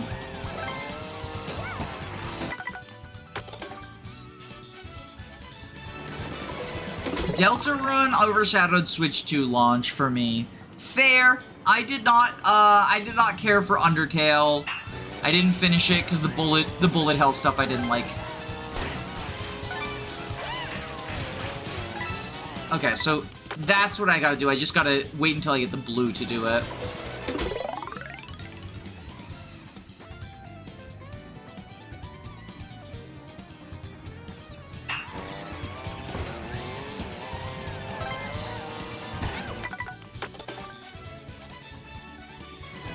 But yeah, like, I'm gonna have to get it eventually for Fire Emblem reasons, right? So, figured might as well. And, like, the Mario Kart video did very well for me. It's nearly paid for... I mean, it has entirely paid for my Switch 2. It's nearly paid for the bundle.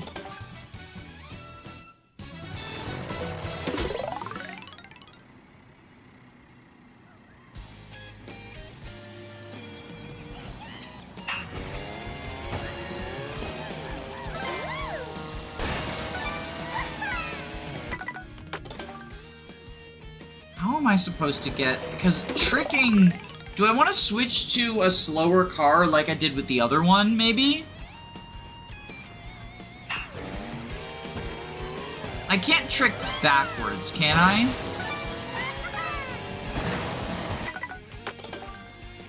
A lot of people are stuck in the 20th century when it comes to making a living. Oh, she looks so... That is an awesome outfit.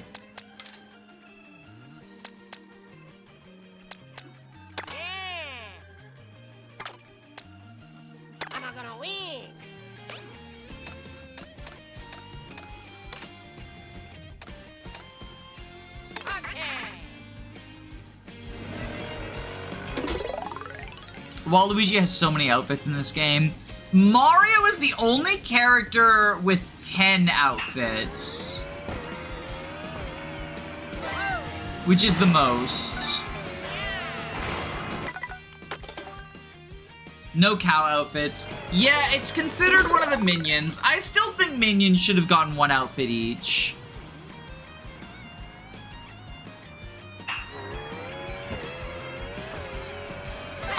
they absolutely cooked with the Wario and Waluigi outfits. I gotta switch to a light character, though. I need lower speed.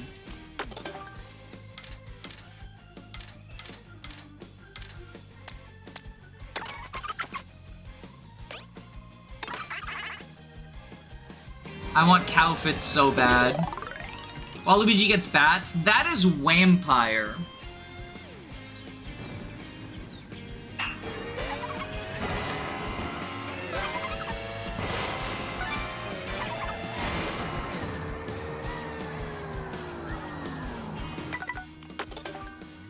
So I know what I have to do, or at least like what the goal is. I just don't know how to do it.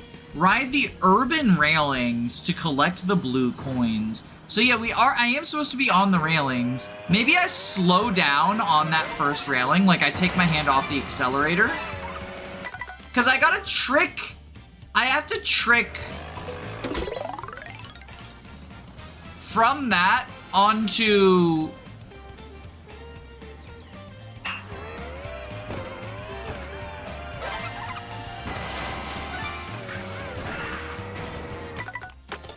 Like, just getting this trick... Maybe I have to trick early, but tricking early, I miss the blue coin, right? Because the times I've tricked early, I've missed the coin.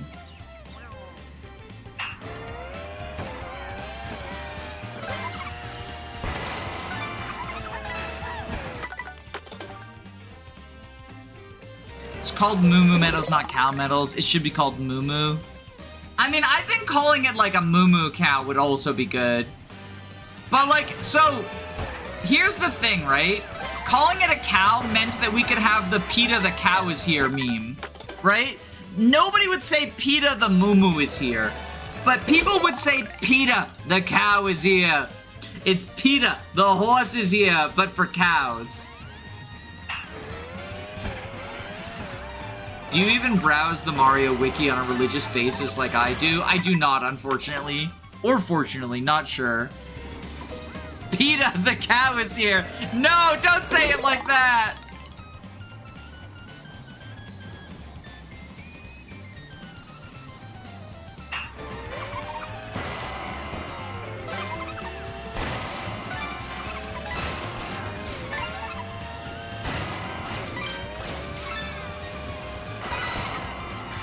No fucking shot.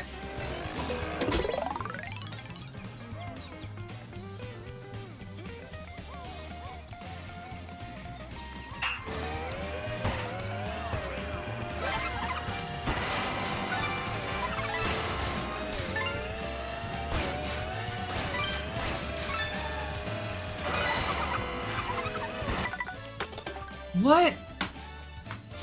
Okay, maybe I do need a different higher speed character. Pianta gets to be you.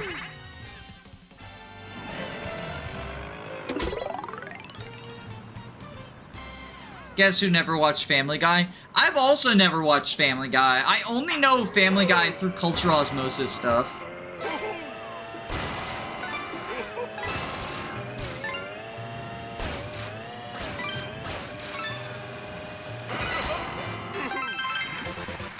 There we go. I need to find the Peach medallions, though. Like, we keep getting P-switches and not medallions. And, like, the P-switches are more fun. Like, fuck the question panels. Fuck the medallions. I hate those. But I need them for mirror mode. And I want mirror mode.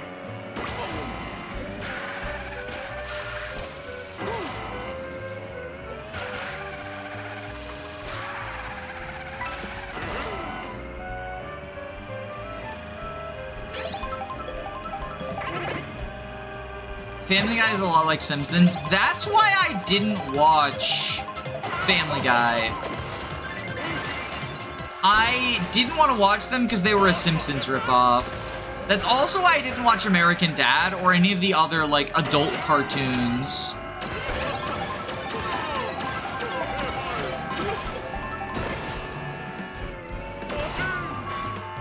Family Guy is like The Simpsons, but the transphobia is dialed up to 1,000. Yeah, I mean, like, don't ask, the quote-unquote ally who writes Family Guy, what caused Brian to vomit for like 3 minutes straight. Oh, there's too many celebrating twerps in the park. I gotta avoid the twerps. Yo-ho! It's me, Bionda. I'm avoiding these twerps. And their little shit. They're chucksters. I'm a chuckster. I'ma chuck 'em.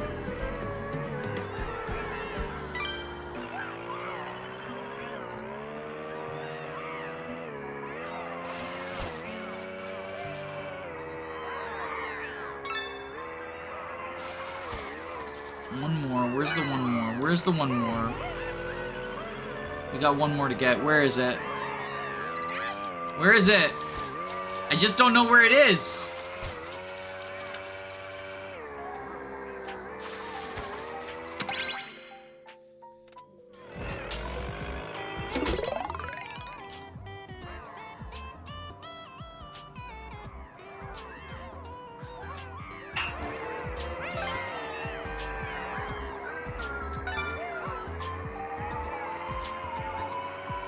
Pianto would never say that. He would let everyone have their festivities.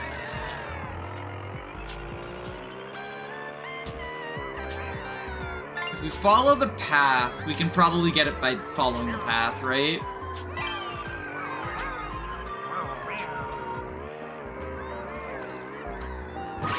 The vending machine gave us a banana peel. What a rude vending machine.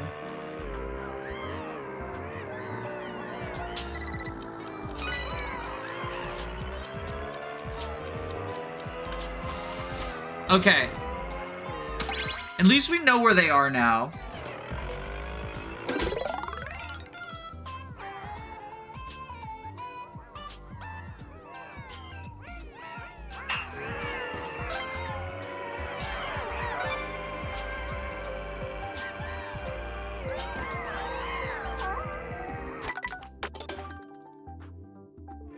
I've always been averse to the adult animated sitcom genre. So much of it is icky. Yeah.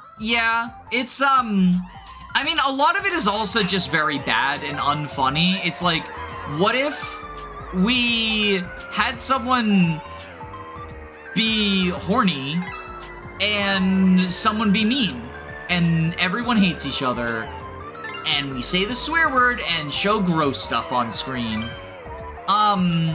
That being said, I am glad that I grew up at, like, sort of the perfect age to get into BoJack Horseman because I thought it was gonna be, like, a funny adult comedy, and it is, but, like, actually funny, not shit.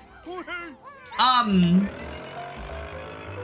then appreciate it for the, like, actually really fucking...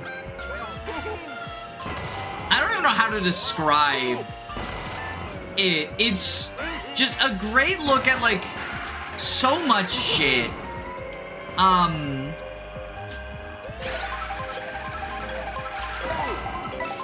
Mental health. Abuse within Hollywood, or sorry, Hollywood. Family Guy. It's not Family Guy. It's absolutely not Family Guy. It's like, it's got shit to say about mental health and abuse and depression and society. Joker cigarette, you wouldn't understand.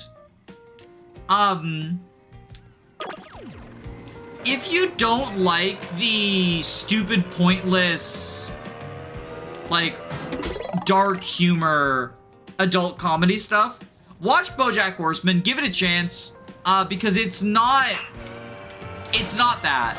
Like, it dresses itself up in the vein of adult comedy.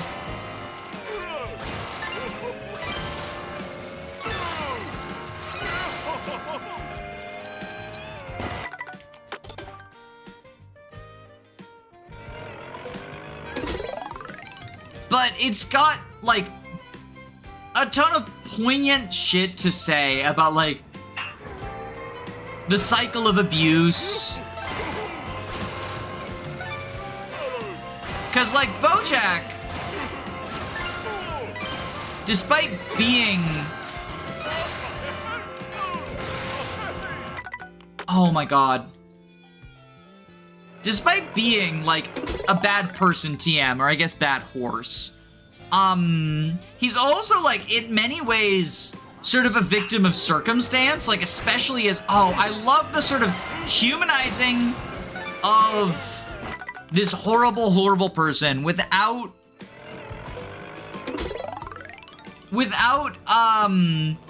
excusing the bad behavior. And boy, does it get bad. Like, arguably irredeemable at points.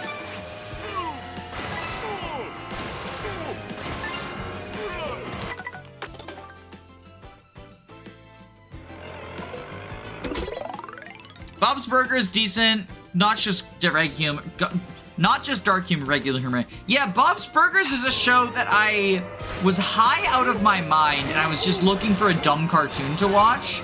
So I put it on, and I was like, oh wow, this is actually like some of the funniest shit in the world. But I was like, it's probably just because I'm really high. And then I re-watched it, the first season, when I got up the next morning and was not.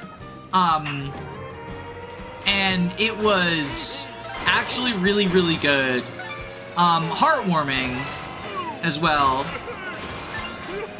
Like, it's not like the dark humor, it's got wholesome shit. Are you kidding me?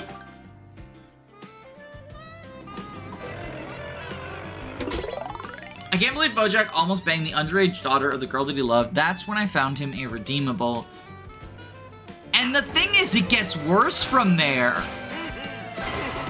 And they managed to make this sort of irredeemable character and still tell really, really, I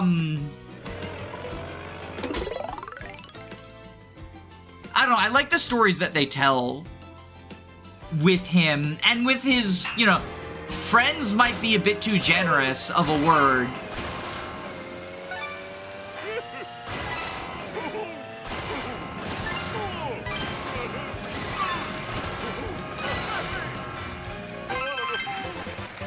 Fucking finally.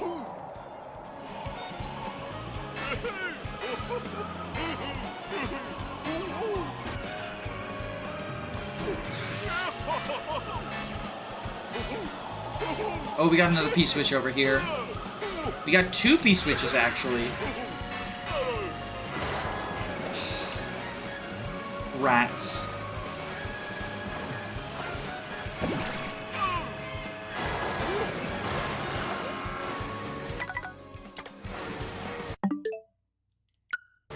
Good job. Yeah.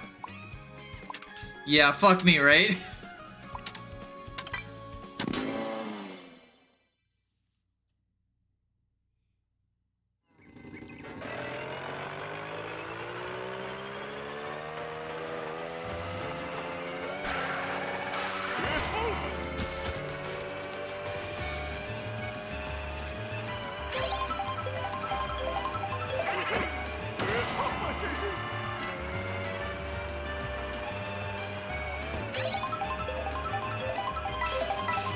Ooh! Oh, hi, Alfresco! My cat has come in to say hello.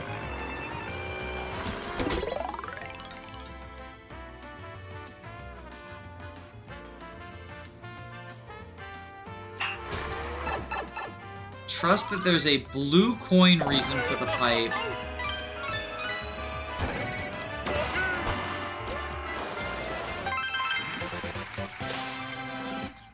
Yo! Photo of a cow on a bike sticker.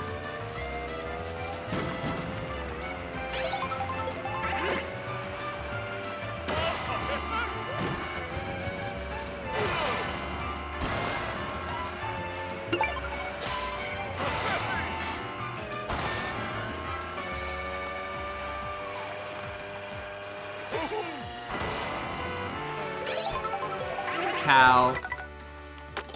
You're right, chat. We gotta do it to her. We gotta do it to her.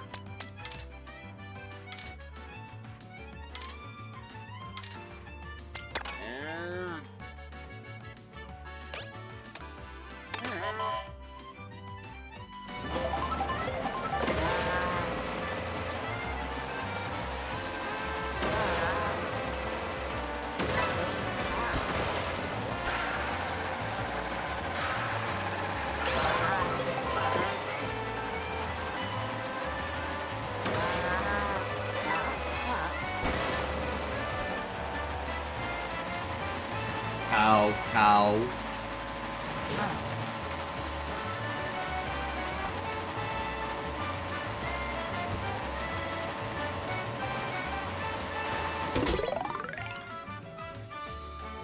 I haven't watched any of your stuff in a few months. How have you been holding up? I've been doing pretty good. You know, just sort of popping out more Fire Emblem stuff for the most part. Trying to move away from being entirely Fire Emblem, but, you know, once you sort of lock yourself into a niche, it's very hard to get out of it. Ooh.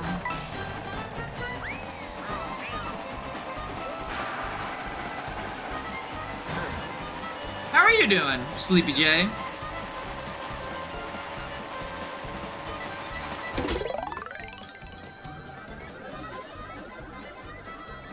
Grab the truck. The truck!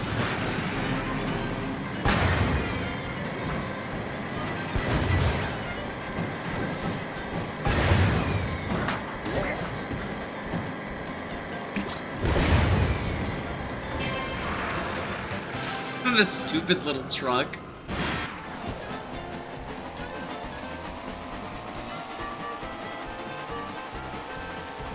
Pokemon and Fire Emblem are good limited niches. ROM hacks do the heavy lifting.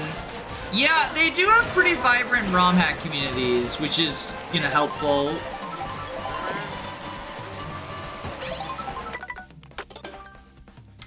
We don't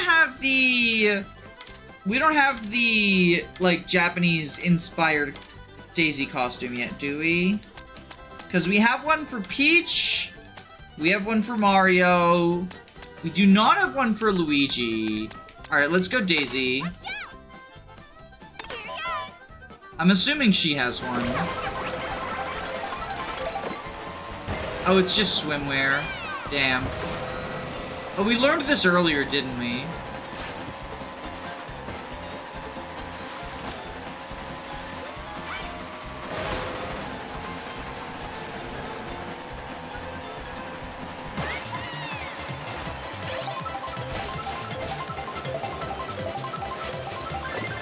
The only good thing to come out of Three Houses Discourse is it allows Danny to buy food for her cats. Well, I got bad news for you. The Three Houses video did awful. That video flopped so hard. I expected it to do well. Maybe the algorithm is confused and just fed it to a bunch of like Mario Kart heads.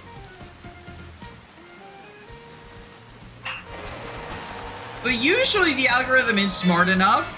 So it might just be that people are just not interested in, like, queer Fodlan stuff.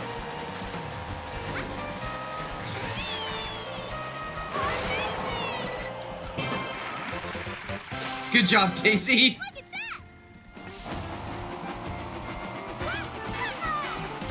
The issue with Pokemon, outside of ROM hacks, is the series has been almost entirely discussed to death. Yeah, it hasn't really evolved that much.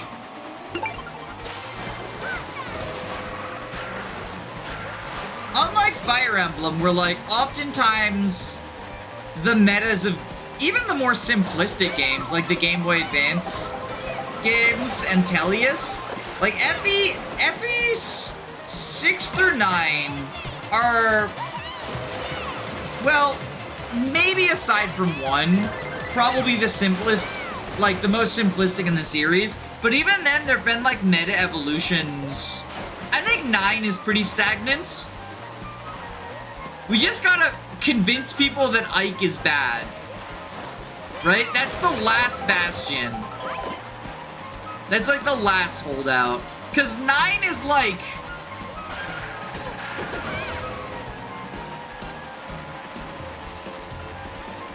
the boring and straightforward answer is just be mounted, right? When bonus experience exists... 10 did a good job of, like, nerfing mounted units. Ike is bad because 9 is bad.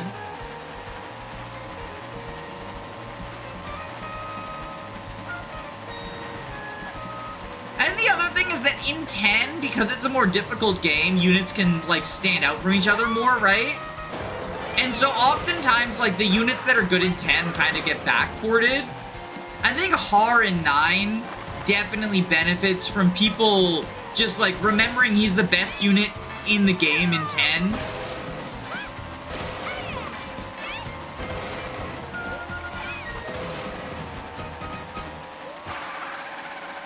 I wonder if we'll see any FE9 reevaluations since coming to NSO. I'll be for real. I imagine that any sort of FE9 reevaluations will be things that I personally disagree with. I am at the point where, like, my FE9 opinions are pretty set in stone.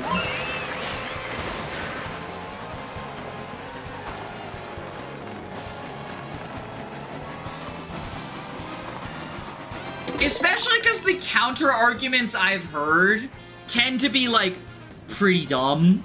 Like, I think my favorite, it was like a Soren propaganda, right? So there was some Soren propaganda of, like, yeah, he only has 5 move, but here's what you fail to consider. If we give mounts credit for the fact they have high move, then we should also assume that infantry units have move equal to the highest possible move a cavalry could have. Because they can be rescued, since cavalry can't be rescued. Therefore, Soren having only 5 move, Soren being on fucking armored movement, isn't actually a downside, and we can disregard it. It was the same video that was like, you just give Soren all of the BXP.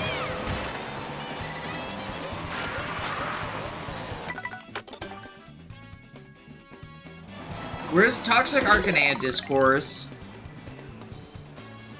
I don't know enough about 12, so I can't engage in 12 Discourse. I wouldn't call myself like an expert on one, but I do think just by virtue of like knowing a thing or two about one,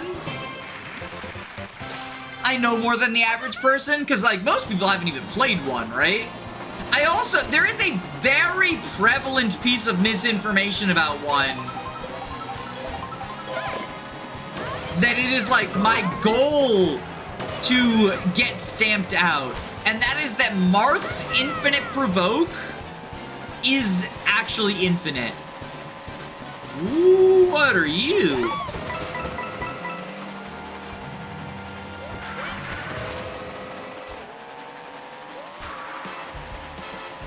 Marth's provoke, theoretically, is infinite, but in practice, the AI of FE1 is stupid enough that, or is like broken enough that nothing is 100% consistent.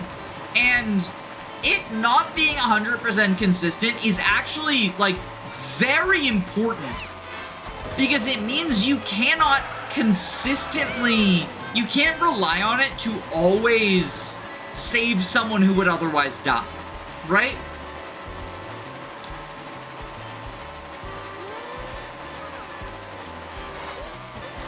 The big thing about Provoke is being able to consistently manipulate the AI. It's also why Phantoms, in theory, not in practice, are so good, because you can consistently know the AI will attack them over other units who it wouldn't kill, right? But Phantoms don't help if both your unit and the Phantom would die, because then it's not consistent. Then the Phantom might not get attacked. And that's what goes on with Marth's Provoke. Is Marth's Provoke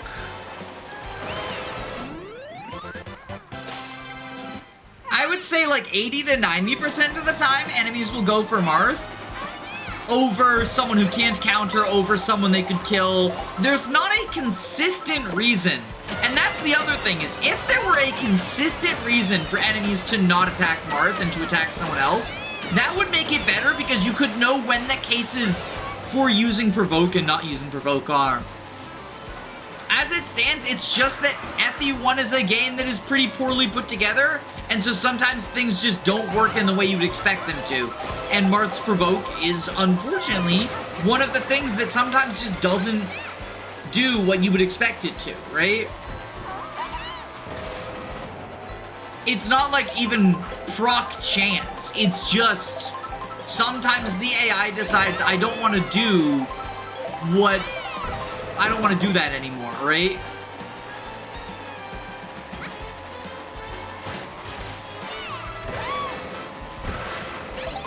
And I think that because of that, Martha's only the second best unit in the game.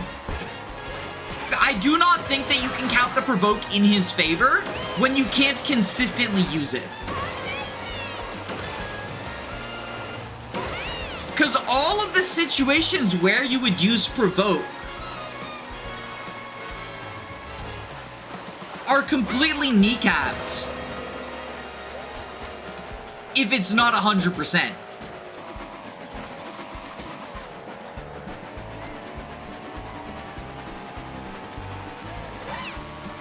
It's honestly impressive that Marth's Provoke works at all. Well, so no! It's because it's not a skill. It's not a skill. He doesn't have, like, the Provoke skill. He has, like... It's like Smart AI in Pokemon. How it'll always try to use super effectives. The AI always tries to attack him, it just does. So it's not like a... That's why it's, like, unlisted, right? Or secret. Hi, Danny. It's nice to meet you. My name is Rydia. Hi, Rydia. Hopefully I'm pronouncing that right.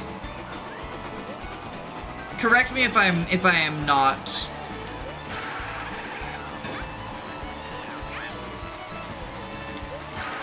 I'm probably not, though. I can't even pronounce Yashi correctly.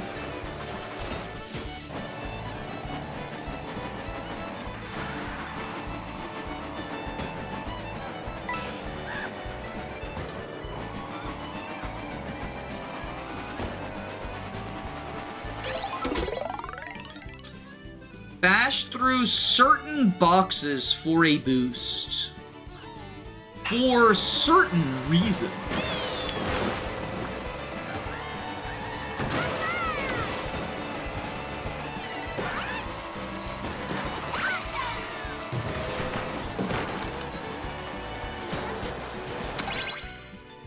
I ducking hate autocorrects. It's like Lydia, but with an R. Rydia. What is your opinion on Fire Emblem Warriors? I really liked the first Fire Emblem Warriors. I did not care for the sequel, Three Hopes. And it's not... Because you would expect, like... Whichever game I like the cast of more, I would like more. Because the Warriors, like... The core gameplay experience is not all that different.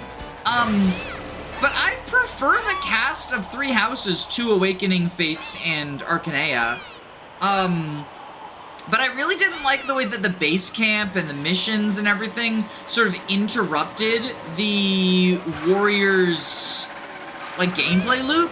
I much prefer just being able to treat Warriors as something I could do with that, like, kind of mindlessly, right? I thought the Three Hopes base camp was, like, the worst of the Somniel Monastery base camp type deal things. Because it was, like, not only was it the least, like, it added the least, right? It felt like the most it could just be a menu. But also, everything was, like, weirdly spread out in a way that I didn't like. Which is a shame because I've heard good things about the story of Three Hopes. And how it fixes a lot of, not all of, but a lot of the issues that I have with the story of Three Houses. I like the Three Hopes story. Yeah, so, you know, obviously not everyone's going to agree, but that I have heard a lot of good things about it, right? So, it's a shame that I didn't care for the gameplay loop. Alright, you...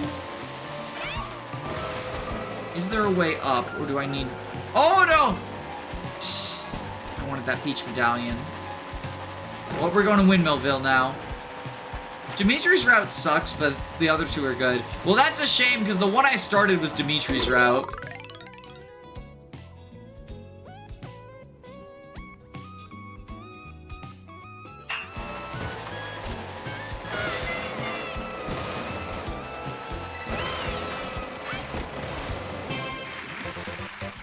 That is absolutely not the way I was supposed to clear that mission.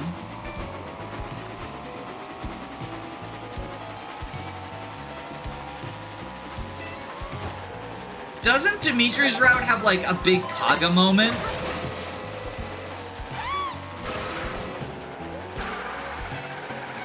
It has a bona fide Kaga moment. Yeah, I think it's the, I think it's the thing I'm thinking of. The baby guard. Are we just doing free roam?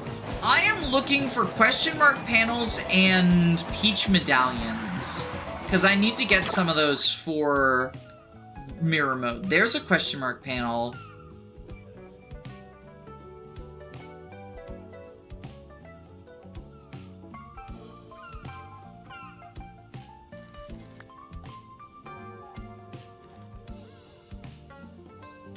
Ooh, I know that's food. That's also food. Oh, there's another panel. The peach medallions are so hard to find.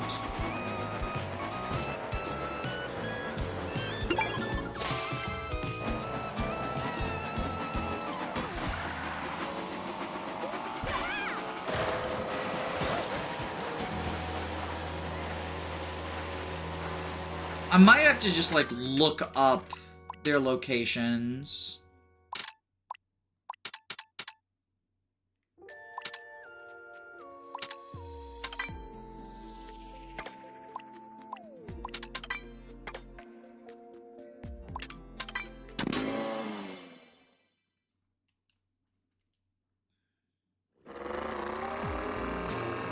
Mario and Luigi Superstar Kaga?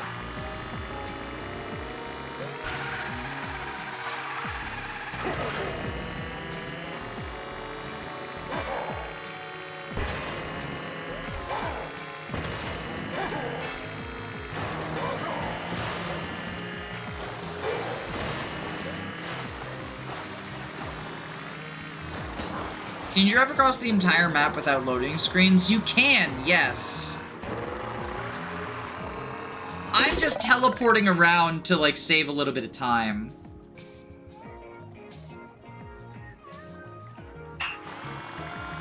Blue coins, okay.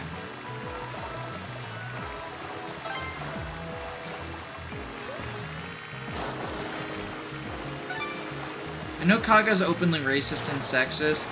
I believe what the Kaga moments is referring to is, like, hypnosis of young girls.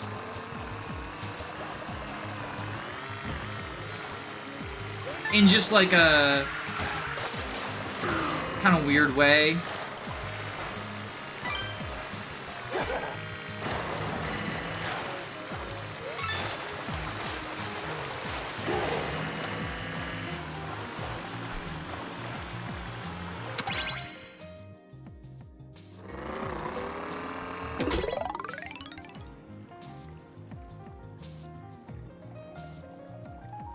That's no good. Yeah, that's no good.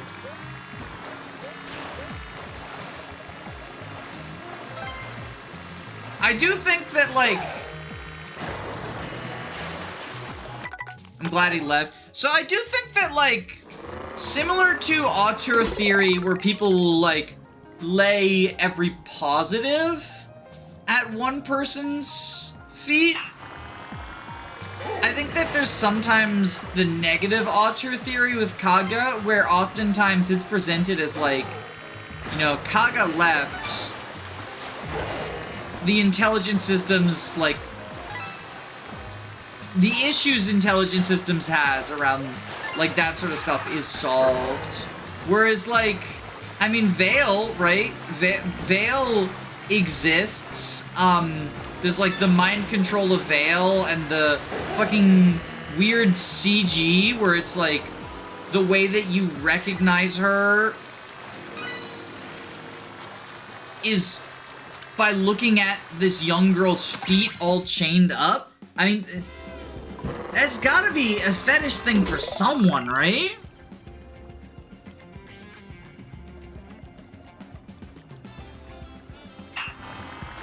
So, like, yeah, you know, Kaga had some, like, icky views, right? And they come out in full force in some of the Saga games, but he was not alone in creating the good of Fire Emblem, but he was also not alone in creating the bad.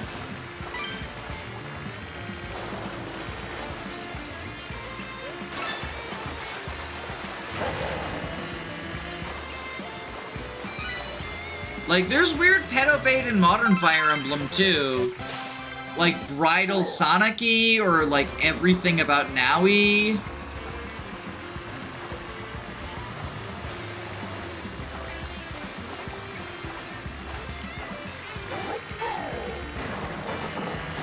I mean, heck, like, one thing that people will often point to is, like, SOV took a Kaga game and, like, made it sexist. Like, Gaiden, it had a couple of, like, you know, damseling moments or whatever, but I wouldn't say Gaiden was sexist.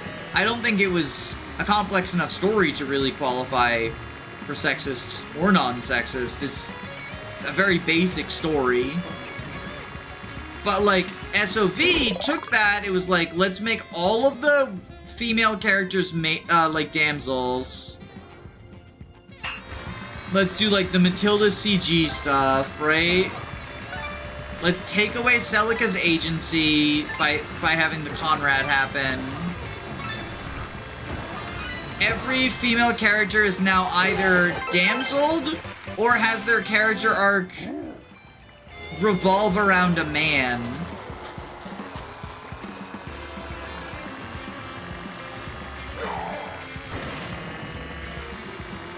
Like, none of that was Kaga.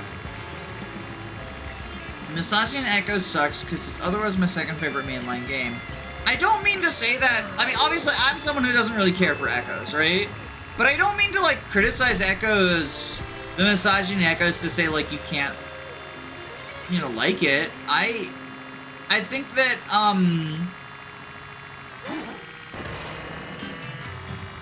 I think that we are better off when we, like, recognize the flaws in media that we like and sort of accept that there's no such thing as a perfect work of art. Except for Garfield Kart 2 All You Can Drift, coming out a day before 9/11. The only flaw in Garfield Kart 2 All You Can Drift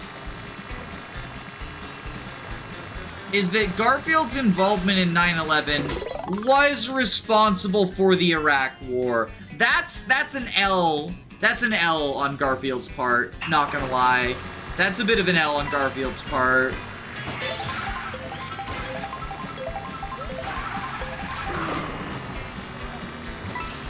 He is going to have to apologize for the, you know, greater global crisis caused.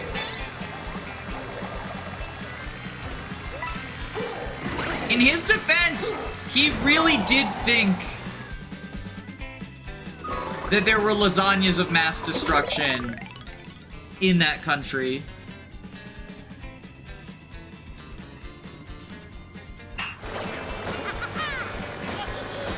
A day before 9/11 means anywhere between January 1st and September 10th.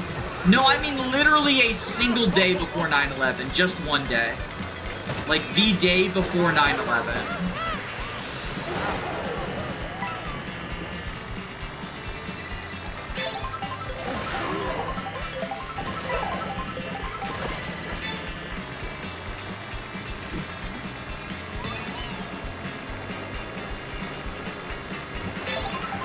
Not a number of days before 9/11, but a day before 9/11. The cow and Bowser are cousins. Wait, why?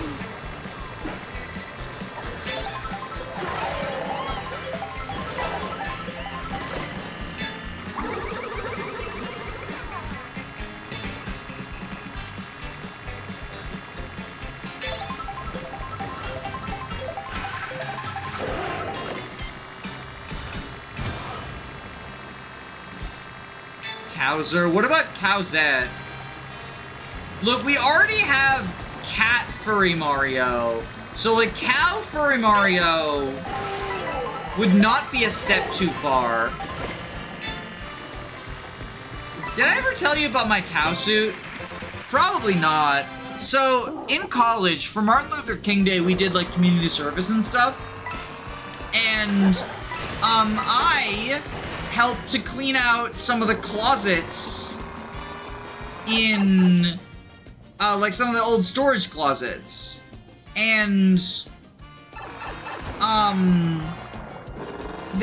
we were, like, clearing them out, and there was, like, a cow suit in one of them. And I was like, what the fuck is this?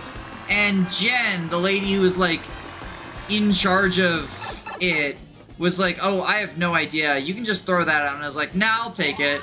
And so then, whenever I would, like, get drunk, I would, like, because it was college, right? Whenever I would get, like, really inebriated, I would get the cow, we would be like, oh, it's the cow time. And I'd put the cow suit on and go out drinking with the cow suit on. And everyone would make, like lewd gestures at the udders.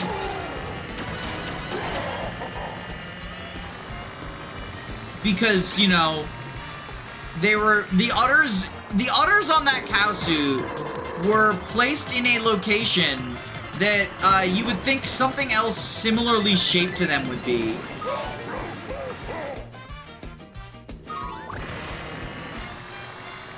I need feather.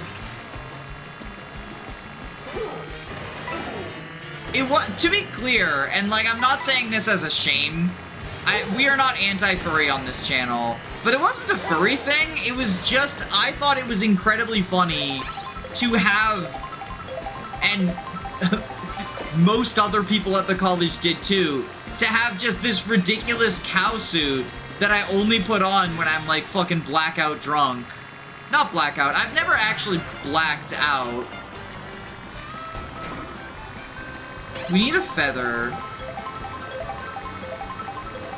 So I can get up there and get the peach coin.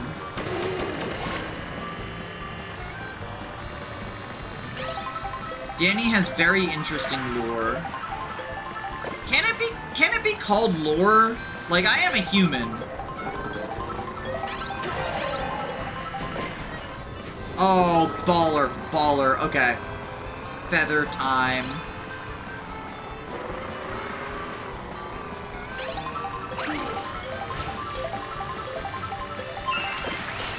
I guess it could technically be called lore. There's lore to humans, right? Oh shit, I said the H word. That's not allowed. You're a Fire Emblem player. True, actually, those are mutually exclusive groups. That is very fair. That is very fair and valid.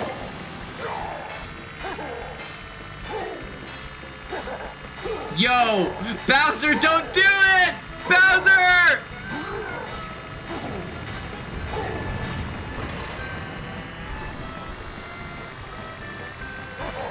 You've got so much to live for, Bowser.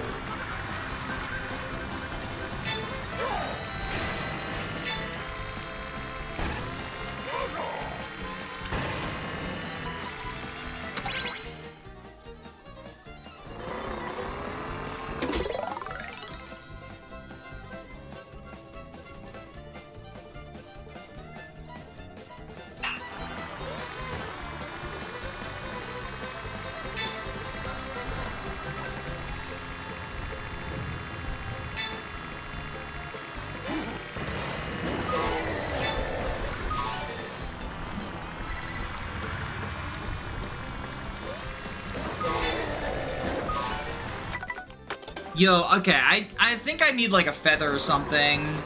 I'm not making these lava jumps too good. Zip up the left-hand path, mushroom free. Yeah, okay, not allowed, no mushrooms allowed. Okay, gotcha. It would probably take them away from me if I had them.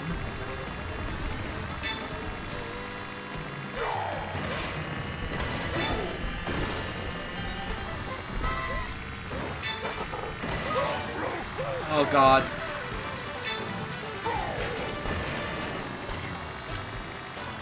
Oh, this is hard. This is so fucking hard. I mean, it could also just be that I suck, and also I'm tired. But this feels pretty difficult.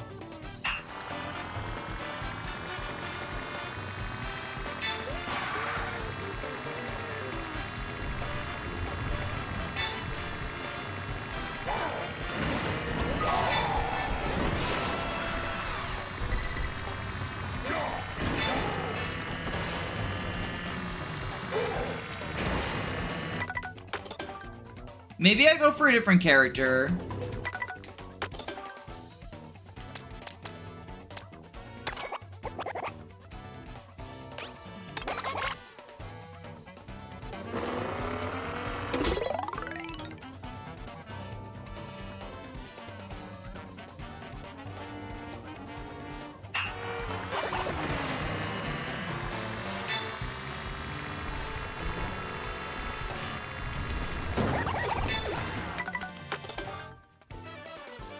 I missed Double Dash. I wish they'd make another one.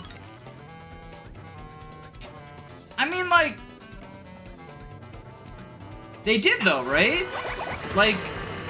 Or do you mean specifically having 2 drivers in the car? Like that gimmick?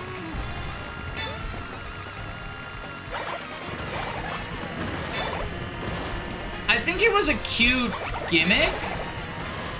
But ultimately, I think... Once they moved to 2 items, like, that was fine.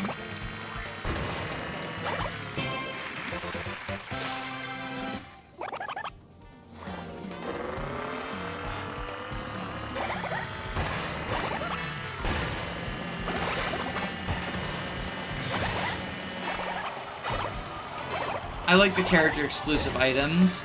I used to like that. I don't anymore.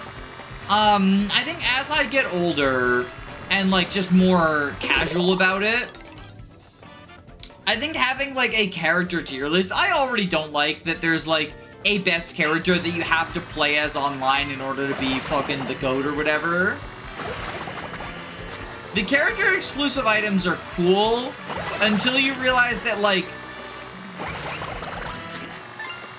one character gets triple red shells as their exclusive item, and the other gets the fucking hearts. Right? Like, they're not all built the same. Golden mushroom is not equivalent to giant banana.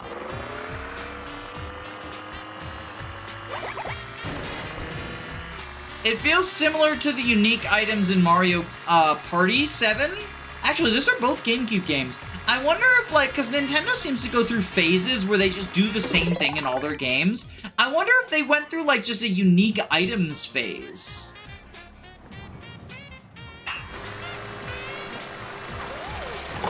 Where they just loved unique items.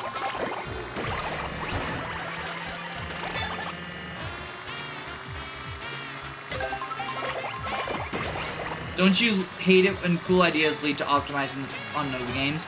Well, and the thing is, it doesn't have to. Because you could just make it so that, like...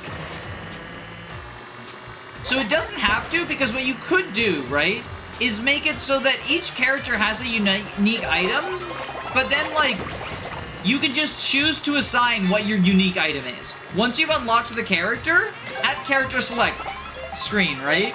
You choose a cart, you choose a character, you choose a unique item. And you can only choose the unique items that are associated with characters you've already unlocked. But, like, once you unlock Bowser, if you want Bowser Shell but don't want to play as Bowser, if you think, like, Bowser Shell is the best one mechanically and you've decided, like, I want the Bowser Shell, but my favorite character is Toad. You can play as Toad and just choose Bowser Shell as your item, right? More games need to learn the lesson that PS4 Spider-Man taught of, like, tying mechanics to the skins doesn't mean you can't separate them.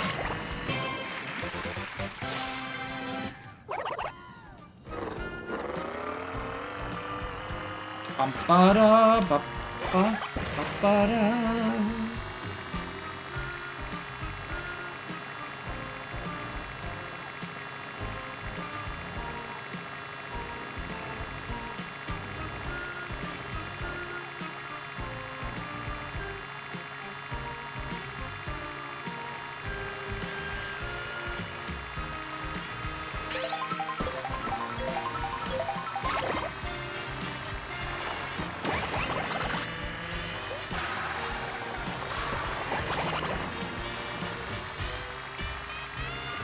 Spider-Man PS4 was a 2018 game.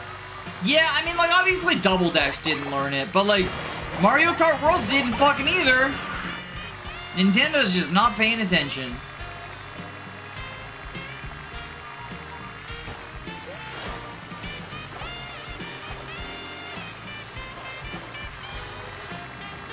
Does anyone plan to go to Super Nintendo World? Isn't it in Japan? It would be cool to, but like...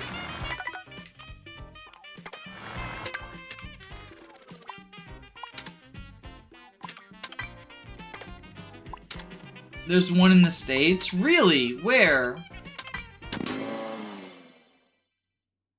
It's at Universal. Oh, Florida. No, thank you.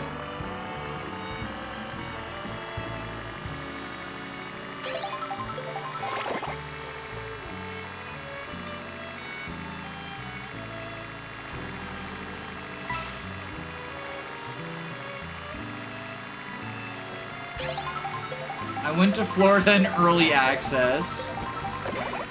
What was Florida like in early access?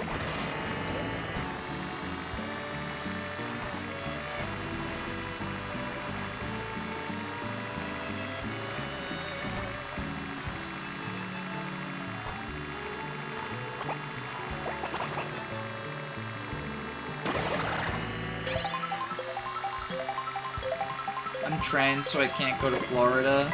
Yeah. Yeah. It do be like that, don't it?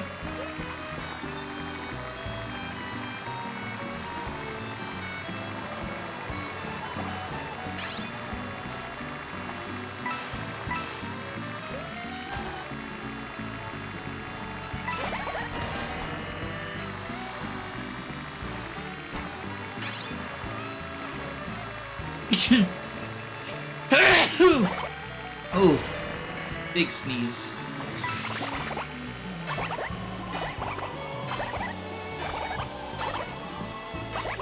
I'm not trans, but I still don't want to go to Florida.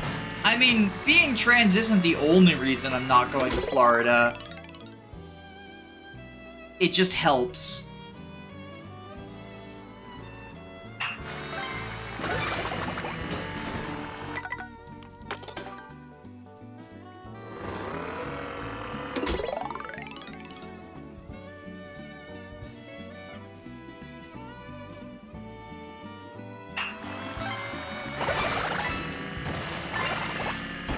I missed one.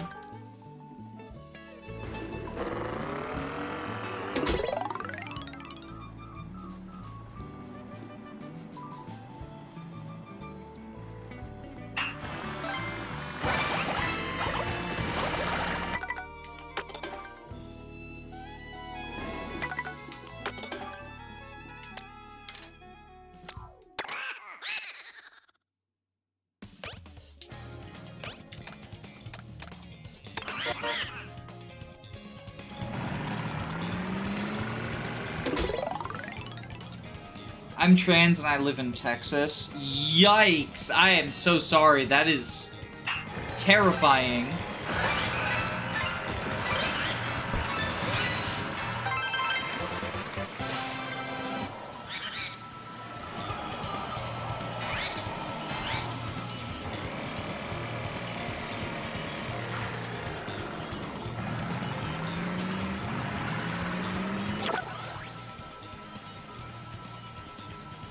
Wait.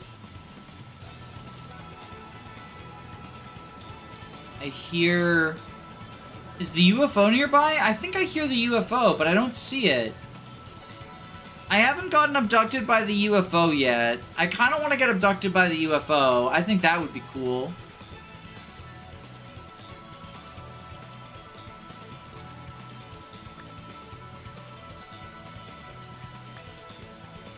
Why is it raining coins? What the fuck?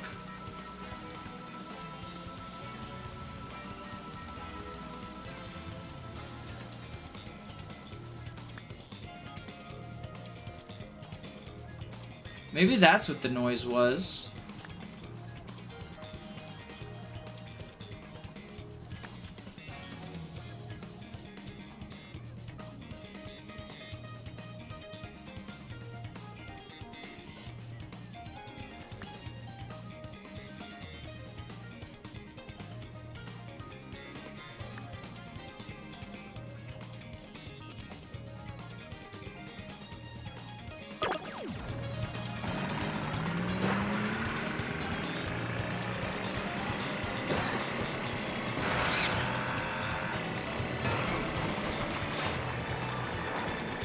No wonder Nintendo needed to charge $80 for this game.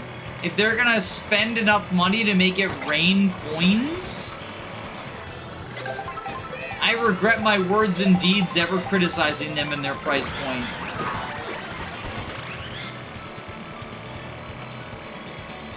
Now I feel like Boo Boo the Fool.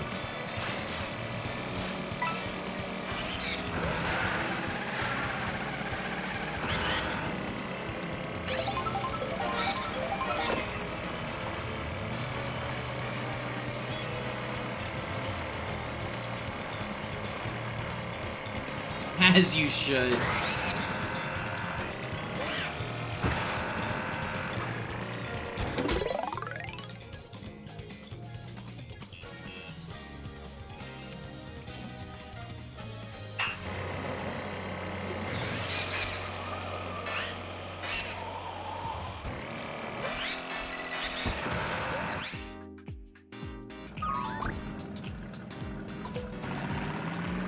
Alright, so what? Okay, I have to do something. Raise through the stands. Okay, I gotta go to the... Okay, yeah, okay. So we go this way. Oh, shit! Yo!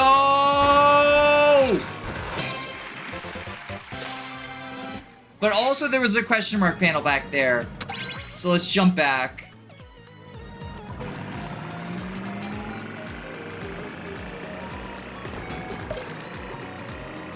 Yo, that was so cool.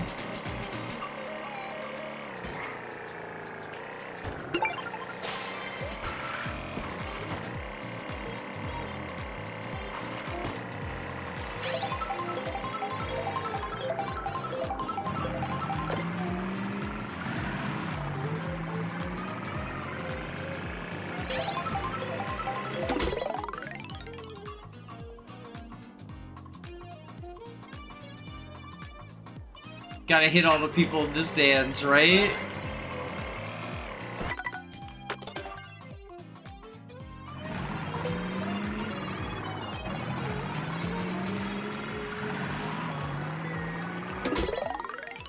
Rail ride to gather the burger's blue coins. Yeah, the problem is getting on the rail.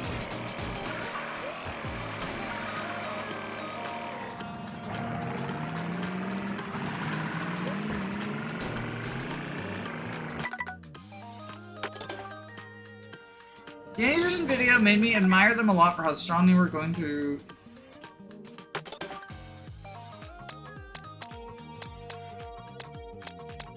Thank you. I don't know what.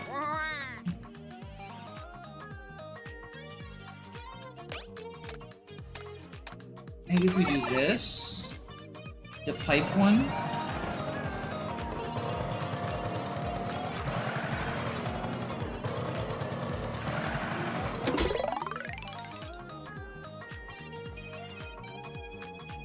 Oh, if I... Oh, I think I know. I can do this. Nope.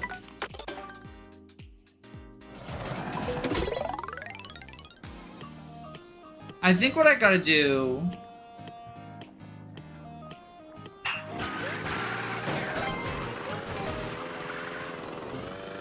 Nope. Maybe I just smuggle a feather up. I'm bad at the fucking... Because there's a thing you do. There's a hop you do, right? But I'm bad at it.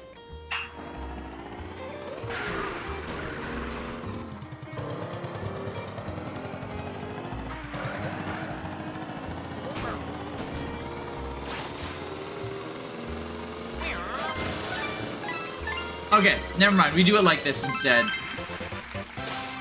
I'm also bad at executing the hop. Yeah, I just can't do it. I'm just bad at it.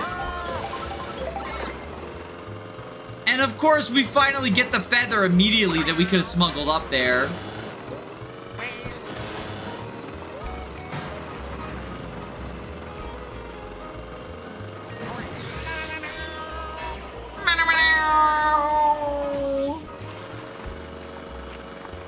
Who do you main? Probably Daisy and Blue Yoshi. But like, I kind of just like using everyone.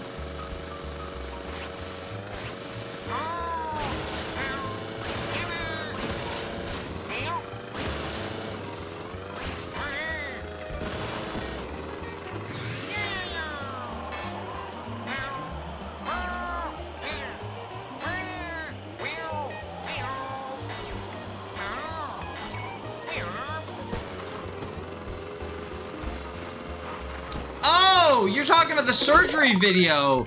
I'm sorry. I'm so tired. I did not pick up on that.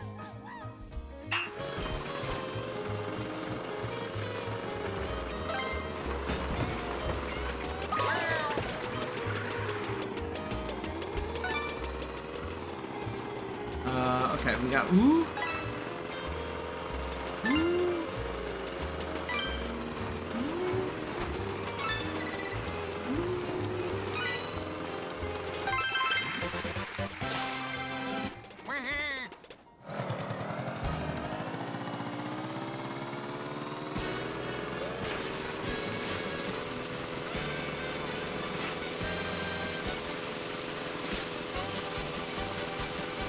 Got a big hop charged up.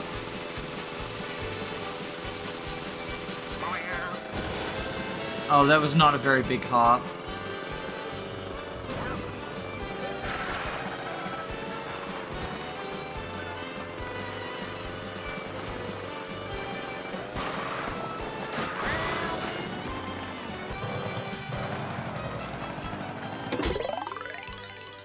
Join in on a Daredevil Canyon loop.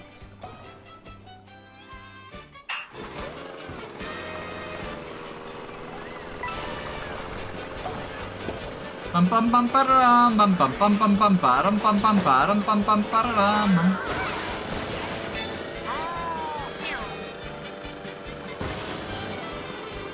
Ba-da-ba-ba-da-da-ba-ba.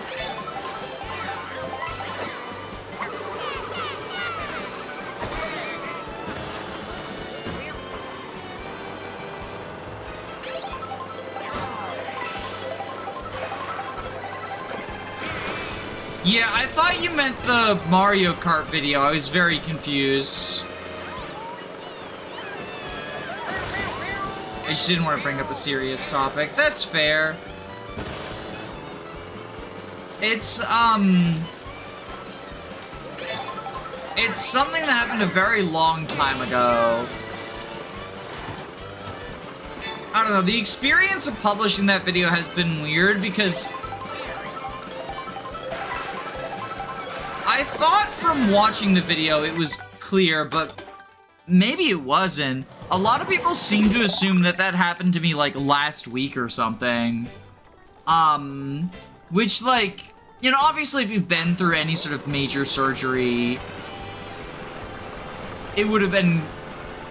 And not even, like, specifically vaginoplasty.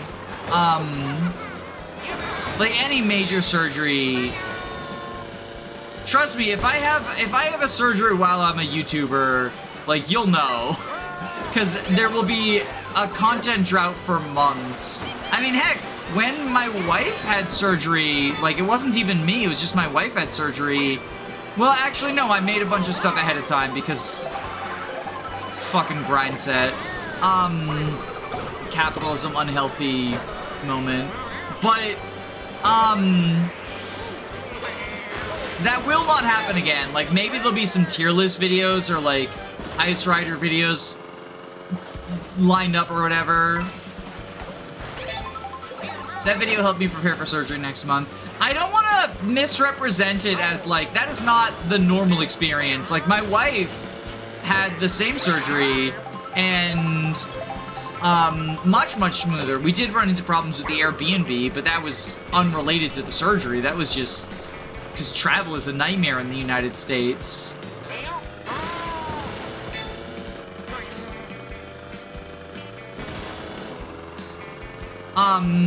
So don't feel that that is indicative of a standard experience. I just wanted to tell the story because I feel like,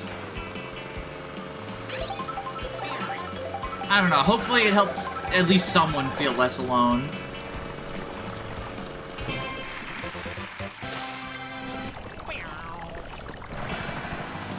It's funny because, like, or I guess not funny. I left a lot of stuff out during that, like, 6-month period. That was, like, the worst 6 months of my life for so many reasons. I left a lot of things out that happened during that period because they were, like, unrelated to the surgery itself and sort of the issues around the medical industry, right? But, like, I offhandedly mentioned the breakup. So that was when my roommate, so that was back when I was working at, I was working in a mental health facility, a special needs boarding school, like a live-in boarding school, specializing in, AFAB teens with, like, eating disorders, suicidal ideation, self-harm, that sort of stuff, right? It was a program that had a lot of issues. I'm happy to say that I'm actually responsible for a good number of, like, overhauls in the way that the clients were treated, right? But eventually I ended up leaving just because it was too much. It's just exhausting dealing with sort of the systemic ableism. Not kids. The exhausting part was dealing with the systemic ableism of the mental health industry. And so, but as it turned out, my roommate, I did not know this when we started, when he moved in with me, but he was actually a former student there from, you know, a decade or so before I started working there. And he had a very bad experience there. Where's the P-switch? I gotta go back to it. And I guess, like, decided that because I worked there and he had a bad experience there, it's time to make my life, like, a living hell.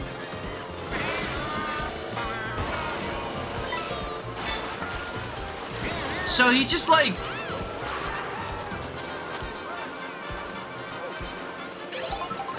started leveling very serious claims against me.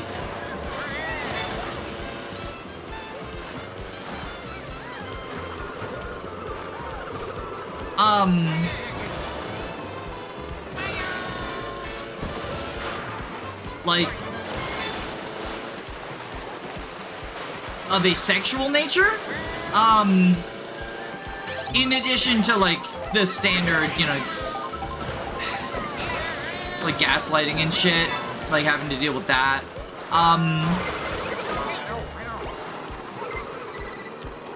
and so, like, that was pretty awful. The breakup was pretty awful, because they were, like, related to... Because it was, like... So he and his boyfriend, like, broke up,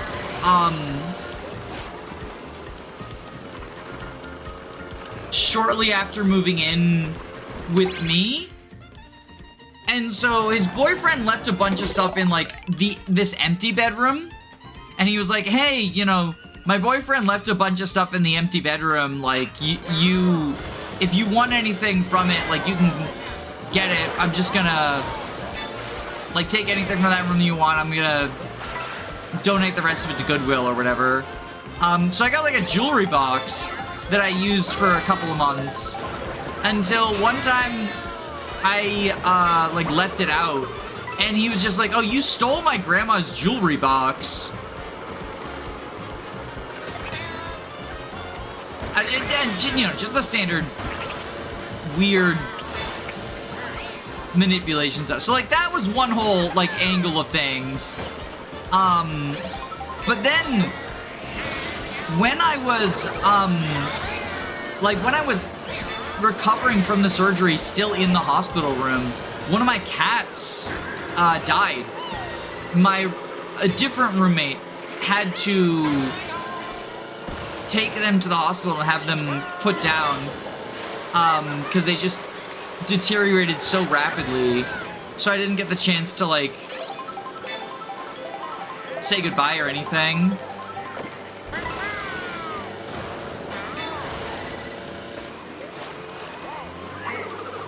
Oh my god. This course. I think I have to change to a different character. Shy Guy, I'm sorry you suck ass. It's time for Wario. I'm the best.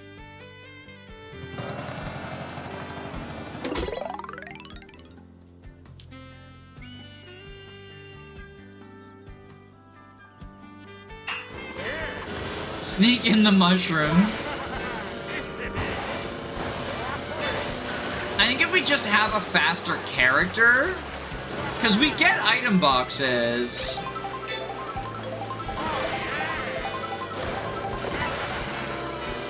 See, we didn't need to smuggle in a mushroom.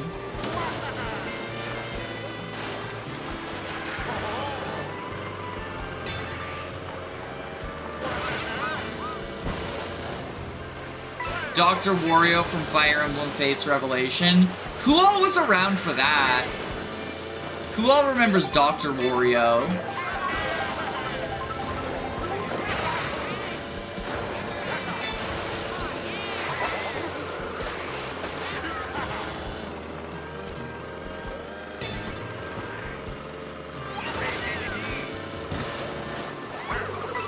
The real fans all know. The real fans all know about Dr. Wario.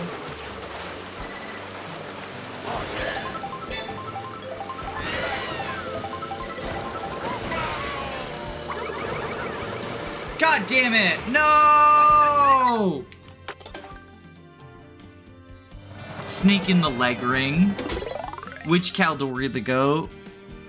I'm so sweaty now!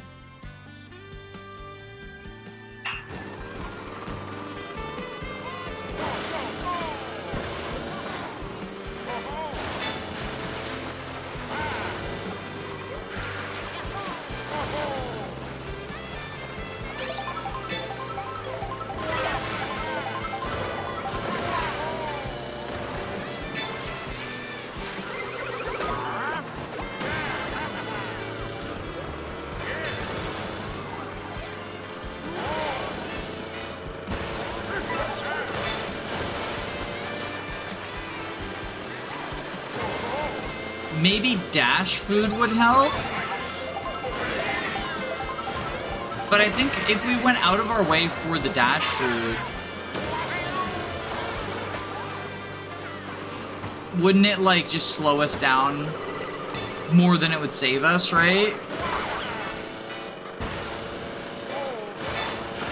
What time zone are you in?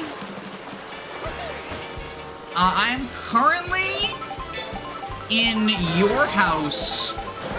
I've actually been in your house directly behind you for quite some time, just like slowly moving as you rotate your head and neck. Does that help? Oh shit. Yeah, when I say your, I'm speaking to everyone currently watching. I've split myself up into, I'm in the bathroom. Okay, not your house. Only the other people, the other 12 people.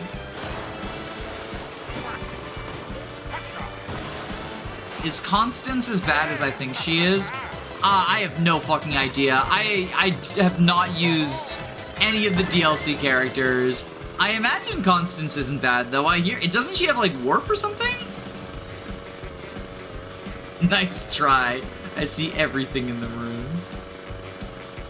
Are you in, like, a fucking funhouse mirror room or whatever? I see all. I'm sorry about how dirty my room is.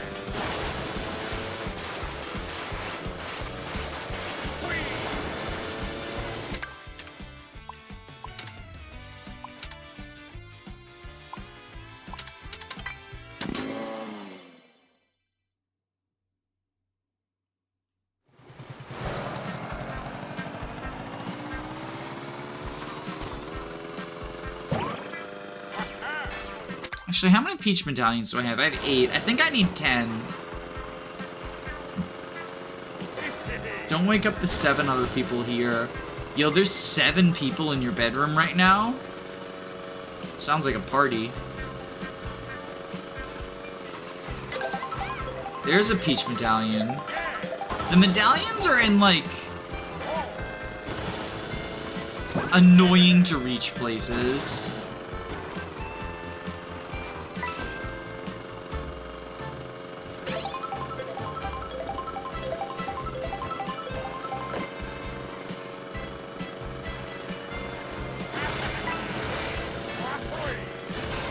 Ooh, what am I doing up here? What am I doing up here? There's gotta be something up here, right? Are we trick? No! Ooh, okay.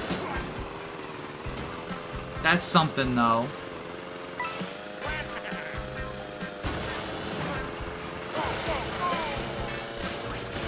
Okay.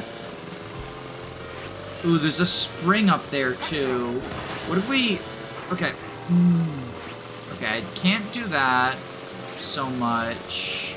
But we could go... Oh, ooh, ooh, ooh, ooh. Okay, we go out... Nope, not like that.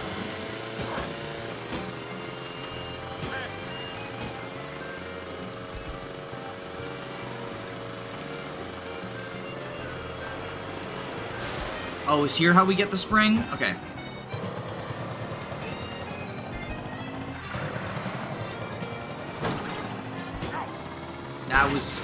That was something. But I think what we do is this, and now we go up.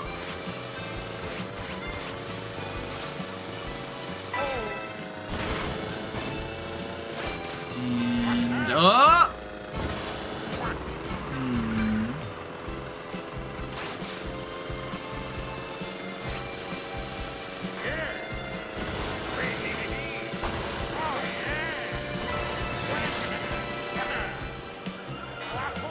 Pterodactyl?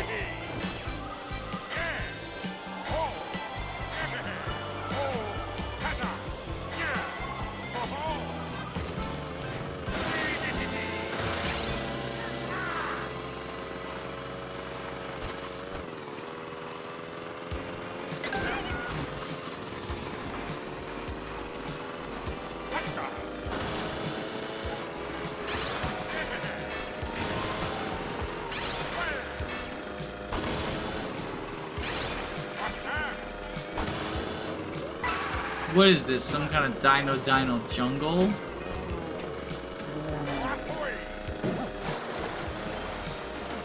Hi, Nabbit. Yo, Nabbit, that's not very kind. I'm just trying to be your friend.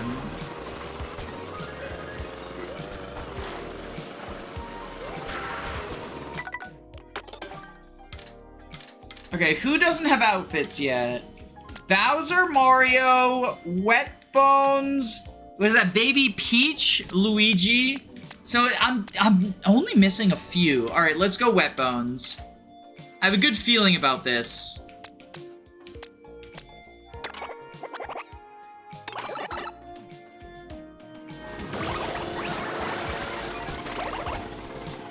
Well, that was not. Nope. My feeling was bad.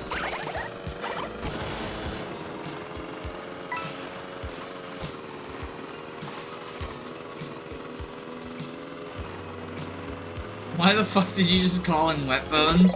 Well, so we have Dry Bones, right? This is Wet Bones. Dry Bones is when the bones are dry. Wet Bones is when the bones are surrounded by blood, which is a liquid, therefore making them wet.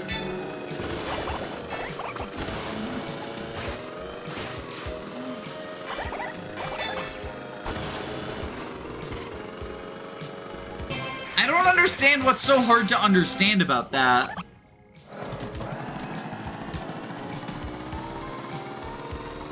Is Bowser Wet Bowser? No, obviously not. He came first.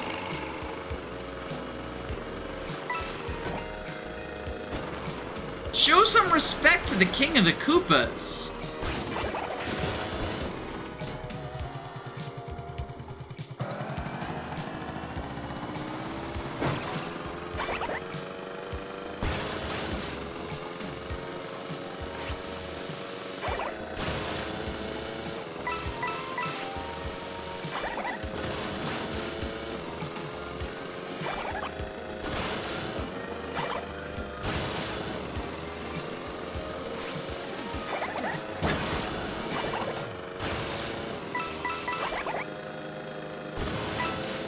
Okay, we're up here.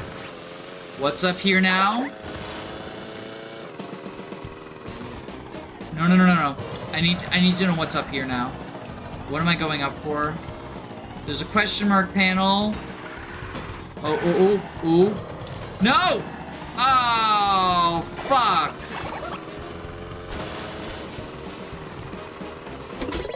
I think I can do that, though, again.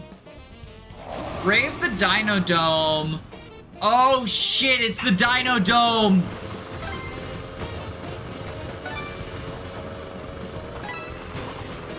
He's gonna try to eat me.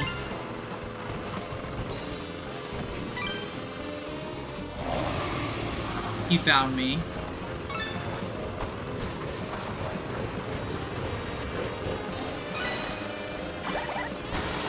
The last one's right here. Good job, Wet Bones. Alright.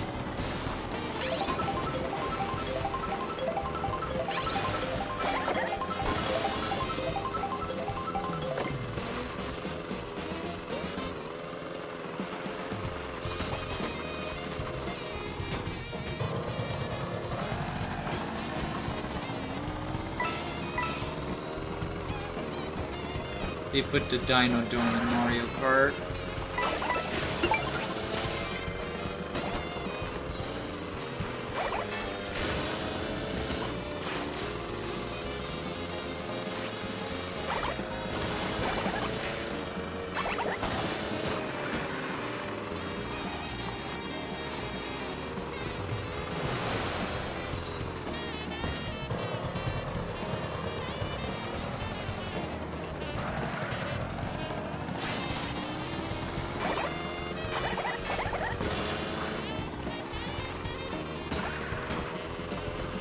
It's battle bots, but with ancient reptiles.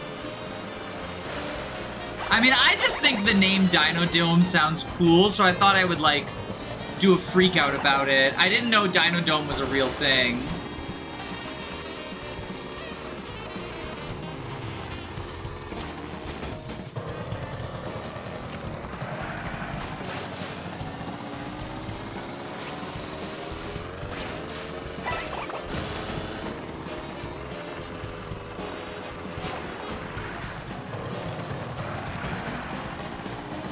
Wait, okay, if I I think I can get this peach coin.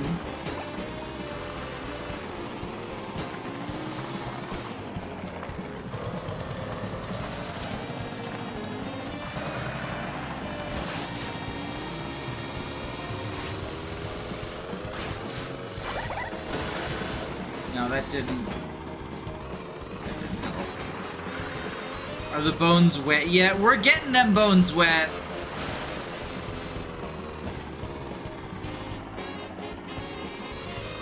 Your Honor, those bones, they were not wet enough.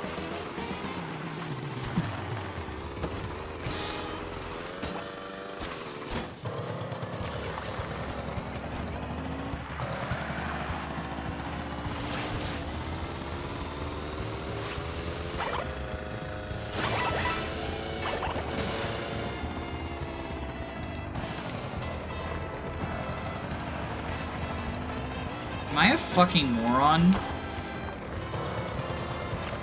No, I'm not. Okay, good. I thought maybe the peach coin.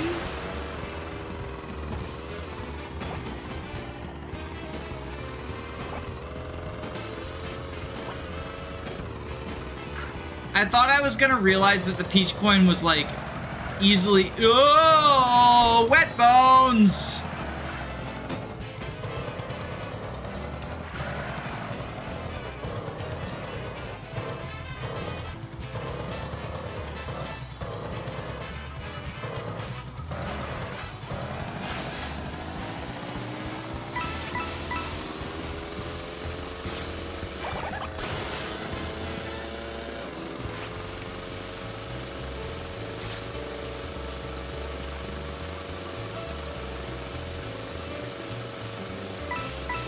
That's moist bones.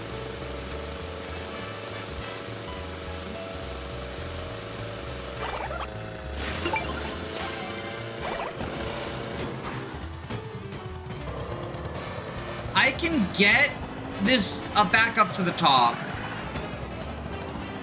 I can get back up to the top.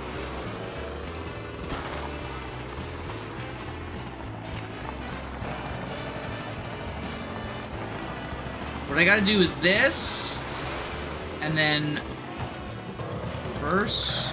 We go forward, then we need to reverse in this section.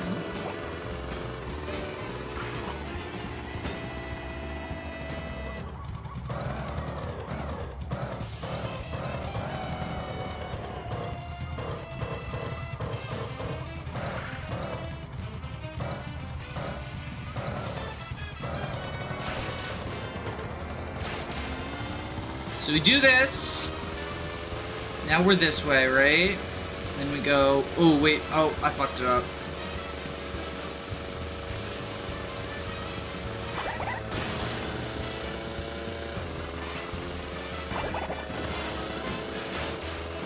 Oh, no. We go up this way. This goes up here. Then we go onto here. Yeah, okay. We're in the right. Go onto here, and then we stop. What are we trying to do? Okay, I think we angle ourselves this way, and we go up, and then no. Okay. Maybe we go up here. Okay, stop, stop, stop, stop, stop! No! Wet bones, you failed me! Your dry brethren would never fail me like that. Fail me so horribly.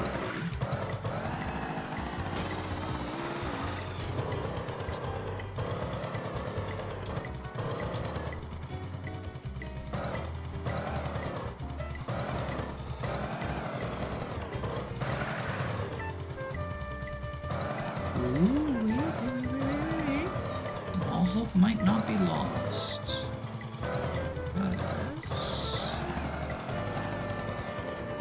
Duh. Okay. Okay, Wet Bones. You can have your redemption arc if you want it.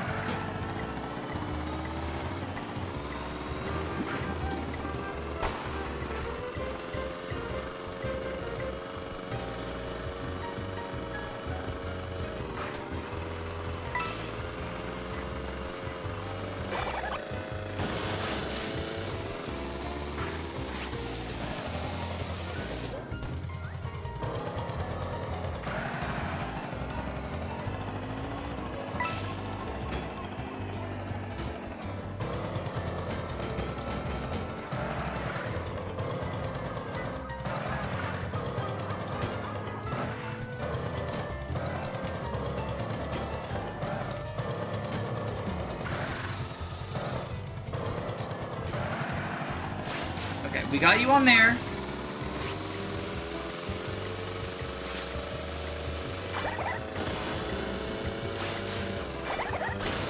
Go up here. Go onto here.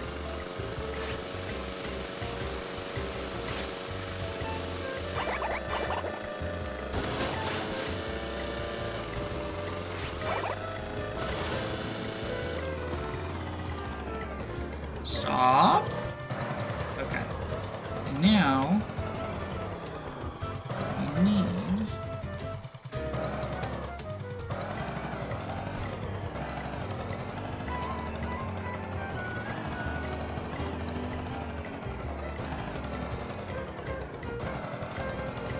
this. Ooh. It's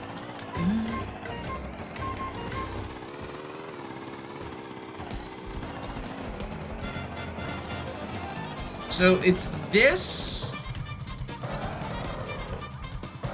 See what I'm talking about? It's this, right?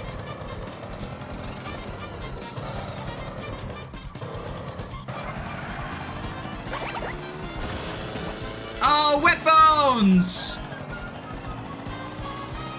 You screwed it up.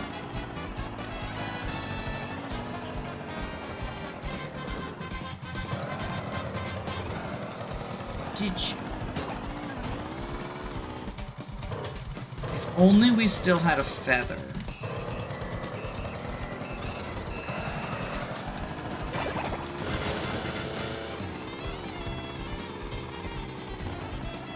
Ooh.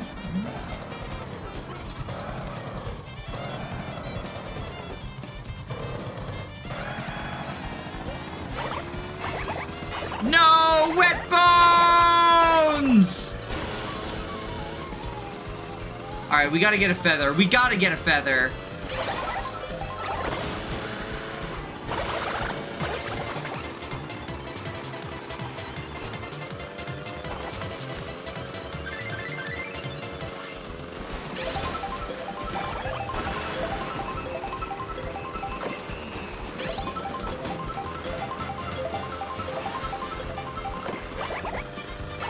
Mushroom feather combo. Okay.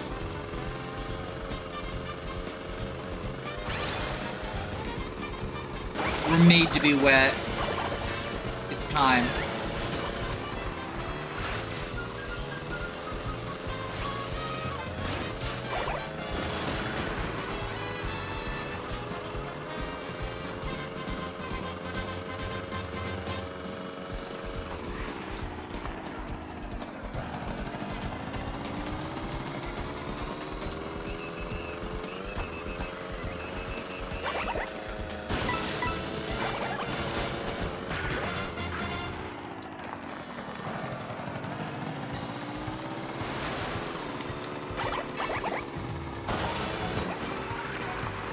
Time to conquer the Dino Dome. It's just a fucking question mark block, and I'm definitely going about it the wrong way. But, like, this is the stupidest thing I've ever done on stream. So, like, of course, let's have fun with it. No! Wet bones, you fucking worthless asshole! Who even wet your bones?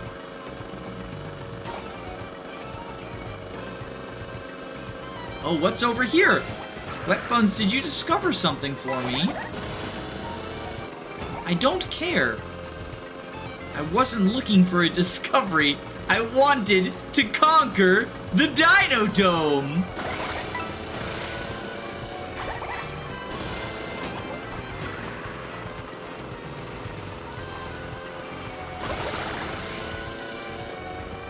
Was that your dad? What?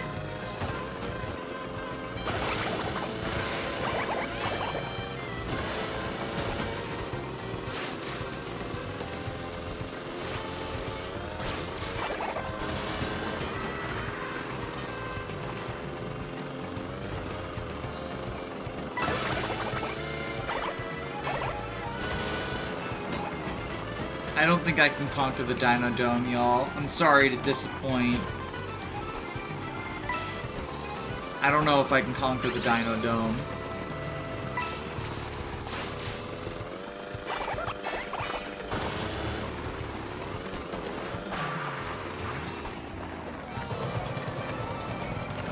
Believe in yourself? I believe in myself. I don't believe in wet bones. Is the problem.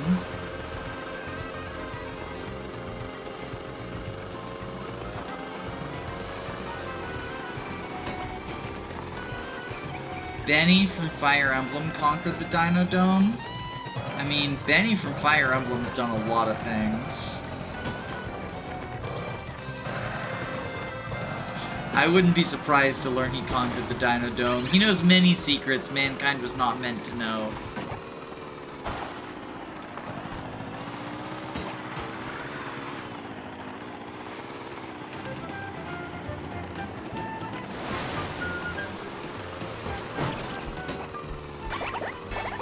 What the fuck was that?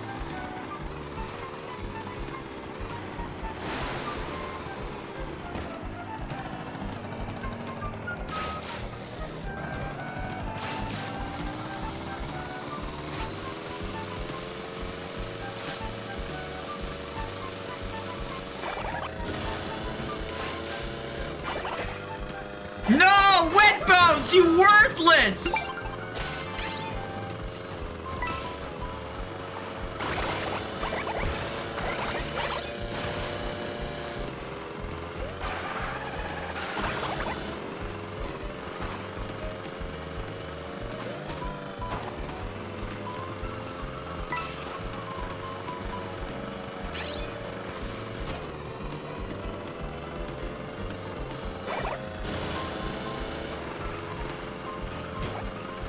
Benny LTC'd the Dino Dome. Benny Fire Emblem sounds pretty cool. I hope one day he's in a video game.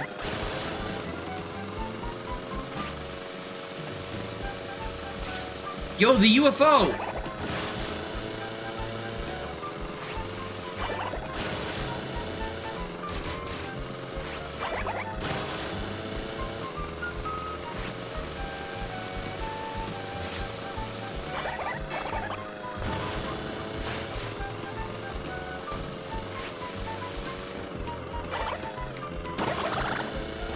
No, no, no, no, no! Wet bones, wet bones, wet bones, no.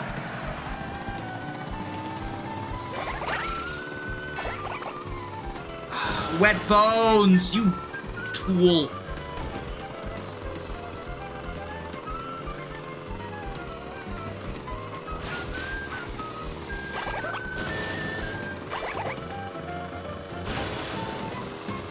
You tool of the establishment. The proletariat is using wet bones to keep you fucking docile.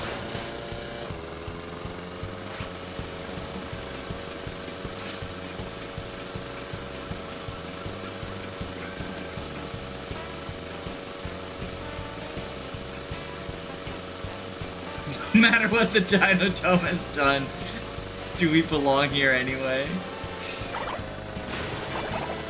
Wet Bones was paid off by the Dino Dome. Are we doing an efficiency run of Dino Dome? Not LTC, just efficiency.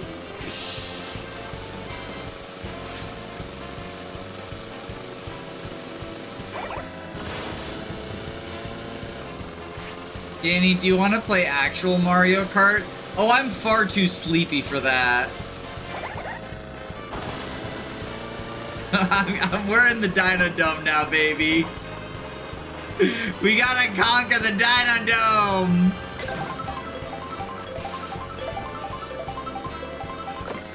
Gotta warp skip it.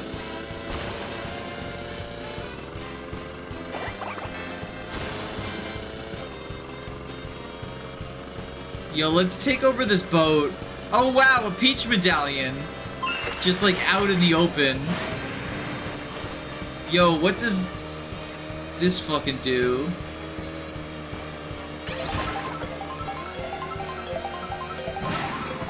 That was pointless. You sound like you're cooked out of your mind right now. No, I'm just really tired, and I should have ended the stream a while ago. Good night.